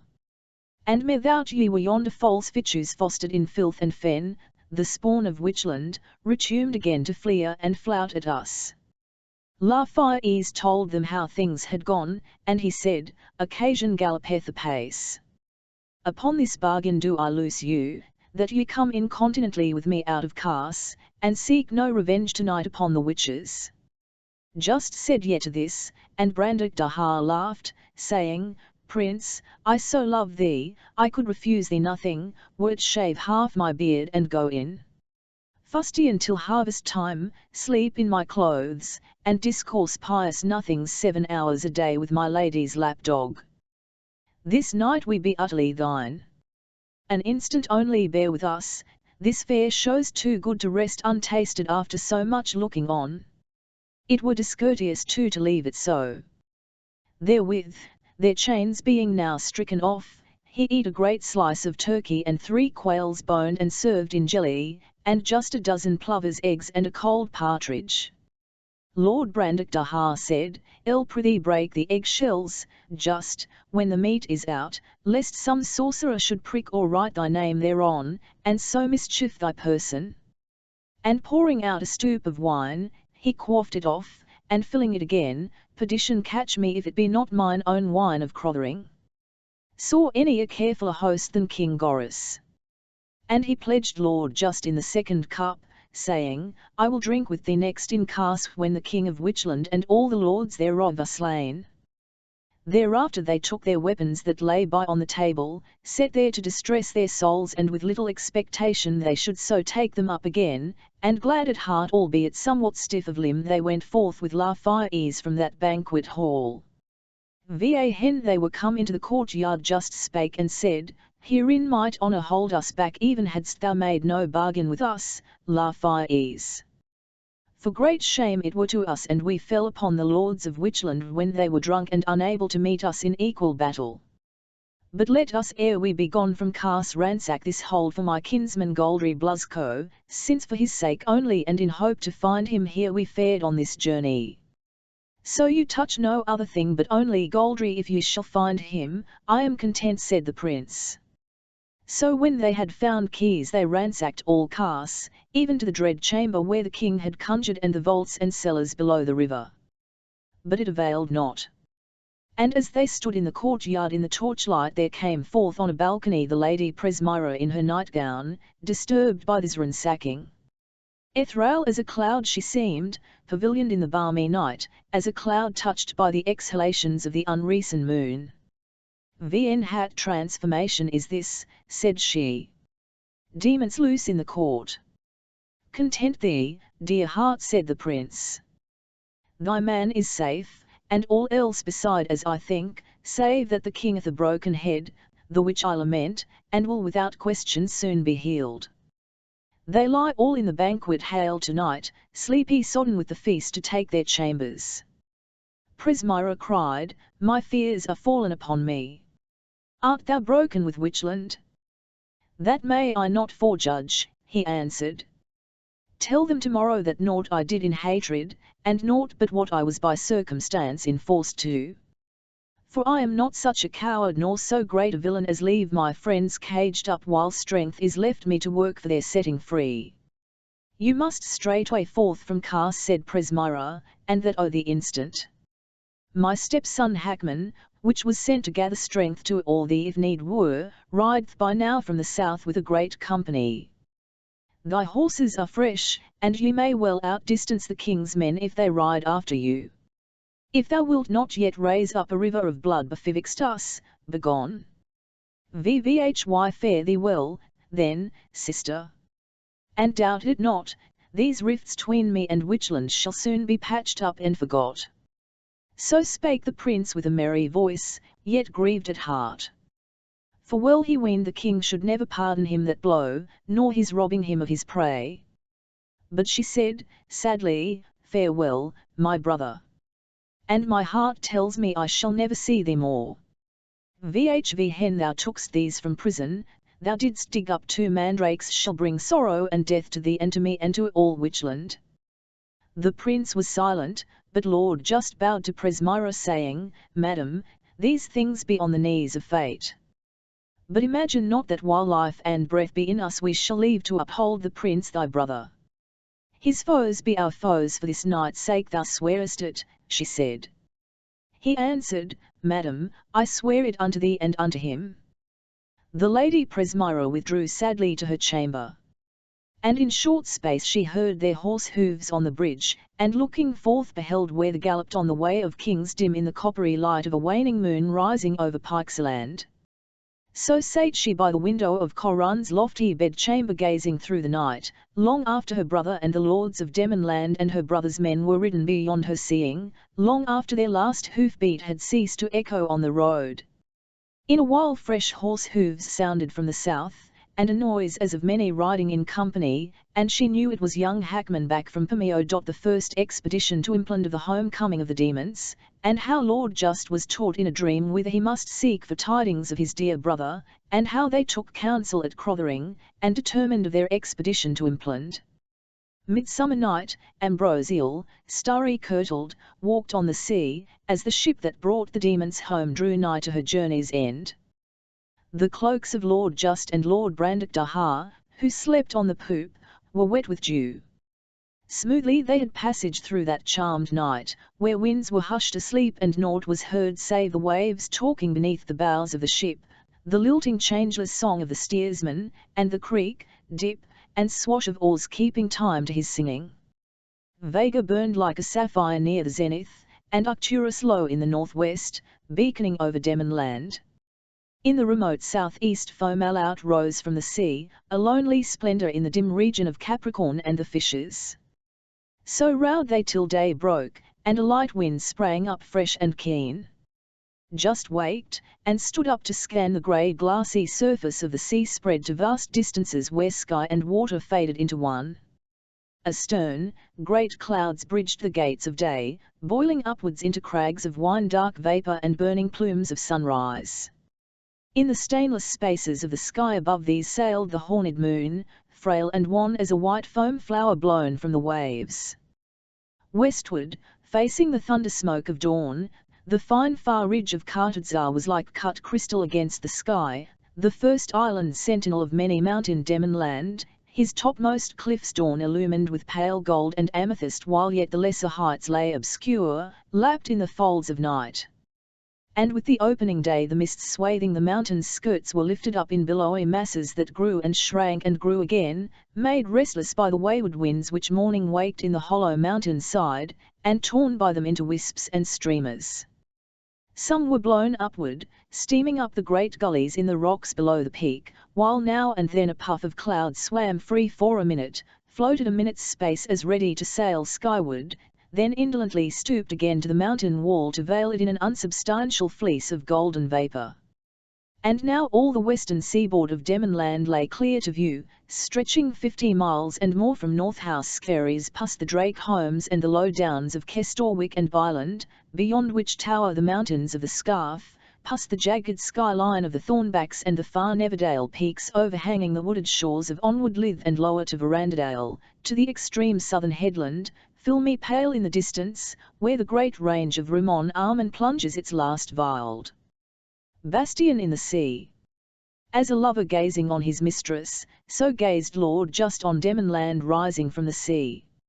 No word spake he till they came off Looking Haven Ness and could see where beyond the beaked promontory the sound opened between Cartadzar and the mainland. Albeit the outer sea was calm, the air in the sound was thick with spray from the churning of the waters among the reefs and swallowing shoals. For the tide ran like a mill race through that sound, and the roaring of it was plain to hear at 2 miles distance where they sailed. Just said, "Mindest thou my shepherding of the gale fleet into yonder jaws? I would not tell thee for shame whenas the fit was on me. But this is the first day since the sending came upon us that I have not wished in my heart that the races of Cartadzar had gulped me down also and given me one ending with the accursed gowls." Lord Brandok looked swiftly upon him and was silent. Now in a short while was the ship come into Looking Haven and alongside of the Marble Quay.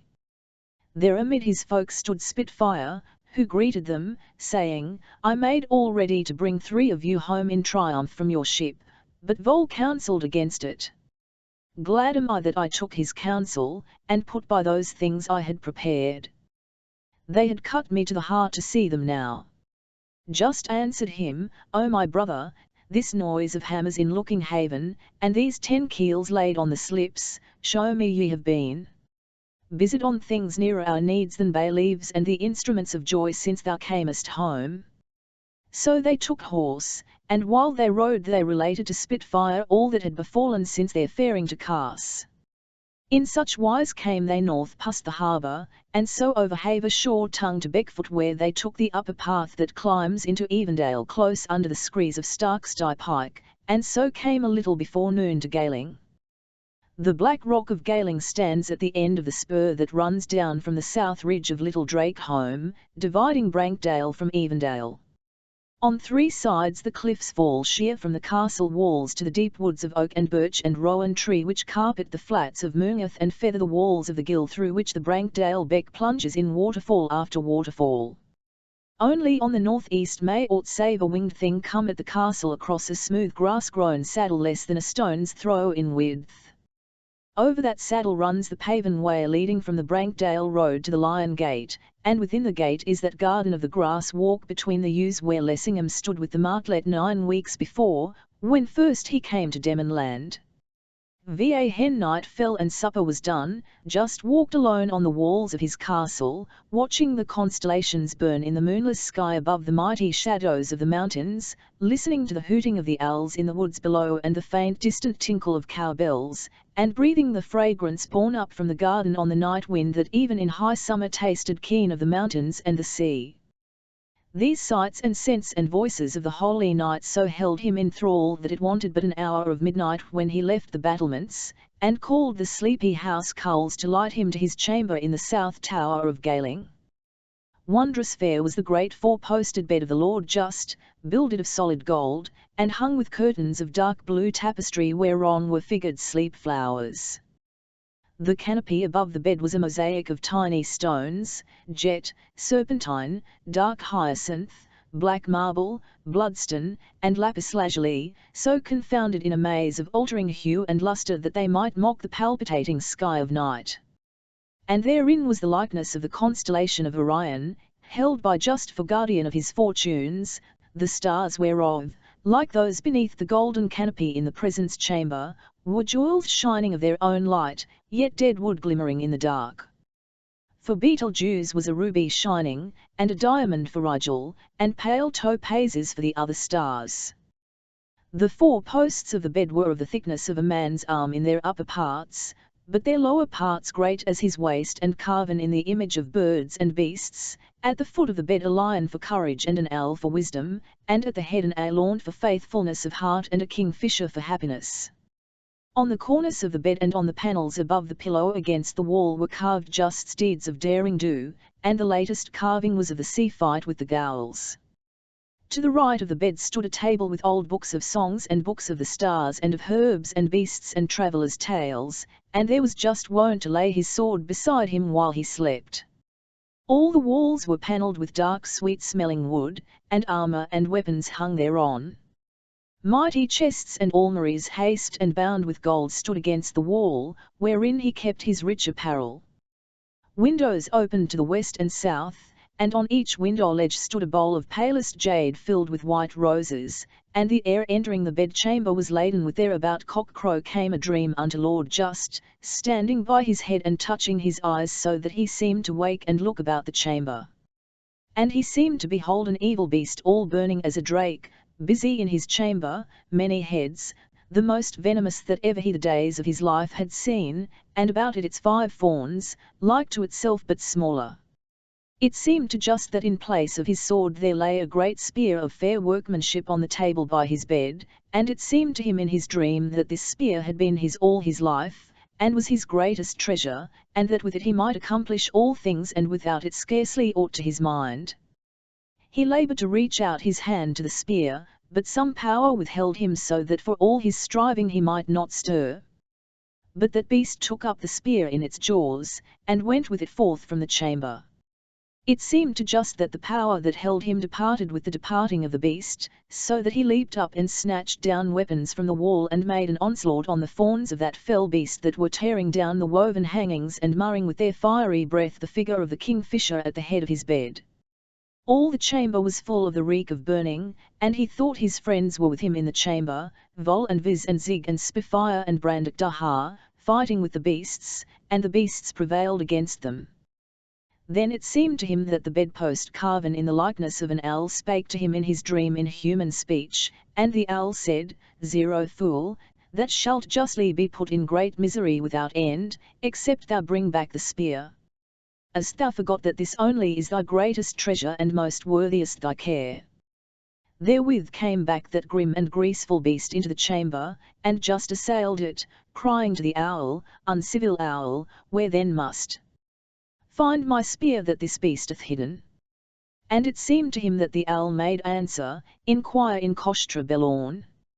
So tumultuous was Lord Just's dream that he was flung at waking out of bed onto the deerskin carpets of the floor, and his right hand clutched the hilt of his great sword where it lay on the table by his bed, whereas in his dream he had beheld the spear mightily moved was he, and forthwith clothed himself, and faring through the dim corridors came to Spitfire's chamber, and sat on the bed and waked him. And just told him his dream, and said, I hold myself clean of all blame hereabout, for from that day forth this only hath been my care, how to find my dear brother and fetch him home, and only then to wreak myself on the witches. And what was this spear in my dream if not Goldry? This vision of the night kindleth for us a beacon fire we needs must seek to.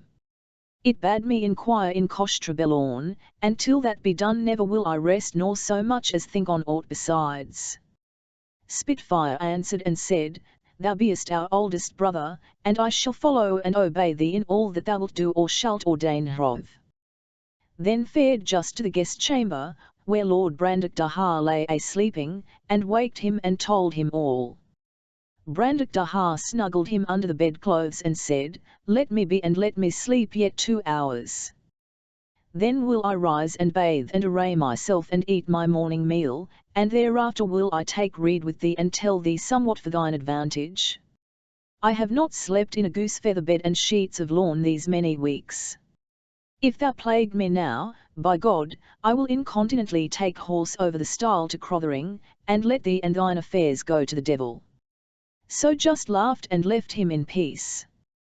And later when they had eaten they walked in a plashed alley, where the air was cool and the purple shadow on the path was dappled with bright flecks of sunshine.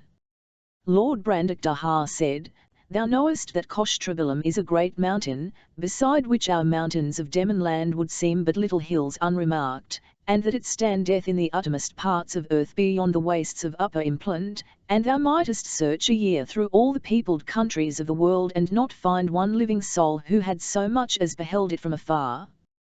This much I know, said Lord Just. Is thine heart utterly bent on this journey, said Brandok Dahar? Or is it not preposterous, and a thing to comfort our enemies, that we should thus at the bidding of a dream fly to far and perilous lands, rather than pay Witchland presently for the shame he hath done us? Just answered him, My bed is hallowed by spells of such a virtue that no naughty dream flown through the ivory gate nor no noisome hath power to trouble his sleep who sleepeth there. This dream is true. For Witchland there is time enow. If thou wilt not go with me to Kostra Belorn, I must go without thee. Enough, said Lord Brandok Dahar. Thou knowest for thee I tie my purse with a spider's thread. Then fare we must to Implant, and herein may I help thee. For listen while I tell thee a thing.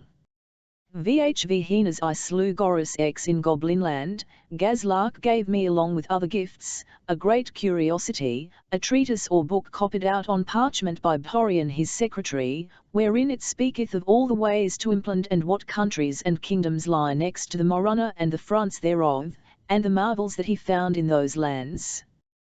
And all that is writ in this book was set down faithfully by Bhorian after the telling of Grow, the same which now hath part with the Witchlanders.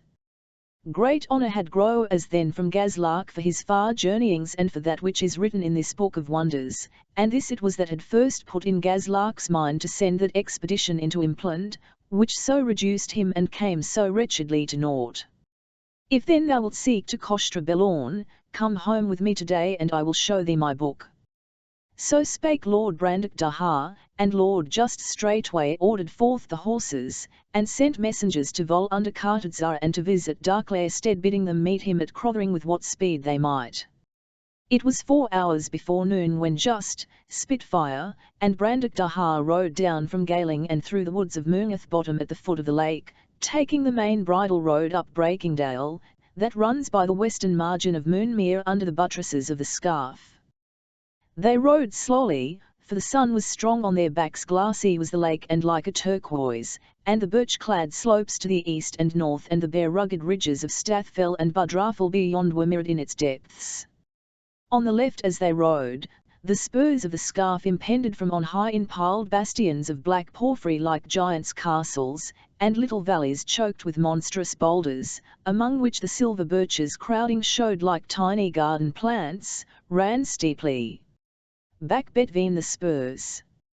Up those valleys appeared successively the main summits of the Scarf, savage and remote, frowning downward as it were between their own knees, Glaumry Pike, Michael Scarf, and Ilstack.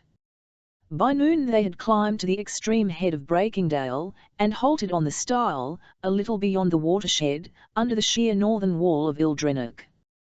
Before them the pass plunged steeply into Amadardale. The lower reach of Switchwater shone 15 miles or more to the west, well nigh hidden in the heat haze. Nearer at hand in the northwest lay Ramerick Mere, bosomed among the smooth-backed Keelialand hills and the easternmost uplands of Shilgreth Heath, with the sea beyond, and on the valley floor, near the water smeet where Transdale runs into Amadardale, it was possible to descry the roofs of Zig's house at many bushes. Va hen they came down thither, Zig was out hunting. So they left word with his lady wife and drank a stirrup cup and rode on, up Switchwater way, and for 12 miles and more along the southern shore of Switchwater.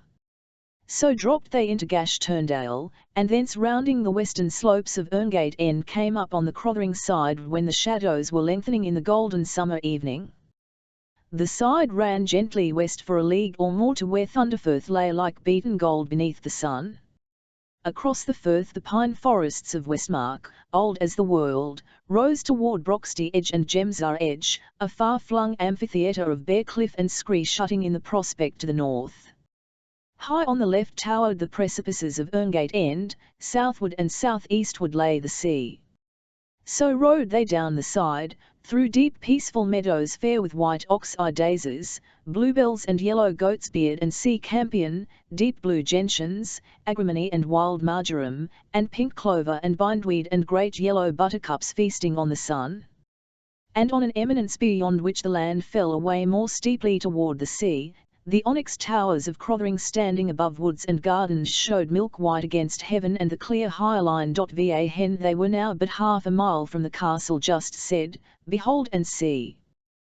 The Lady Mavrianeth espied us from afar, and rideth forth to bring thee home. Brandach Dahar cantered ahead to meet her, a lady light of build and exceeding fair to look upon, brave of carriage like a war-horse, soft of feature, clear-browed, grey-eyed and proud-eyed, sweet-mouthed, but not as one who can speak naught but sweetness. Her robe was of pale buff-coloured silk, with corsage covered as by a spider's web with fine golden threads, and she wore a point lace ruffle stiffened with gold and silver wire and spangled with little diamonds. Her deep hair, black as the raven's wing, was fastened with pins of gold, and a yellow rose that nestled in its coils was as the moon looking forth among thick clouds of night. Doings be afoot, my lady sister, said Lord Brandach Dahar. One king of Witchland have we done down since we sailed hence, and guested in Carse with another, little to our content. All which things I'll tell thee anon. Now lieth our road south for Impland, and Crothering is but our caravanserai. She turned her horse, and they rode all in company into the shadow of the ancient cedars that clustered to the north of the home meads and pleasure gardens, stately, gaunt-limbed, flat-browed, bleak against the sky.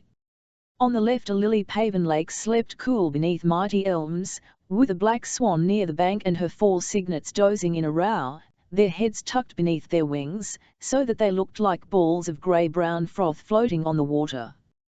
The path leading to the bridge gate zigzagged steeply up the mound between low broad balustrades of white onyx bearing at intervals square onyx pots, planted some with yellow roses and some with wondrous flowers, great and delicate, with frail white shell-like petals. Deep, mysterious centres had those flowers, thick with soft hairs within, and dark within with velvety purple streaked with black and blood colour and dust of gold. The castle of Lord Brandach Dahar standing at the top of the mound was circled by a ditch both broad and deep. The gate before the drawbridge was of iron gilded and richly wrought. The towers and gatehouse were of white onyx like the castle itself, and on either hand before the gate was a colossal marble hippogriff, standing more than 30 feet high at the withers, and the wings and hooves and talons of the hippogriffs and their manes and forelocks were overlaid with gold, and their eyes carbuncles of purest lustre. Over the gate was written in letters of gold, Ye Bragazino. Bisquied and Awafray Brandak Dahar. But to tell even a 10th part of the marvels rich and beautiful that were in the house of Crothering, its cool courts and colonnades rich gems and fragrant with costly spices and strange blooms, its bedchambers where, caught like Aphrodite in her golden net, the spirit of sleep seemed ever to shake slumber from its plumes, and none might be waking long in those chambers but sweet sleep overcame their eyelids, the chamber of the sun and the chamber of the moon, and the great middle hall with its high gallery and ivory stair, to tell of all these were but to cloy imagination with picturing in one while of overmuch glory and splendour. Naught befell that night save the coming of Zig before sundown, and of those brethren Vol and Viz in the night, having ridden hard in obedience to the word of just. In the morning when they had eaten their day meal the lords of Demonland went down into pleasaunces, and with them the Lady Mavrian. And in an alley that was roofed with beams of cedar resting on marble pillars, the beams and pillars smothered with dark red roses, they sat looking each vow across a sunk garden. The weather was sweet and gracious, and thick dew lay on the pale terraced lawns that led down among flower beds to the fish pond in the midst. The water made a cool mirror whereon floated yellow and crimson water lilies opening to the sky. All the greens and flower colours glowed warm and clean, but soft withal and shadowy, veiled in the grey haze of the summer morn. They sat here and there as they listed on chairs and benches, near a huge tank or vase of dark green jade where sulphur-coloured lilies grew in languorous beauty, their back-curled petals showing the scarlet anthus, and all the air was heavy with their sweetness. The great jade vase was round and flat like the body of a tortoise, open at the top where the lilies grew. It was carved with scales, as it were the of a dragon, and a dragon's head agaping reared itself at one end, and at the other the tail curved up and over like the handle of a basket, and the tail had little fore and hind feet with claws, and a smaller head at the end of the tail gaped downwards biting at the large head. 4 legs supported the body, and each leg was a small dragon standing on its hind feet, its head growing into the parent body as the thigh or shoulder joint should join the trunk. In the curve of the creature's neck, his back propped against its head, sat the Lord Brandak Dahar in graceful ease, one foot touching the ground, the other swinging free, and in his hands was the book, bound in dark puce-coloured goatskin and gold, given him by Gazlark in years gone by. Zig watched him idly turn the pages while the others talked. Leaning toward Mavrian he whispered in her ear, "Is not he able and shapen for to subdue and put under him all the world, thy brother? A man of blood and peril, and yet so fair to behold that it is a marvel." Her eyes danced. She said, "It is pure truth, my lord." Now spake Spitfire saying, "Read forth to us, I pray thee, the book of Grow, for my soul is afire to set forth on this faring." "'Tis writ somewhat crabbedly," said Brandak Dahar, "and most damnably long. I spent half last night searching on tea, and 'tis most apparent no other way lieth to these mountains save by the Morunna, and across the Morunna is, if Grow say true, but one way, and that from the Gulf of Mualva, a XX days' journey from north by southeast, for here he telleth of water springs by the way, but he saith in other parts of the desert be no water springs, save only sprmgs venomous, where the water riketh like a seething pot continually, having somewhat a sulphurious and somewhat unpleasant savour, and the grown nourisheth here no plant nor herb except ytb venomous champignons or toadstools." "If he say true," said Spitfire, "he is a turncoat and a renegado. Therefore not therefore a liar."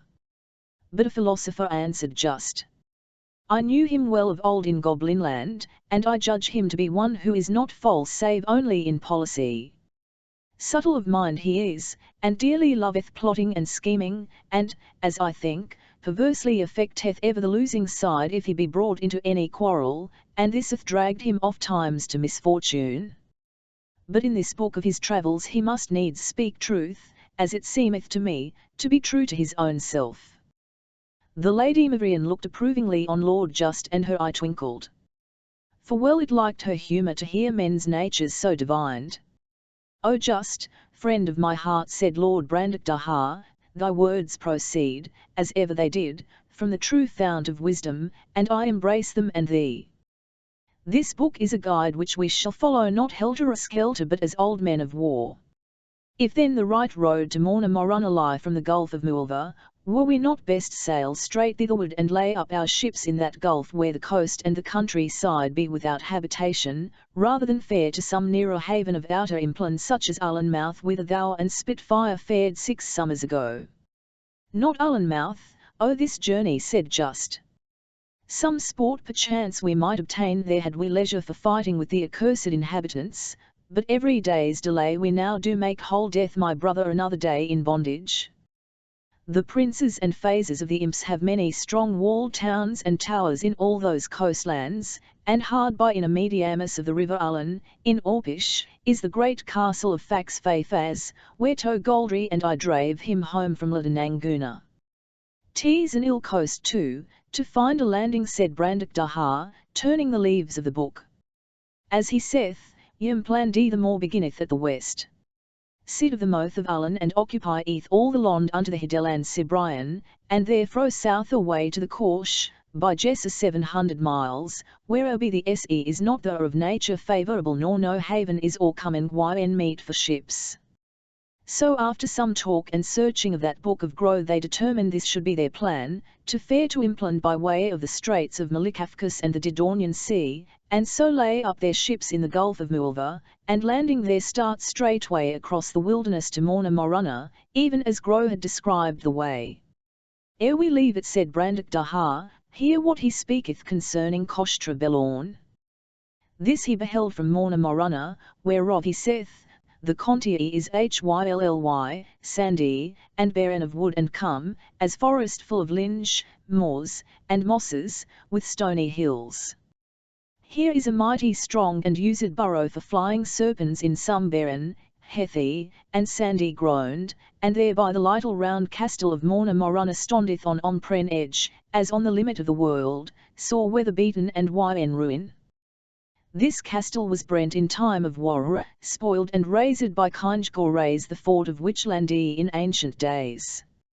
And they say there was blameless folk dwelled therein and writ gentle, nor was there any need for Gorays to have used them so cruelly, when be caused the whole household there to appear before him and then slaw some out of handy, and the residue he through all down the steep cliff. And but few supervived after the great fallet, and these fled away thorough the untrodden forests of Bavinorn and question perished through yn great sorrow and misery. Some fable that it was for this cruel fact's sake that King Gorays was eat by divils on the Moronna with Alhis host, one man only coming home again to tell of these thingers by fallen. Now mark, from Morna Moronna I beheld South Hawaii 2 great mountains standing over Barvinane as 2 queens in beauty setted in the sky by estimation XX legs fro hence above many more eyes robed mountains supereminent. The which as I learned was Koshtra Belurn the one and th' other Koshtra Pivraka. And I viewed them continually unto the going down of the sun, and that was the fairest sight and the most beautifulest and gallant marvail that mine eyeing bath sane. Therewith talked I with the small thingers that dwell there in the ruins and in the busses growing round about as it was my wont, and amongst them one of those birds called martlets that have feet so little that they seem to have none. And these little martlets sitting in a frambusia or raspus bust told me that none may come alive unto Kotra one, for the manticores of the mountains will certainly at his brains ere he come thither. And were he so fortunate as scape these manticores, yet cald be never climb up the great crags of Yce and rock on Kotra Belum, for none is so strong as to scale them but by art magical, and such is the virtue of that mountain that no magic availeth there, but only strength and wisdom alone, and as I see these will not avail to climb those cliffs and Yce rivers. Vivat be these manticores of the mountains that eat men's brains, asked the Lady Mavrian. This book is so excellent well writ, said her brother, that thine answer appeareth on this same page. The beast Mantichera, whych is as much as to say devourer of men, renneth as I heard tell, on the skirt of the mountains below the snow-felled S. These be monstrous beasts, ghastly and full of horror, enemies to mankind, of a red colour, with rows of huge great teeth in their mouths. It hath the head of a man, his eyeing like a goat, and the body of a leon lancing out sharpenkles fro behinde.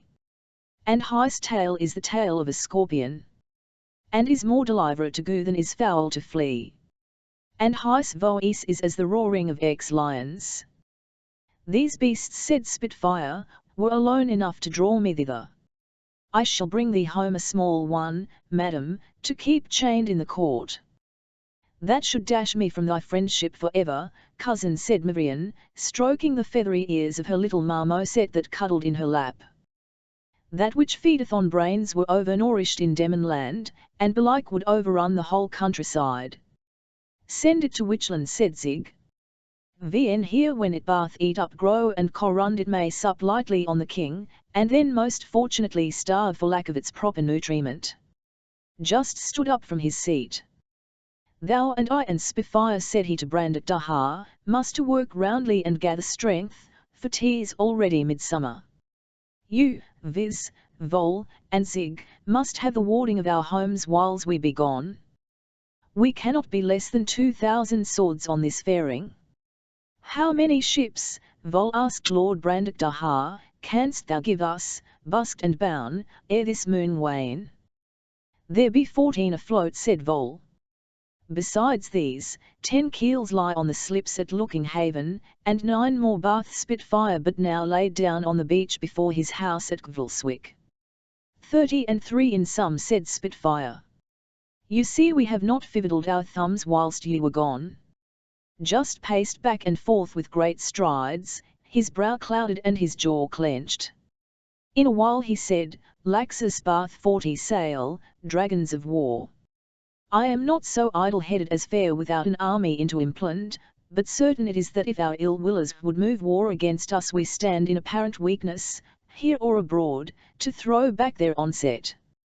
Vol said, of these 19 ships a building no more than 2 can take the water before a month be past, and but 7 more ere 6 months' time, we never so mightily the work. The season weareth, and my brother wasteth in duress. We must sail ere another grow old, said Just. Vol said, then with 16 sail thou sailest, O Just, and then thou leavest us not one ship at home till more be finished and launched.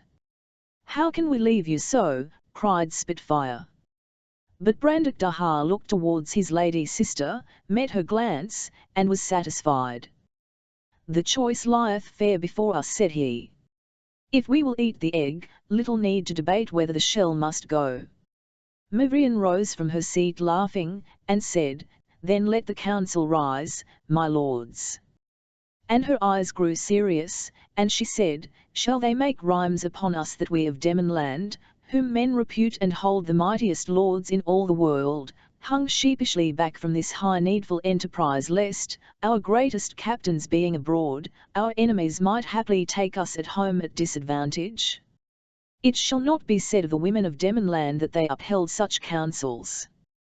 Salapinta hills of the landing of Lord Just and his companions in Outer Impland and their meeting with Sildornius, Helturanius, and Jalcanius Faustus, and of the tidings told by Mivash, and the dealings of the 3 great captains on the hills of Salapinta. On the 31st day after that council held in Crothering, the fleet of Demon land put to sea from Looking Haven, 11 dragons of war and 2 great ships of burthen, bound for the uttermost seas of earth in quest of the Lord Goldry Blusco. 1800 demons fared on that expedition, and not a man among them that was not a complete soldier. For 5 days they rowed south away on a windless sea, and on the 6th the sea cliffs of Goblinland came out of the haze on their starboard bow. They rowed south along the land, and on the 10th day out from Looking Haven passed under the Ness of Azam, journeying thence 4 days with a favouring wind over the open seas to Cibrian.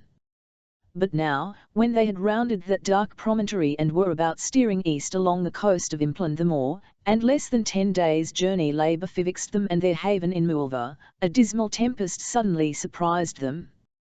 For 40 days it swept them in hail and sleet over wide wallowing ocean, without a star, without a course, till, on a fierce midnight of wind and darkness and roaring waters, was Just's and Spitfire's ship and other 4 in her company driven on the rocks on a lee shore and broken in pieces. Hardly, and after long battling among great waves, those brethren won ashore, weary and hurt. In the inhospitable light of a wet and windy dawn they mustered on the beach such of their folk as had escaped out of the mouth of destruction, and they were 333. Spitfire, beholding these things, spake and said, This land bath a villainous look stirreth my remembrance, as but to behold verdure soureth the mouth of him who once tasted thereof. Rememberest thou this land? Just scan the low long coastline that swept north and west to an estuary, and beyond ran westwards till it was lost in the scud and driving spray. Desolate birds flew above the welter of the surges. He said, Certainly this is Allenmouth, where least of all I had choose to come a land with so small a head of men. Yet shalt thou prove here, as it bath ever been, how all occasions are but steps for us to climb fame by. Our ship is lost, cried Spitfire, and the more part of our men, and worst of all, Brandock Dahar that is worth 10,000.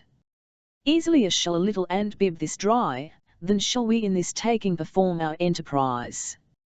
And he cursed and blasphemed, saying, Cursed be the malice of the sea, which, having broke our power, now speweth us ashore here to our mere undoing, and so bath done great succour to the King of Witchland, and unto all the world beside great damage.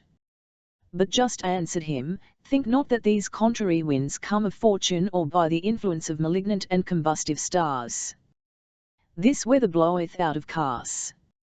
Even as these very waves thou beholdest have each his backwash or undertow, so followeth after every sending an undertow of evil hap, whereby, albeit in essence a less deadly thing, many have been drowned and washed away who stood unremoved against the main stroke of the breaker. So were we twice since that day brought near to our bane. First, when our judgment darkened with a strange distraction we went up with Gazlark against Cars, next, when this storm wrecked us here by Allenmouth. Though by mine art I rebated the king's sending, yet against the maleficial undertow that followed it my charms avail not, nor the virtues of all sorcerous herbs that grow. Are these things so, and wilt thou yet be temperate? Said Spitfire. Content thee, said Just. The sands run down. A certain time only runneth this stream for our hurt, it must now have well nigh spent itself, and it were too perilous for him to conjure a second time, as last May he conjured in Cars. Vivo told thee that? Asked Spitfire. I do but conjecture it, answered he, from my studying of certain prophetic writings touching the princes of that blood and line. Vn hereby it appeareth, yet not clearly, but riddle-wise, that if one and the same king, essaying a second time in his own person an enterprise in that kind, should fail, and the powers of darkness destroy him, then is not his life spilt alone, as it fortuned aforetime unto Gorys 7 at his first attempt, but there shall be an end for ever of the whole house of Gorys which bath for so many generations reigned in Cars. Well, said Spitfire, so stand we to our chance. Old Markals will bloom at last. Now for 19 days fared those brethren and their company eastward through outer Impland, first across a country of winding sleepy rivers and reedy lakes innumerable, then by rolling uplands and champaign ground. At length, on an even, they came upon a heath running up eastward to a range of tumbled hills. The hills were not lofty nor steep, but rugged of outline and their surface rough with crags and boulders, so that it was a maze of little eminences and valleys grown upon by heather and fern and rank sad-coloured grass, with stunted thorn trees and junipers harbouring in the clefts of the rocks. On the watershed, as on an horse's withers, looking west to the red October sunset and south to the far line of the Didornian sea, they came upon a spy fortalice, old and desolate, and one sitting in the gate. For very joy their hearts melted within them, when they knew him for none other than Brandock Dahar. So they embraced him as one beyond hope risen from the grave.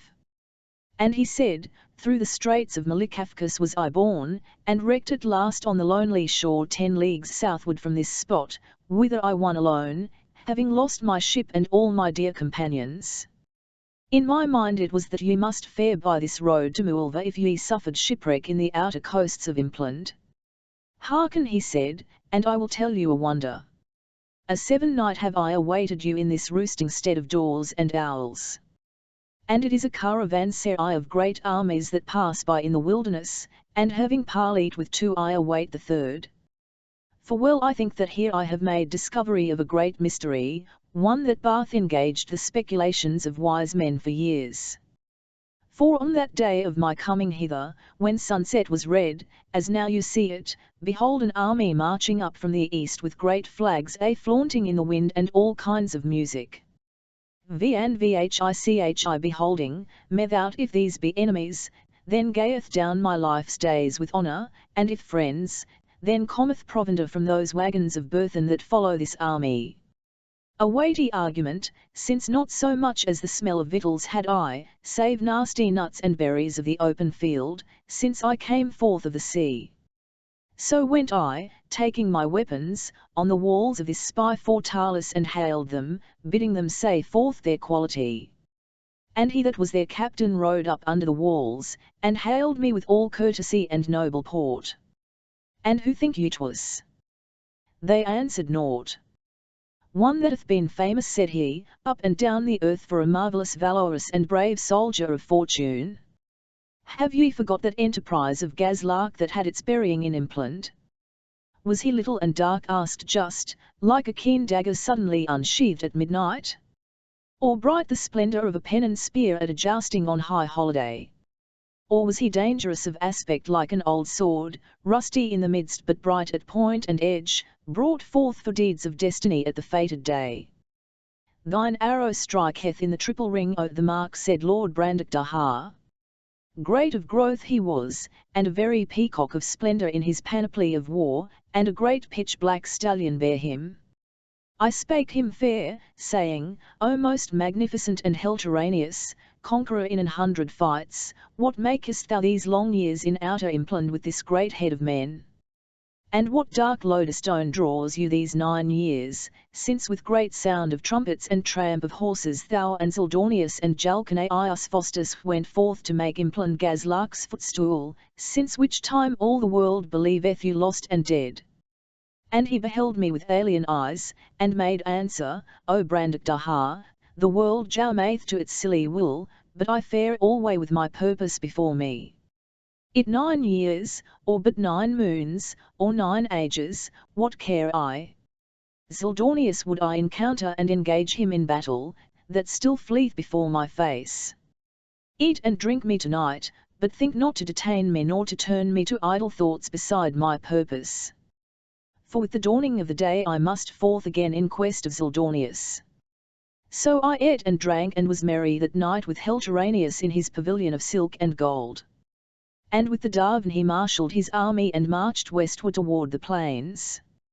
And on the 3rd day, as I sat without this wall, cursing your slow coming, behold an army marching from the east, and one leading them mounted on a small dun horse, and he was clad in black armour shining like the raven's wing, with black eagle's plumes in his helm, and eyes like the eyes of a cat a mountain, full of sparkling flame. Little was he, and fierce of face, and lithe and hard to look on and tireless to look on like a stoat. And I hailed him from where I sat, saying, O most notable and puissant Jalcanius Faustus, shatterer of the hosts of men, whitherward over the lonely beaths forlorn, thou and thy great armament. And he lighted down from his horse, and took me by the arms with both his hands, and said, If a man dream, to speak with dead men betokens profit. And art not thou of the dead, O Brandakdahar? For in forgotten days, that now spring up in my mind as flowers in a weed-choked garden after many years, so bloomest thou in my memory, great among the great ones of the world that was, thou and thine house in Crothering above the sea locks in many mountain Demon land. but oblivion, like a sounding sea, sound death betwixt me and those days, and the noise of the surf stoppeth mine ears, and the mist of the sea darkeneth mine eyes that strain for a sight of those far times and the deeds thereof. Yet for those dead days' sake, eat with me and drink with me tonight, since here for a night once more I pitch me moving tent on Salapanta hills. And tomorrow I fare onward. For never may rest bring balm to my soul until I find out Helter and Jus and smite his head from his shoulders. Great shame to him, but little marvel is it, that he still courseth before me as an hare. For traitors were ever dastards. And who ever heard tell of a more hellish devilish damn_Ned traitor than he? 9 years ago, when Zildornius and I made ready to decide our quarrels by battle, word came to me in a lucky hour how that this Helteranius with cunning colubrine and malice viperine and slight serpentine went about to attack me in the rear. So turned I right about to crush him, but the fat chuff cat was fled. So spake Jalcanaeus Faustus, and I ate and drank with him that night, and caroused with him in his tent. And at break of day he struck camp and rode west away with his army. Brandakdahar ceased, and looked eastward toward the gates of night. And an army faring up from the lower moorlands, toward them on the ridge, horsemen and footmen in dense array, and their captain on a great brown horse riding in the van, long-limbed he was and lean, all armed in dusty rusty armour hacked and dinted in 100 fights, with worn leather gauntlets on his hands and a faded campaigning cloak thrown back from his shoulders. He carried his casket, his saddle-bow, and his head was bare, the head of an old lean hunting dog, with white hair swept back from a rugged brow where blue veins showed, great-nosed and bony-faced, with huge bushy white mustachios and eyebrows, and blue eyes gleaming from cavernous eye sockets. His horse was curst-looking, with ears laid back and blood-shed dangerous eyes, and he in the saddle sat erect and unyielding as a lance. When he and his army came up upon the ridge, he drew rein and hailed the demons. And he said, On every 9th day these 9 years have I beheld this lonely place of earth, as I pursued after Jalcanaeus Faustus that still eludeth me and still fleeth before me, and this is strange, since he was ever a great fighter and engaged these 9 years past to do battle with me. And now fear cometh upon me that eld draweth a veil of illusion athwart mine eyes, portending the approach of death or ever I perform my will. For here in the uncertain light of evening rise up before me shapes and semblances as of guests of Gazlark the king in Zage Zarkulo in days gone by, old friends of Gazlark's out of many mountain Demon land, Brandakdahar, that slew the king of Witchland, and Spitfire of Alswick, and just his brother, the same which had lordship over all the demons ere we fared to Implant. Ghosts and back corners of a world forgot. But if ye be right flesh and blood, speak and discover yourselves.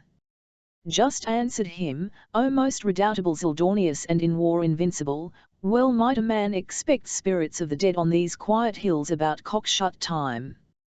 And if thou deem us such, how much more shall we, that be wanderers new shipwrecked out of hungry seas, suppose thee but a shade, and these great hosts of thine but fetchers of the dead that be departed, steaming up from Erebus as daylight dies.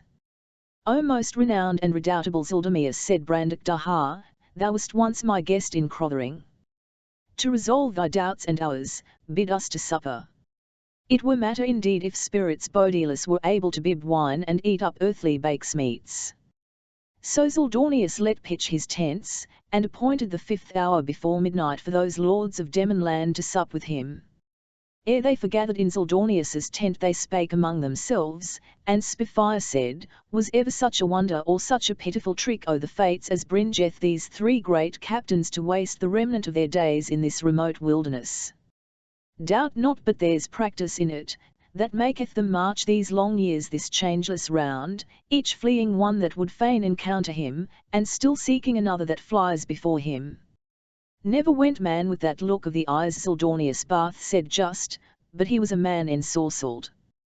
With such a look, said Brandakdahar, went Helteranius and Jalcanaeus. But mark our interest.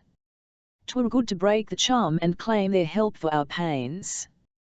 Shall show the old lion all the truth of this fact tonight. So spake Lord Brandakdahar, and those brethren deemed his counsel good.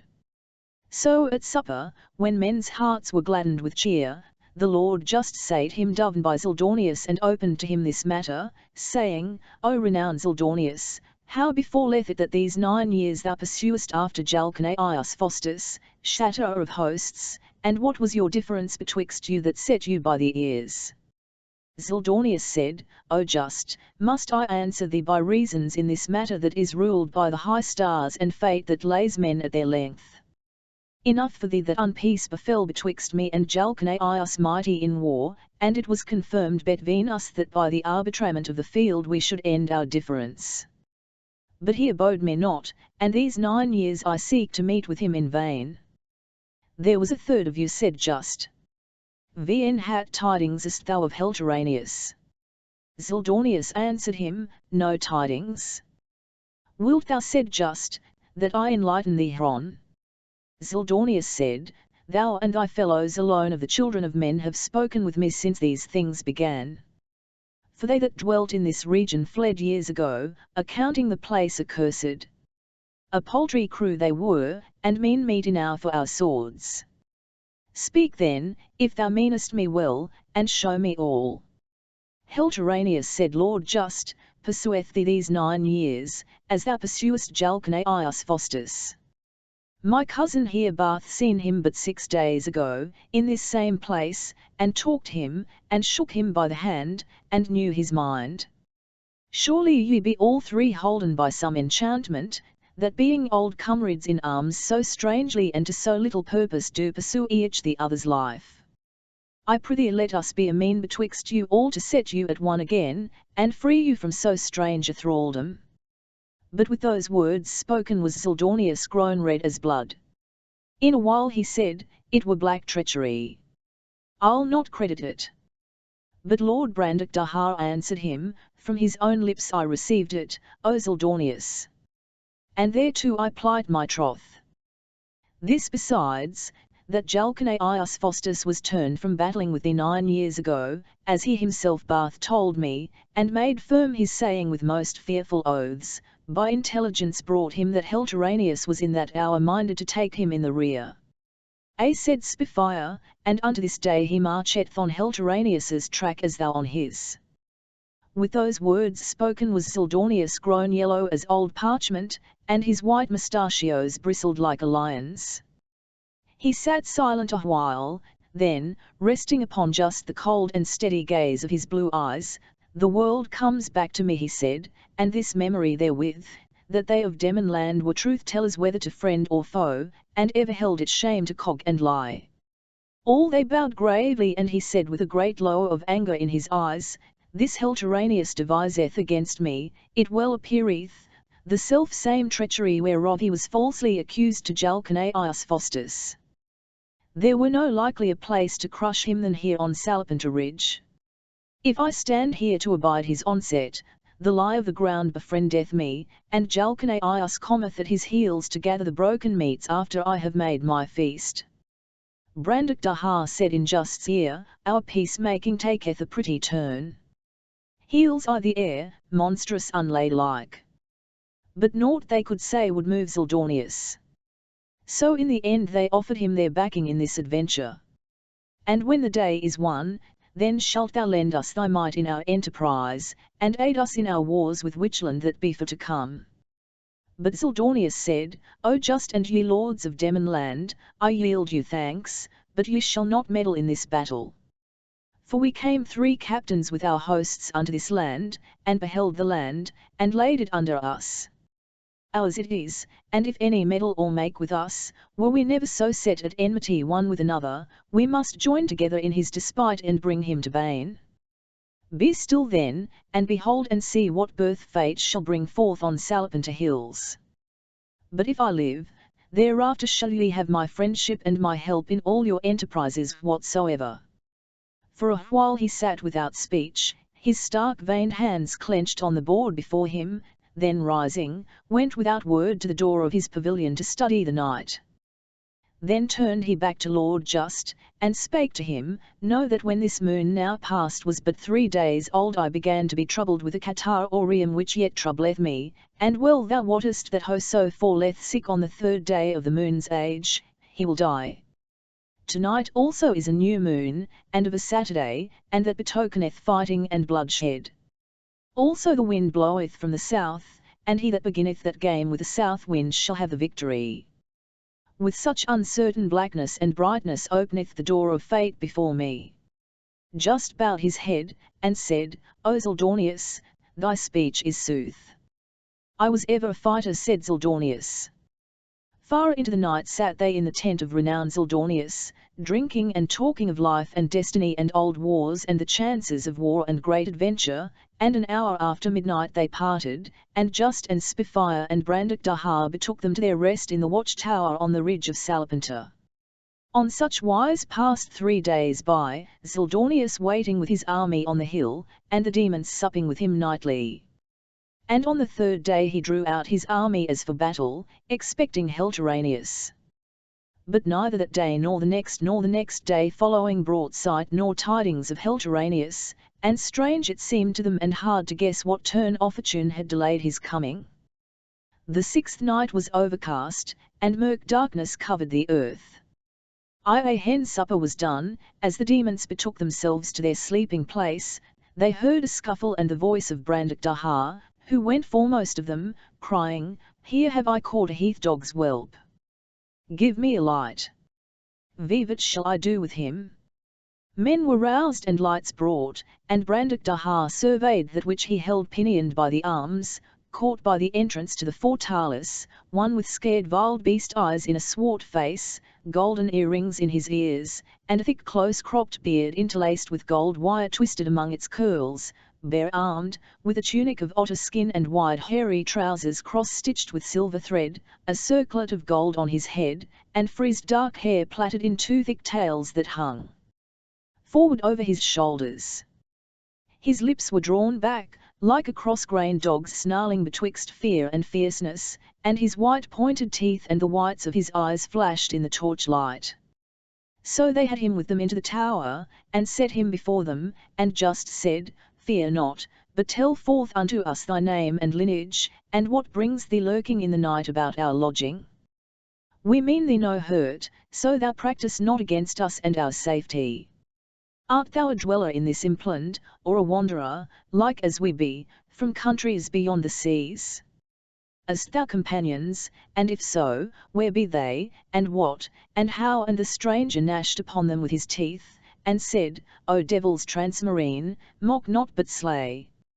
Just entreated him kindly, giving him meat and drink, and in a while made question of him once more, What is thy name? Marito he replied, O devil transmarine, pity of thine ignorance sith thou knowest not Mivash Faz. And he fell into a great passion of weeping, crying aloud, Woe worth the woe that is fallen upon all the land of Impland. What's the matter? Said Just. But Mivash ceased not to wail and to lament, saying, Out harrow and alas for Fax Faz and Ilarish Faz and Lermish Faz and Gandasa Faz and all the great ones in the land. And when they would have questioned him he cried again, Curse ye bitterly foul Pritz Faz, which betrayed us into the hand of the devil Ultramontan in the castle of Orpish. What devil is this thou speakest of? Asked Just.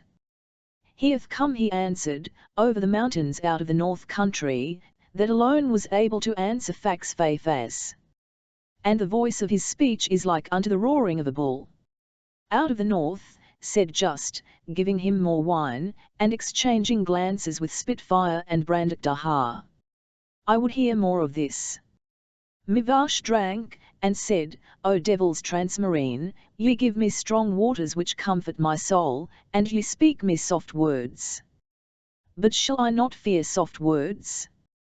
Soft words were spoke by this devil Ultramontan, when he and cursed foul Pritz spake soft words unto us in Orpish, unto me, and unto Fax Faz, and Gandasa, and Ilarish, and unto all of us, after our overthrow in battle against him by the banks of Ullin. Just asked, Of what fashion is he to look on? He bath a great yellow beard beflecked with gay said Mivash, and a bald shiny pate, and standeth big as a neat. Just spake apart to Brandak Daha, there's matter in it if this be true. And Brandak Daha poured forth unto Mivash and bade him drink again, saying, Zero Mivash Faz, we be strangers and guests in wide-flung Impland. Be it known to thee that our power is ken, and our wealth transcendeth the imagination of man. Yet is our benevolence of like measure with our power and riches, overflowing as honey from our hearts unto such as receive us openly and tell us that which is. Only be warned, that if any lie to us or essay craftily to delude us, not the man to chores that lodge beyond the Morunna were more dreadful to that man than we. Mivash quailed, but answered him, Use me well, you were best, and you shall hear from me naught but what is true. First the sword he vanquished us, and then with subtle words invited us to talk with him in Orpish, pretending friendship. But they are all dead that hearkened to him. For when he held them closed up in the council room in Orpish, himself went secretly forth, while his men laid hands on Gandasafaz and on Ilarish-Faz, and on Fax-Faz that was greatest amongst us, and on Lermish-Faz, and cut off their heads and set them up on poles without the gate. And our armies that waited without were dismayed to see the heads of the phases of Impland so set on poles, and the armies of the devils Ultramontans still threatening us with death. And this big bald-bearded devil spake them of Impland fair, saying these that he had slain were their oppressors and he would give them their heart's desire if they would be his men, and he would make them free, every man, and share out all Impland amongst them. So were the common sort befooled and brought under by this bald devil from beyond the mountains, and now none withstandeth him in all Impland. But I that had held back from his counsel in Orpish, fearing his guile, hardly escaped from my folk that rose against me. And I fled into the woods and wildernesses. Vivir last saw ye him, asked Just. Mivash answered him, a 3 days' journey northwest of Lis, at Tormaish in Acre. Vivat made he there, asked Just. Mivash answered, still devising evil. Against whom, asked Just. Mivash answered, against Zildornius, which is a devil transmarine. Give me some more wine said Just, and fill again a beaker for Mivash Faz. I do love naught so much as tale-telling a knights. With whom devised he against Zildornius? Mivash answered, with another devil from beyond seas, I have forgot his drink and remember said Just, or if 'tis gone from thee, paint me his picture. He bath about my bigness said Mivash, that was little of stature. His eyes be bright, and he somewhat favoureth this one pointing at Spitfire, though belike he bath not all so fierce a face. He is lean-faced and dark of skin. He goeth in black iron. Is he Jalcanaius Faustus, asked Just. And Mivash answered, Ay. There's musk and amber in thy speech said Just. I must have more of it. Va hat mean they to do. This said Mivash, as I sat listening in the dark without their tent, it was made absolute that this Jalcanaius had been deceived in supposing that another devil transman, whom men call Helteranius, had been minded to do treacherously against him, whereas, as the bald devil made him believe, 'twas no such thing. And so it was concluded that Jalcanaius should send riders after Helteranius to make peace between them, and that they two should forthwith join to kill Zildornius, one falling on him in the front and the other in the rear. So 'tis come to this, said Spitfire. And when they have Zildornius slain said Mivash, then must they help this bald pate in his undertakings. And so pay him for his reds, said Just. And Mivash answered, even so. One thing more I would know said Just. How great a following bath he in Impland?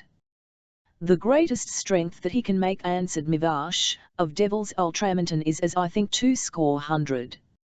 Many imps beside will follow him, but they have but our country weapons. Lord Brandak Daha took Just by the arm and went forth with him into the night. The frosted grass crunched under their tread, strange stars blinked in the south in a windy space bevixt cloud and sleeping earth, Achenar near the meridian bedimming all lesser fires with his pure radiance.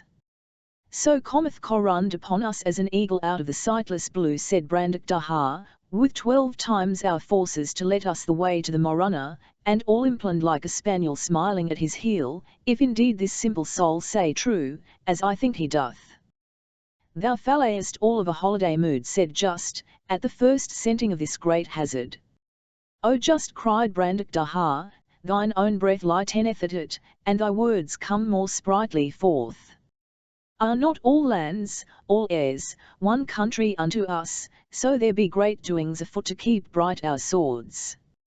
Just said, ere we sleep I will inform Zildornius how the wind shifteth. He must face both ways now, till this field be cut. This battle must not go against him, for his enemies be engaged, if Mivash say true, to give the help of their swords to Corund. So fared they to Zildornius's tent, and Just said, by the way, of this be satisfied, Corund beareth not blade on the hills of Salapanta. The king hath intelligences to keep him advertised of all enchanted circles of the world, and well he knoweth what influences move here, and with what danger to themselves outlanders draw sword here, as witness the doom fulfilled these 9 years by these 3 captains. Therefore will Corund, instructed in these things by his master that sent him, look to deal with us otherwhere than in this charmed corner of the earth. And he were as well take a bear by the tooth as meddle in the fight that now impendeth, and so bring upon him these 3 seasoned armies joined in one for his destruction. The passed the guard with the watchword, and waked Zildornius and told him all. And he, muffled in his great faded cloak, went forth to Sae. Guards were set and all sure against an onslaught from either side. And standing by his tent to give good night to those lords of Demon land, he said, it likes me better so. I ever was a fighter, so, one fight more. The morrow dawned and passed uneventful, and the morrow's morrow. But on the 3rd morning after the coming of Mivash, east and west, great armies marching from the plains, and Zildornius's array drawn up to meet them on the ridge, with weapons gleaming and horses champing and trumpets blowing the call of battle. No greetings were betwixt them, nor so much as a message of challenge or defiance, but Jalcanias with his black riders rushed to the onset from the west and Heltoranius from the east. But Zildornius, like a grey old wolf, snapped now this way now that, stemmed the tide of their onslaught. Began the battle great and fell, and continued the livelong day. Thrice on either side Zildornius went forth with a great strength of chosen men, insomuch that his enemies fled before him as the partridge doth before the sparrow-hawk, and thrice did Heltoranius and thrice Jalcanias Faustus rally and hurl him back, mounting the ridge anew. But when it drew near to evening, and the dark day darkened toward night, the battle ceased, dying dove and suddenly into silence. Those lords of Demon land came down from their tower, and walked among the heaps of dead men slain toward a place of slabby rock in the neck of the ridge. Here, alone on that field, Zildornius leaned upon his spear, gazing downward in a study, his arm cast about the neck of his old brown horse who hung his head and sniffed the ground. Through a rift in the western clouds the sun glared forth, but his beams were not so red as the ling and bent of Salapanta field. As Just and his companions drew near, no sound was heard save from the fortalice behind them, a discordant plucking of a harp, and the voice of Mivash where he walked and harped before the walls, singing this ditty. The hag is astride this night for to ride, the devil and she together, through thick and through thin. Now out and then in. Though ne'er so foul be the weather. A thorn or a burr she takes for a spur. With a lash of a bramble she rides now, through brakes and through briars or ditches and mires. She follows the spirit that guides now. No beast for his food dares now range the wood. But hushed in his lair he lies lurking, va high one mischiefs, by these. On land and on seas. At no one of night are a working. The storm will arise and trouble the skies, this night, and more for the wonder. The ghost from the tomb affrighted shall come. Chaldee out by the clap of the thunder. Va hen they were come to Zildornius, the Lord just spake saying, O most redoubtable Zildornius, renowned in war, surely thy prognostications by the moon were true. Behold the noble victory thou hast obtained upon thine enemies. But Zildornius answered him not, still gazing downwards before his feet. And there was Heltoranius fallen, the sword of Jalcanius Faustus standing in his heart, and his right hand grasping still his own sword that had given Jalcanius his bane sore. So looked they a while on those two great captains slain. And Zildornius said, Speak not comfortably to me of victory, O just. So long as that sword, and that, had his master alive, I did not more desire mine own safety than their destruction who with me in days gone by made conquest of wide implant. And see with what a poisoned violence they laboured my undoing, and in what an unexpected ruin are they suddenly broken and gone. And as one grown into a deep sadness be said, Vn here were all heroical parts but in Heltoranius. And a man might make a garment for the moon sooner than fit the o'erleaping actions of great Jalcanius, who now leaveth but his body to that earth that was lately shaken at his terror. I have waded in red blood to the knee, and in this hour, in my old years, the world is become for me a vision only and a mock show. Therewith he looked on the Emmons, and there was that in his eyes that stayed their speech. In a while he spake again, saying, I swear unto you my furtherance if I prevailed. But now is mine army passed away as wax wasteth before the fire, and I wait the dark ferryman who tarrieth for no man. Yet, since never have I wrote mine obligations in sandy but in marble memories, and since victory is mine, receive these gifts, and first thou, O Brandakdaha, my sword, since before thou wast of years 18 thou wast accounted the mightiest among men at arms. Mightily may it avail thee, as me in time gone by. And unto thee, O Spitfire, I give this cloak. Old it is, yet may it stand thee in good stead, since this virtue it bath that he who weareth it shall not fall alive into the hand of his enemies. Wear it for my sake. But unto thee, O just, give I no gift, for rich thou art of all good gifts, only my good will give I unto thee, ere earth gape for me. So they thanked him well. And he said, Depart from me, since now approacheth that which must complete this day's undoing. So they fared back to the spy Fortalis, and night came down on the hills. A great wind moaning out of the hueless west tore the clouds as a ragged garment, revealing the lonely moon that fled naked betwixt them. As the demons looked backward in the moonlight to where Zildornius stood gazing on the dead, a noise as of thunder made the firm land tremble and drowned the howling of the wind. And they beheld how earth gaped for Zildornius.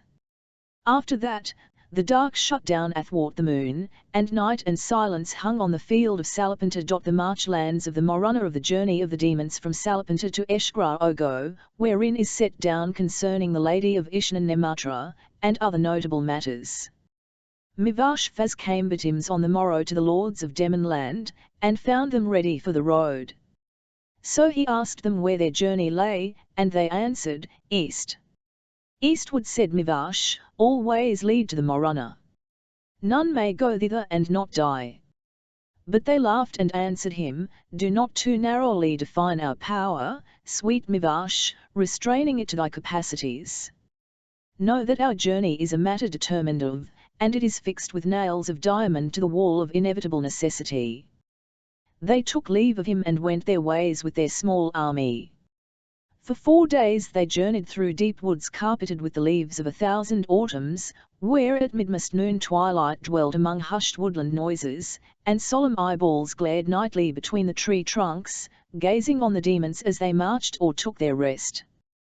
The 5th day, and the 6th and the 7th, they journeyed by the southern margin of a gravelly sea, made all of sand and gravel and no drop of water, yet ebbing and flowing away with great waves as another sea doth, never standing still and never at rest.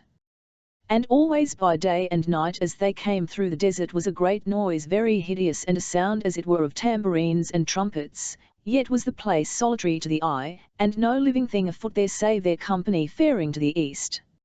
On the 8th day they left the shore of that waterless sea and came by broken rocky ground to the descent to a wide vale, shelterless and unfruitful, with the broad stony bed of a little river winding in the strath.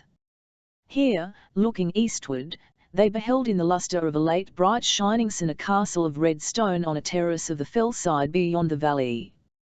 Just said, we can be there before nightfall, and there will we take guesting.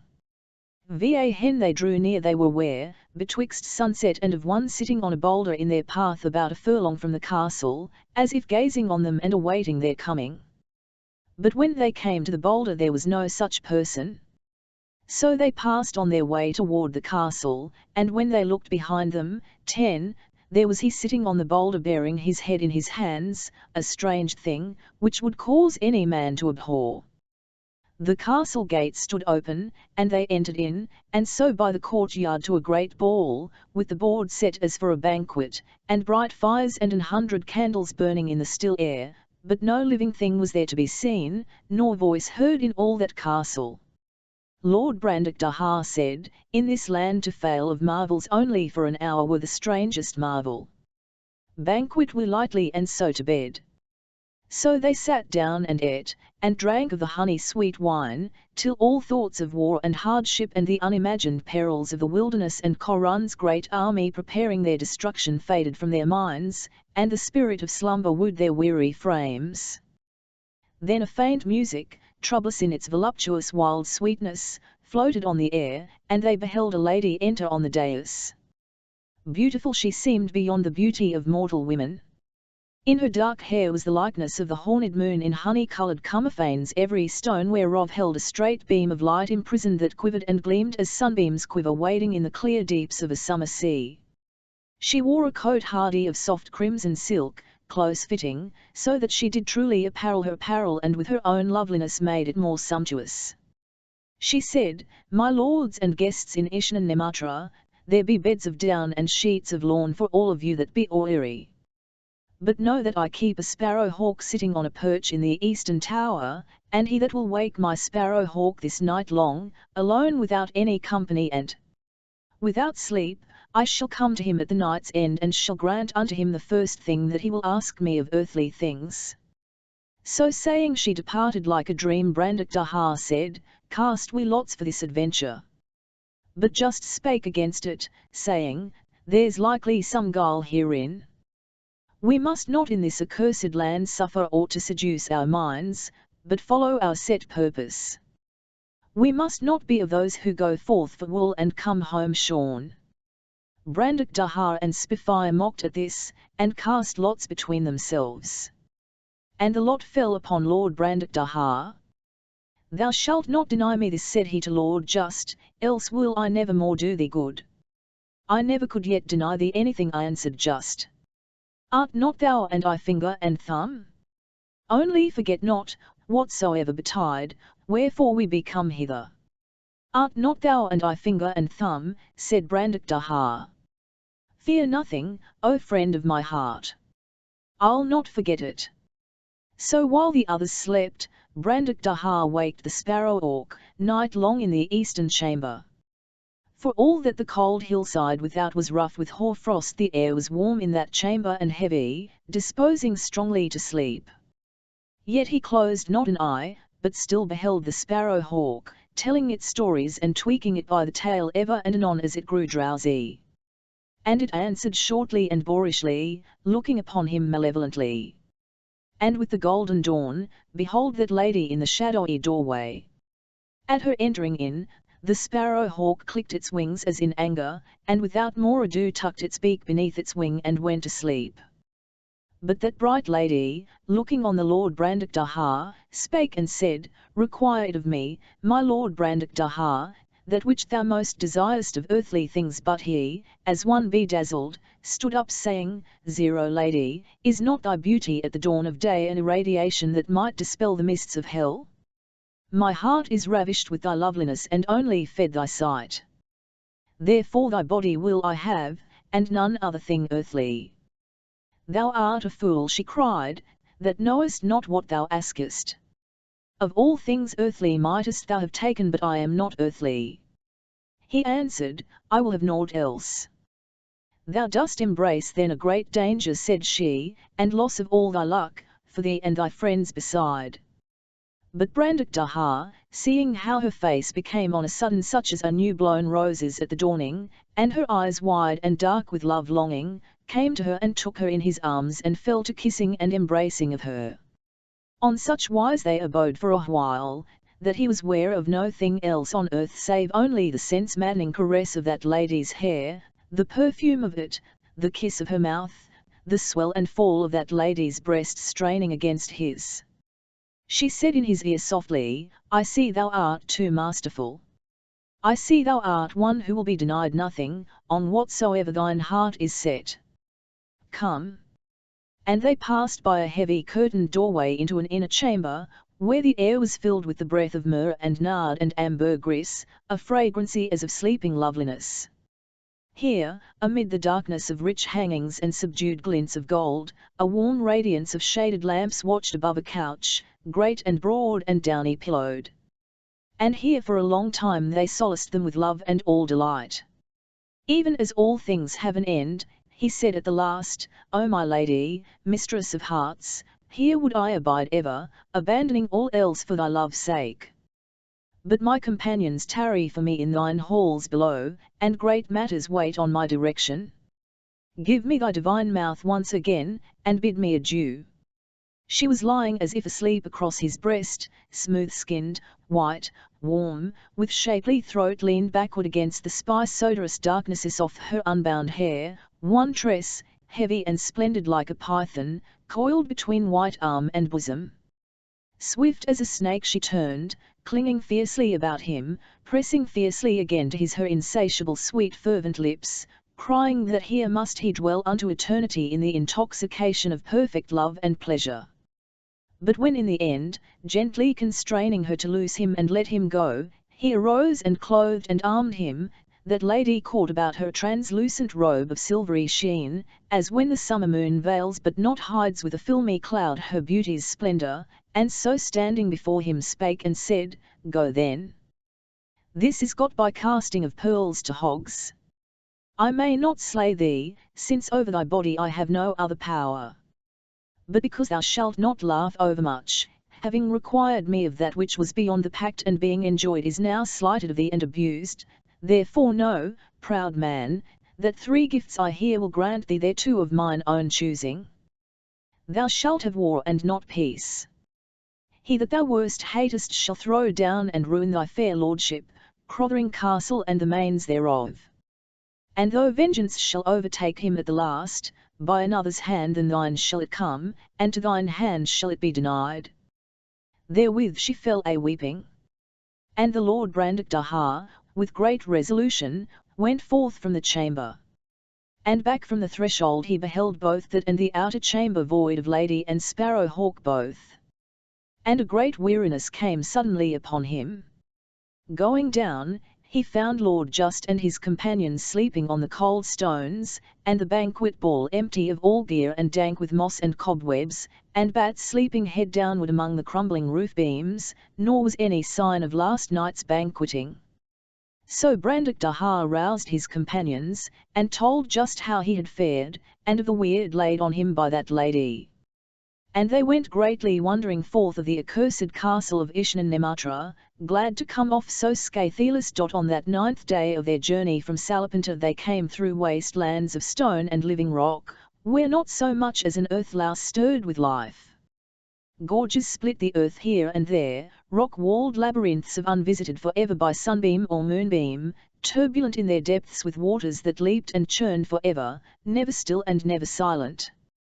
So was that day's journey tortuous, turning now up now down along those river banks to find crossing places.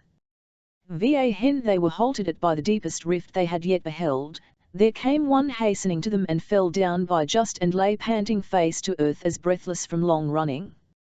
And when they raised him up, behold Mivashfaz, harnessed in the gear of a black rider of Jalkanaius Faustus and armed with axe and sword. Great was his agitation, and he speechless for lack of breath.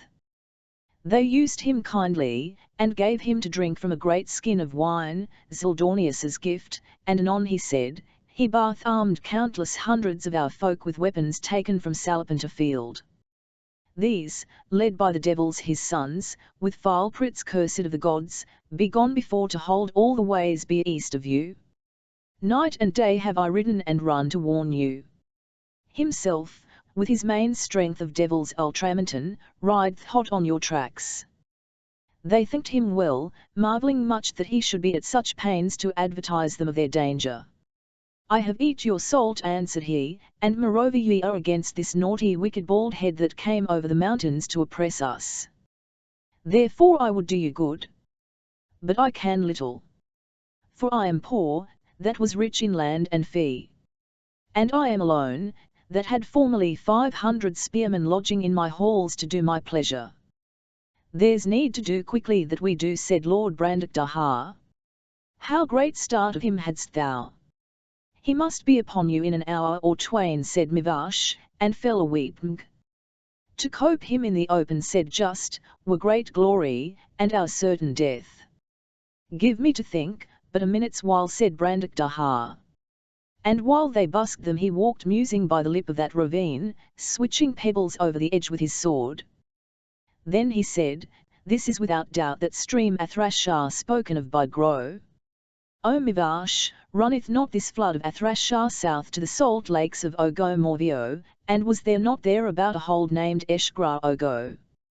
Mivash answered, this is so. But never heard I of any so witless as go thither. Here where we stand is the land fearsome enough, but Eshgra Ogo standeth at the very edge of the Morunna. No man hath harboured there these 100 years. Standeth it yet, said Brandakdahar. For all I wot of, answered Mivash. Is it strong? He asked. In old times it was thought no place stronger, answered Mivash. But ye were as well die here by the hand of the devils ultramontane, as there be torn in pieces by bad spirits. Brandakdahar tummed him about to Just. It is resolved, said he. Just answered, yea, and forthwith they started at a great pace south along the river. Methought you should have been gotten clean away ere this, said Mivash as they went. This is but 9 or 10 days journey, and 'tis now the 16th day since ye did leave me on Salapanta hills. Brandakdahar laughed. 16th, said he. Thou lt be rich, Mivash, if thou reckon gold pieces o' this fashion thou dost days. This is but our 9th day's journey. But Mivash stood stoutly to it, saying that was the 7th day after their departure when Korund first came to Salapanta, and I fleeing now 9 days before his face chanced on your tracks, and now out of all expectation on you. Nor for all their mocking would he be tummed from this. And when, as they still pressed through the desert southward, the sun declined and set in a clear sky, behold the little pussed her full, and just saw that she was 7 days older than on that night she was when they came to Ishnan-Nematra. So showed this wonder to Brandakdahar and Spitfire, and much they marvelled. You are much to thank me, said Brandakdahar, that I kept you not a full year awaiting of me. Beshrew me, but that 7 days' space seemed to me but an hour. Likely now, to thee, said Spitfire somewhat greenly. But all we slept the week out on the cold stones, and I am half lamed yet with the ache on tea. Nay, said Just, laughing, I will not have thee blame him. The moon was high when they came to the salt lakes that lay one a little above the other in rocky basins. Their waters were like rough silver, and the harsh face of the wilderness was black and silver in the moonlight, and it was as a country of dead bones, blind and sterile beneath the moon. Betwixt the lakes a rib of rock rose monstrous to an eminence, crag begirt on every side, with dark walls ringing it round above the cliffs. Thither they hastened, and as they climbed and stumbled among the crags a she-owl squeaked on the battlements and took wing ghost-like above their heads. The teeth of Mivash Faz chattered, but right glad were the demons as they won up the rocks and entered at last into that deserted burg.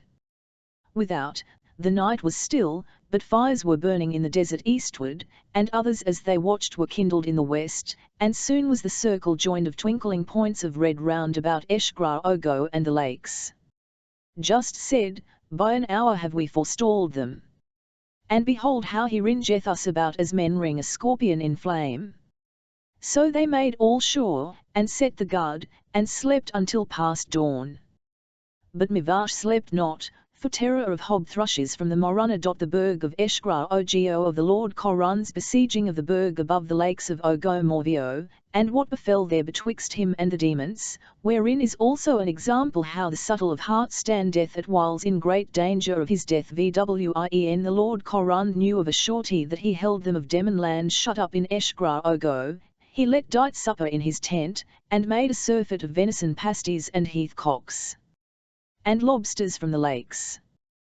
Therewith he drank nigh a skinful of sweet dark Thram_Cornean wine, in such sort that an hour before midnight, becoming speechless, he was holpen by Grow to his couch and slept a great deep sleep till morning.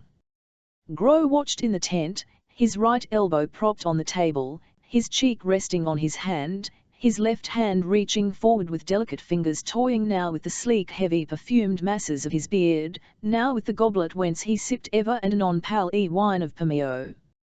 His thoughts inconstant as insects in a summer garden flitted ever round and round, resting now on the scene before him, the great form of his general wrapped in slumber, now on other scenes sundered by great gulfs of time or weary leagues of perilous ways.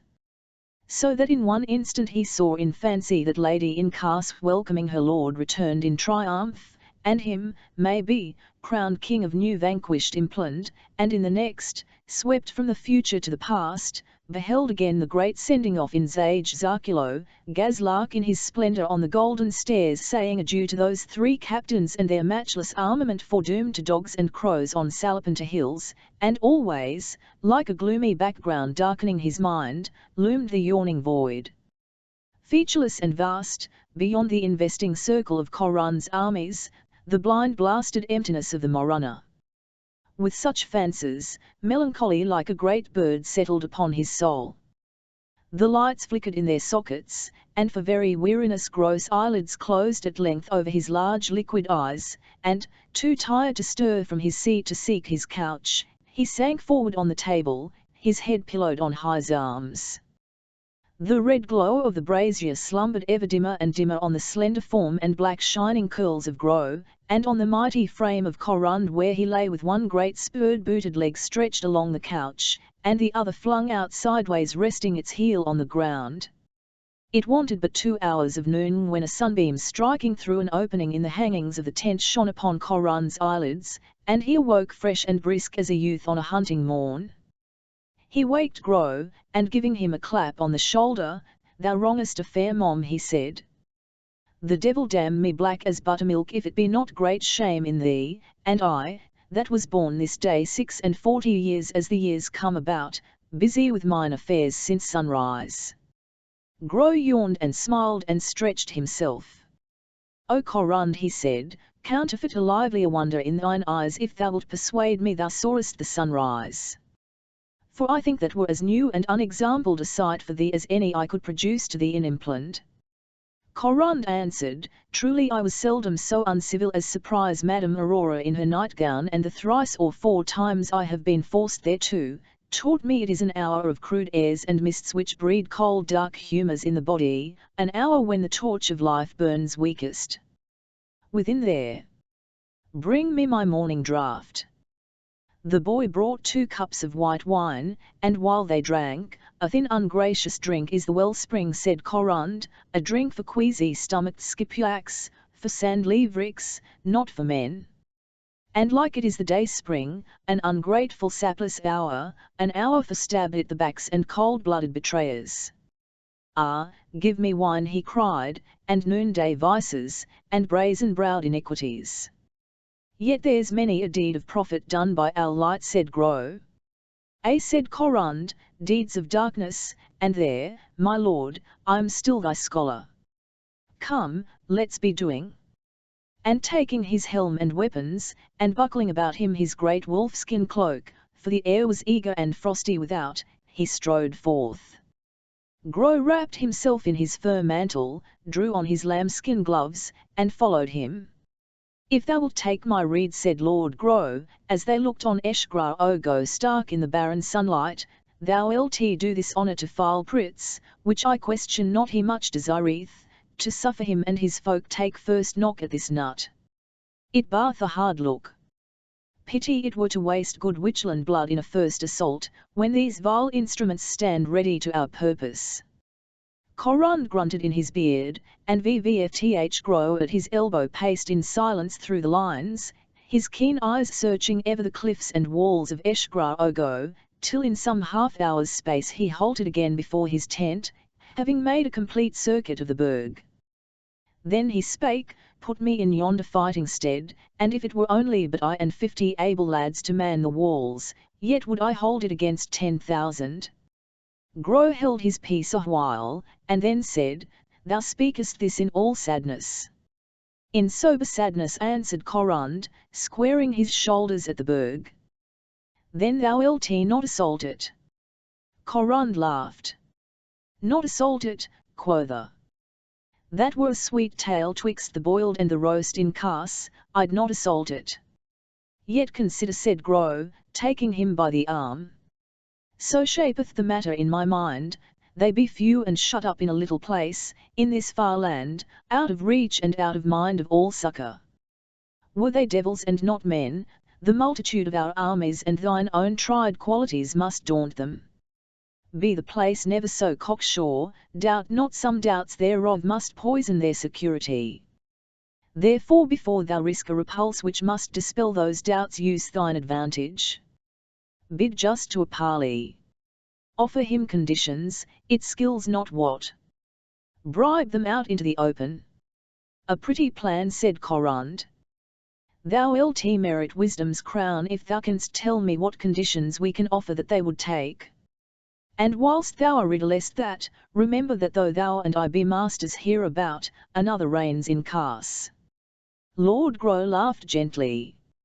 "Leave jesting," he said, "O Corond, and never hope to gull me to believe thee such a babe in policy. Shall the king blame us though we sign away Demon land, and the wide world besides, to just to lure him forth? Unless indeed we were so neglectful of our interest as suffer him, once forth, to elude our clutches." "Grow," said Corond, "I love thee. But hardly canst thou receive things as I receive them that have dealt all my days in great stripes, given and taken in the open field. I stick not to take part in thy notable treason against these poor snakes of Impland that we trapped in Orpish. All's fair against such dirt. Besides, great need was upon us then, and hard it is for an empty sack to stand straight. But here is far other matter. All's one here but the plucking of the apple, it is the very main of my ambition to humble these demons openly by the terror of my sword, wherefore I will not use upon them cogs and stops and all thy devilish tricks, such as should bring me more of scorn than of glory in the eyes of aftercomers." So speaking, he issued command and sent an herald to go forth beneath the battlements with a flag of truce. And the herald cried aloud and said, "From Corond of Witchland unto the lords of Demon land, thus saith the Lord Corond, I hold this burg of Eshgra Ogo as a nut betwixt the crackers. Come down and speak with me in the baitable land before the burg, and I swear to you peace and grith while we parley, and thereto pledge I mine honour as a man of war." So when the due ceremonies were performed, the Lord just came down from Eshgra Ogo, and with him the Lords Spitfire and Brandock Dahar and 20 men to be their bodyguard. Corond went to meet them with his guard about him, and his 4 sons that fared with him to Impland, Hackman, namely, and Hemming and Viglas and Dormains, sullen and dark young men, likely of look, of a little less fierceness than their father. Grow, fair to see and slender as a race horse, went at his side, muffled to the ears.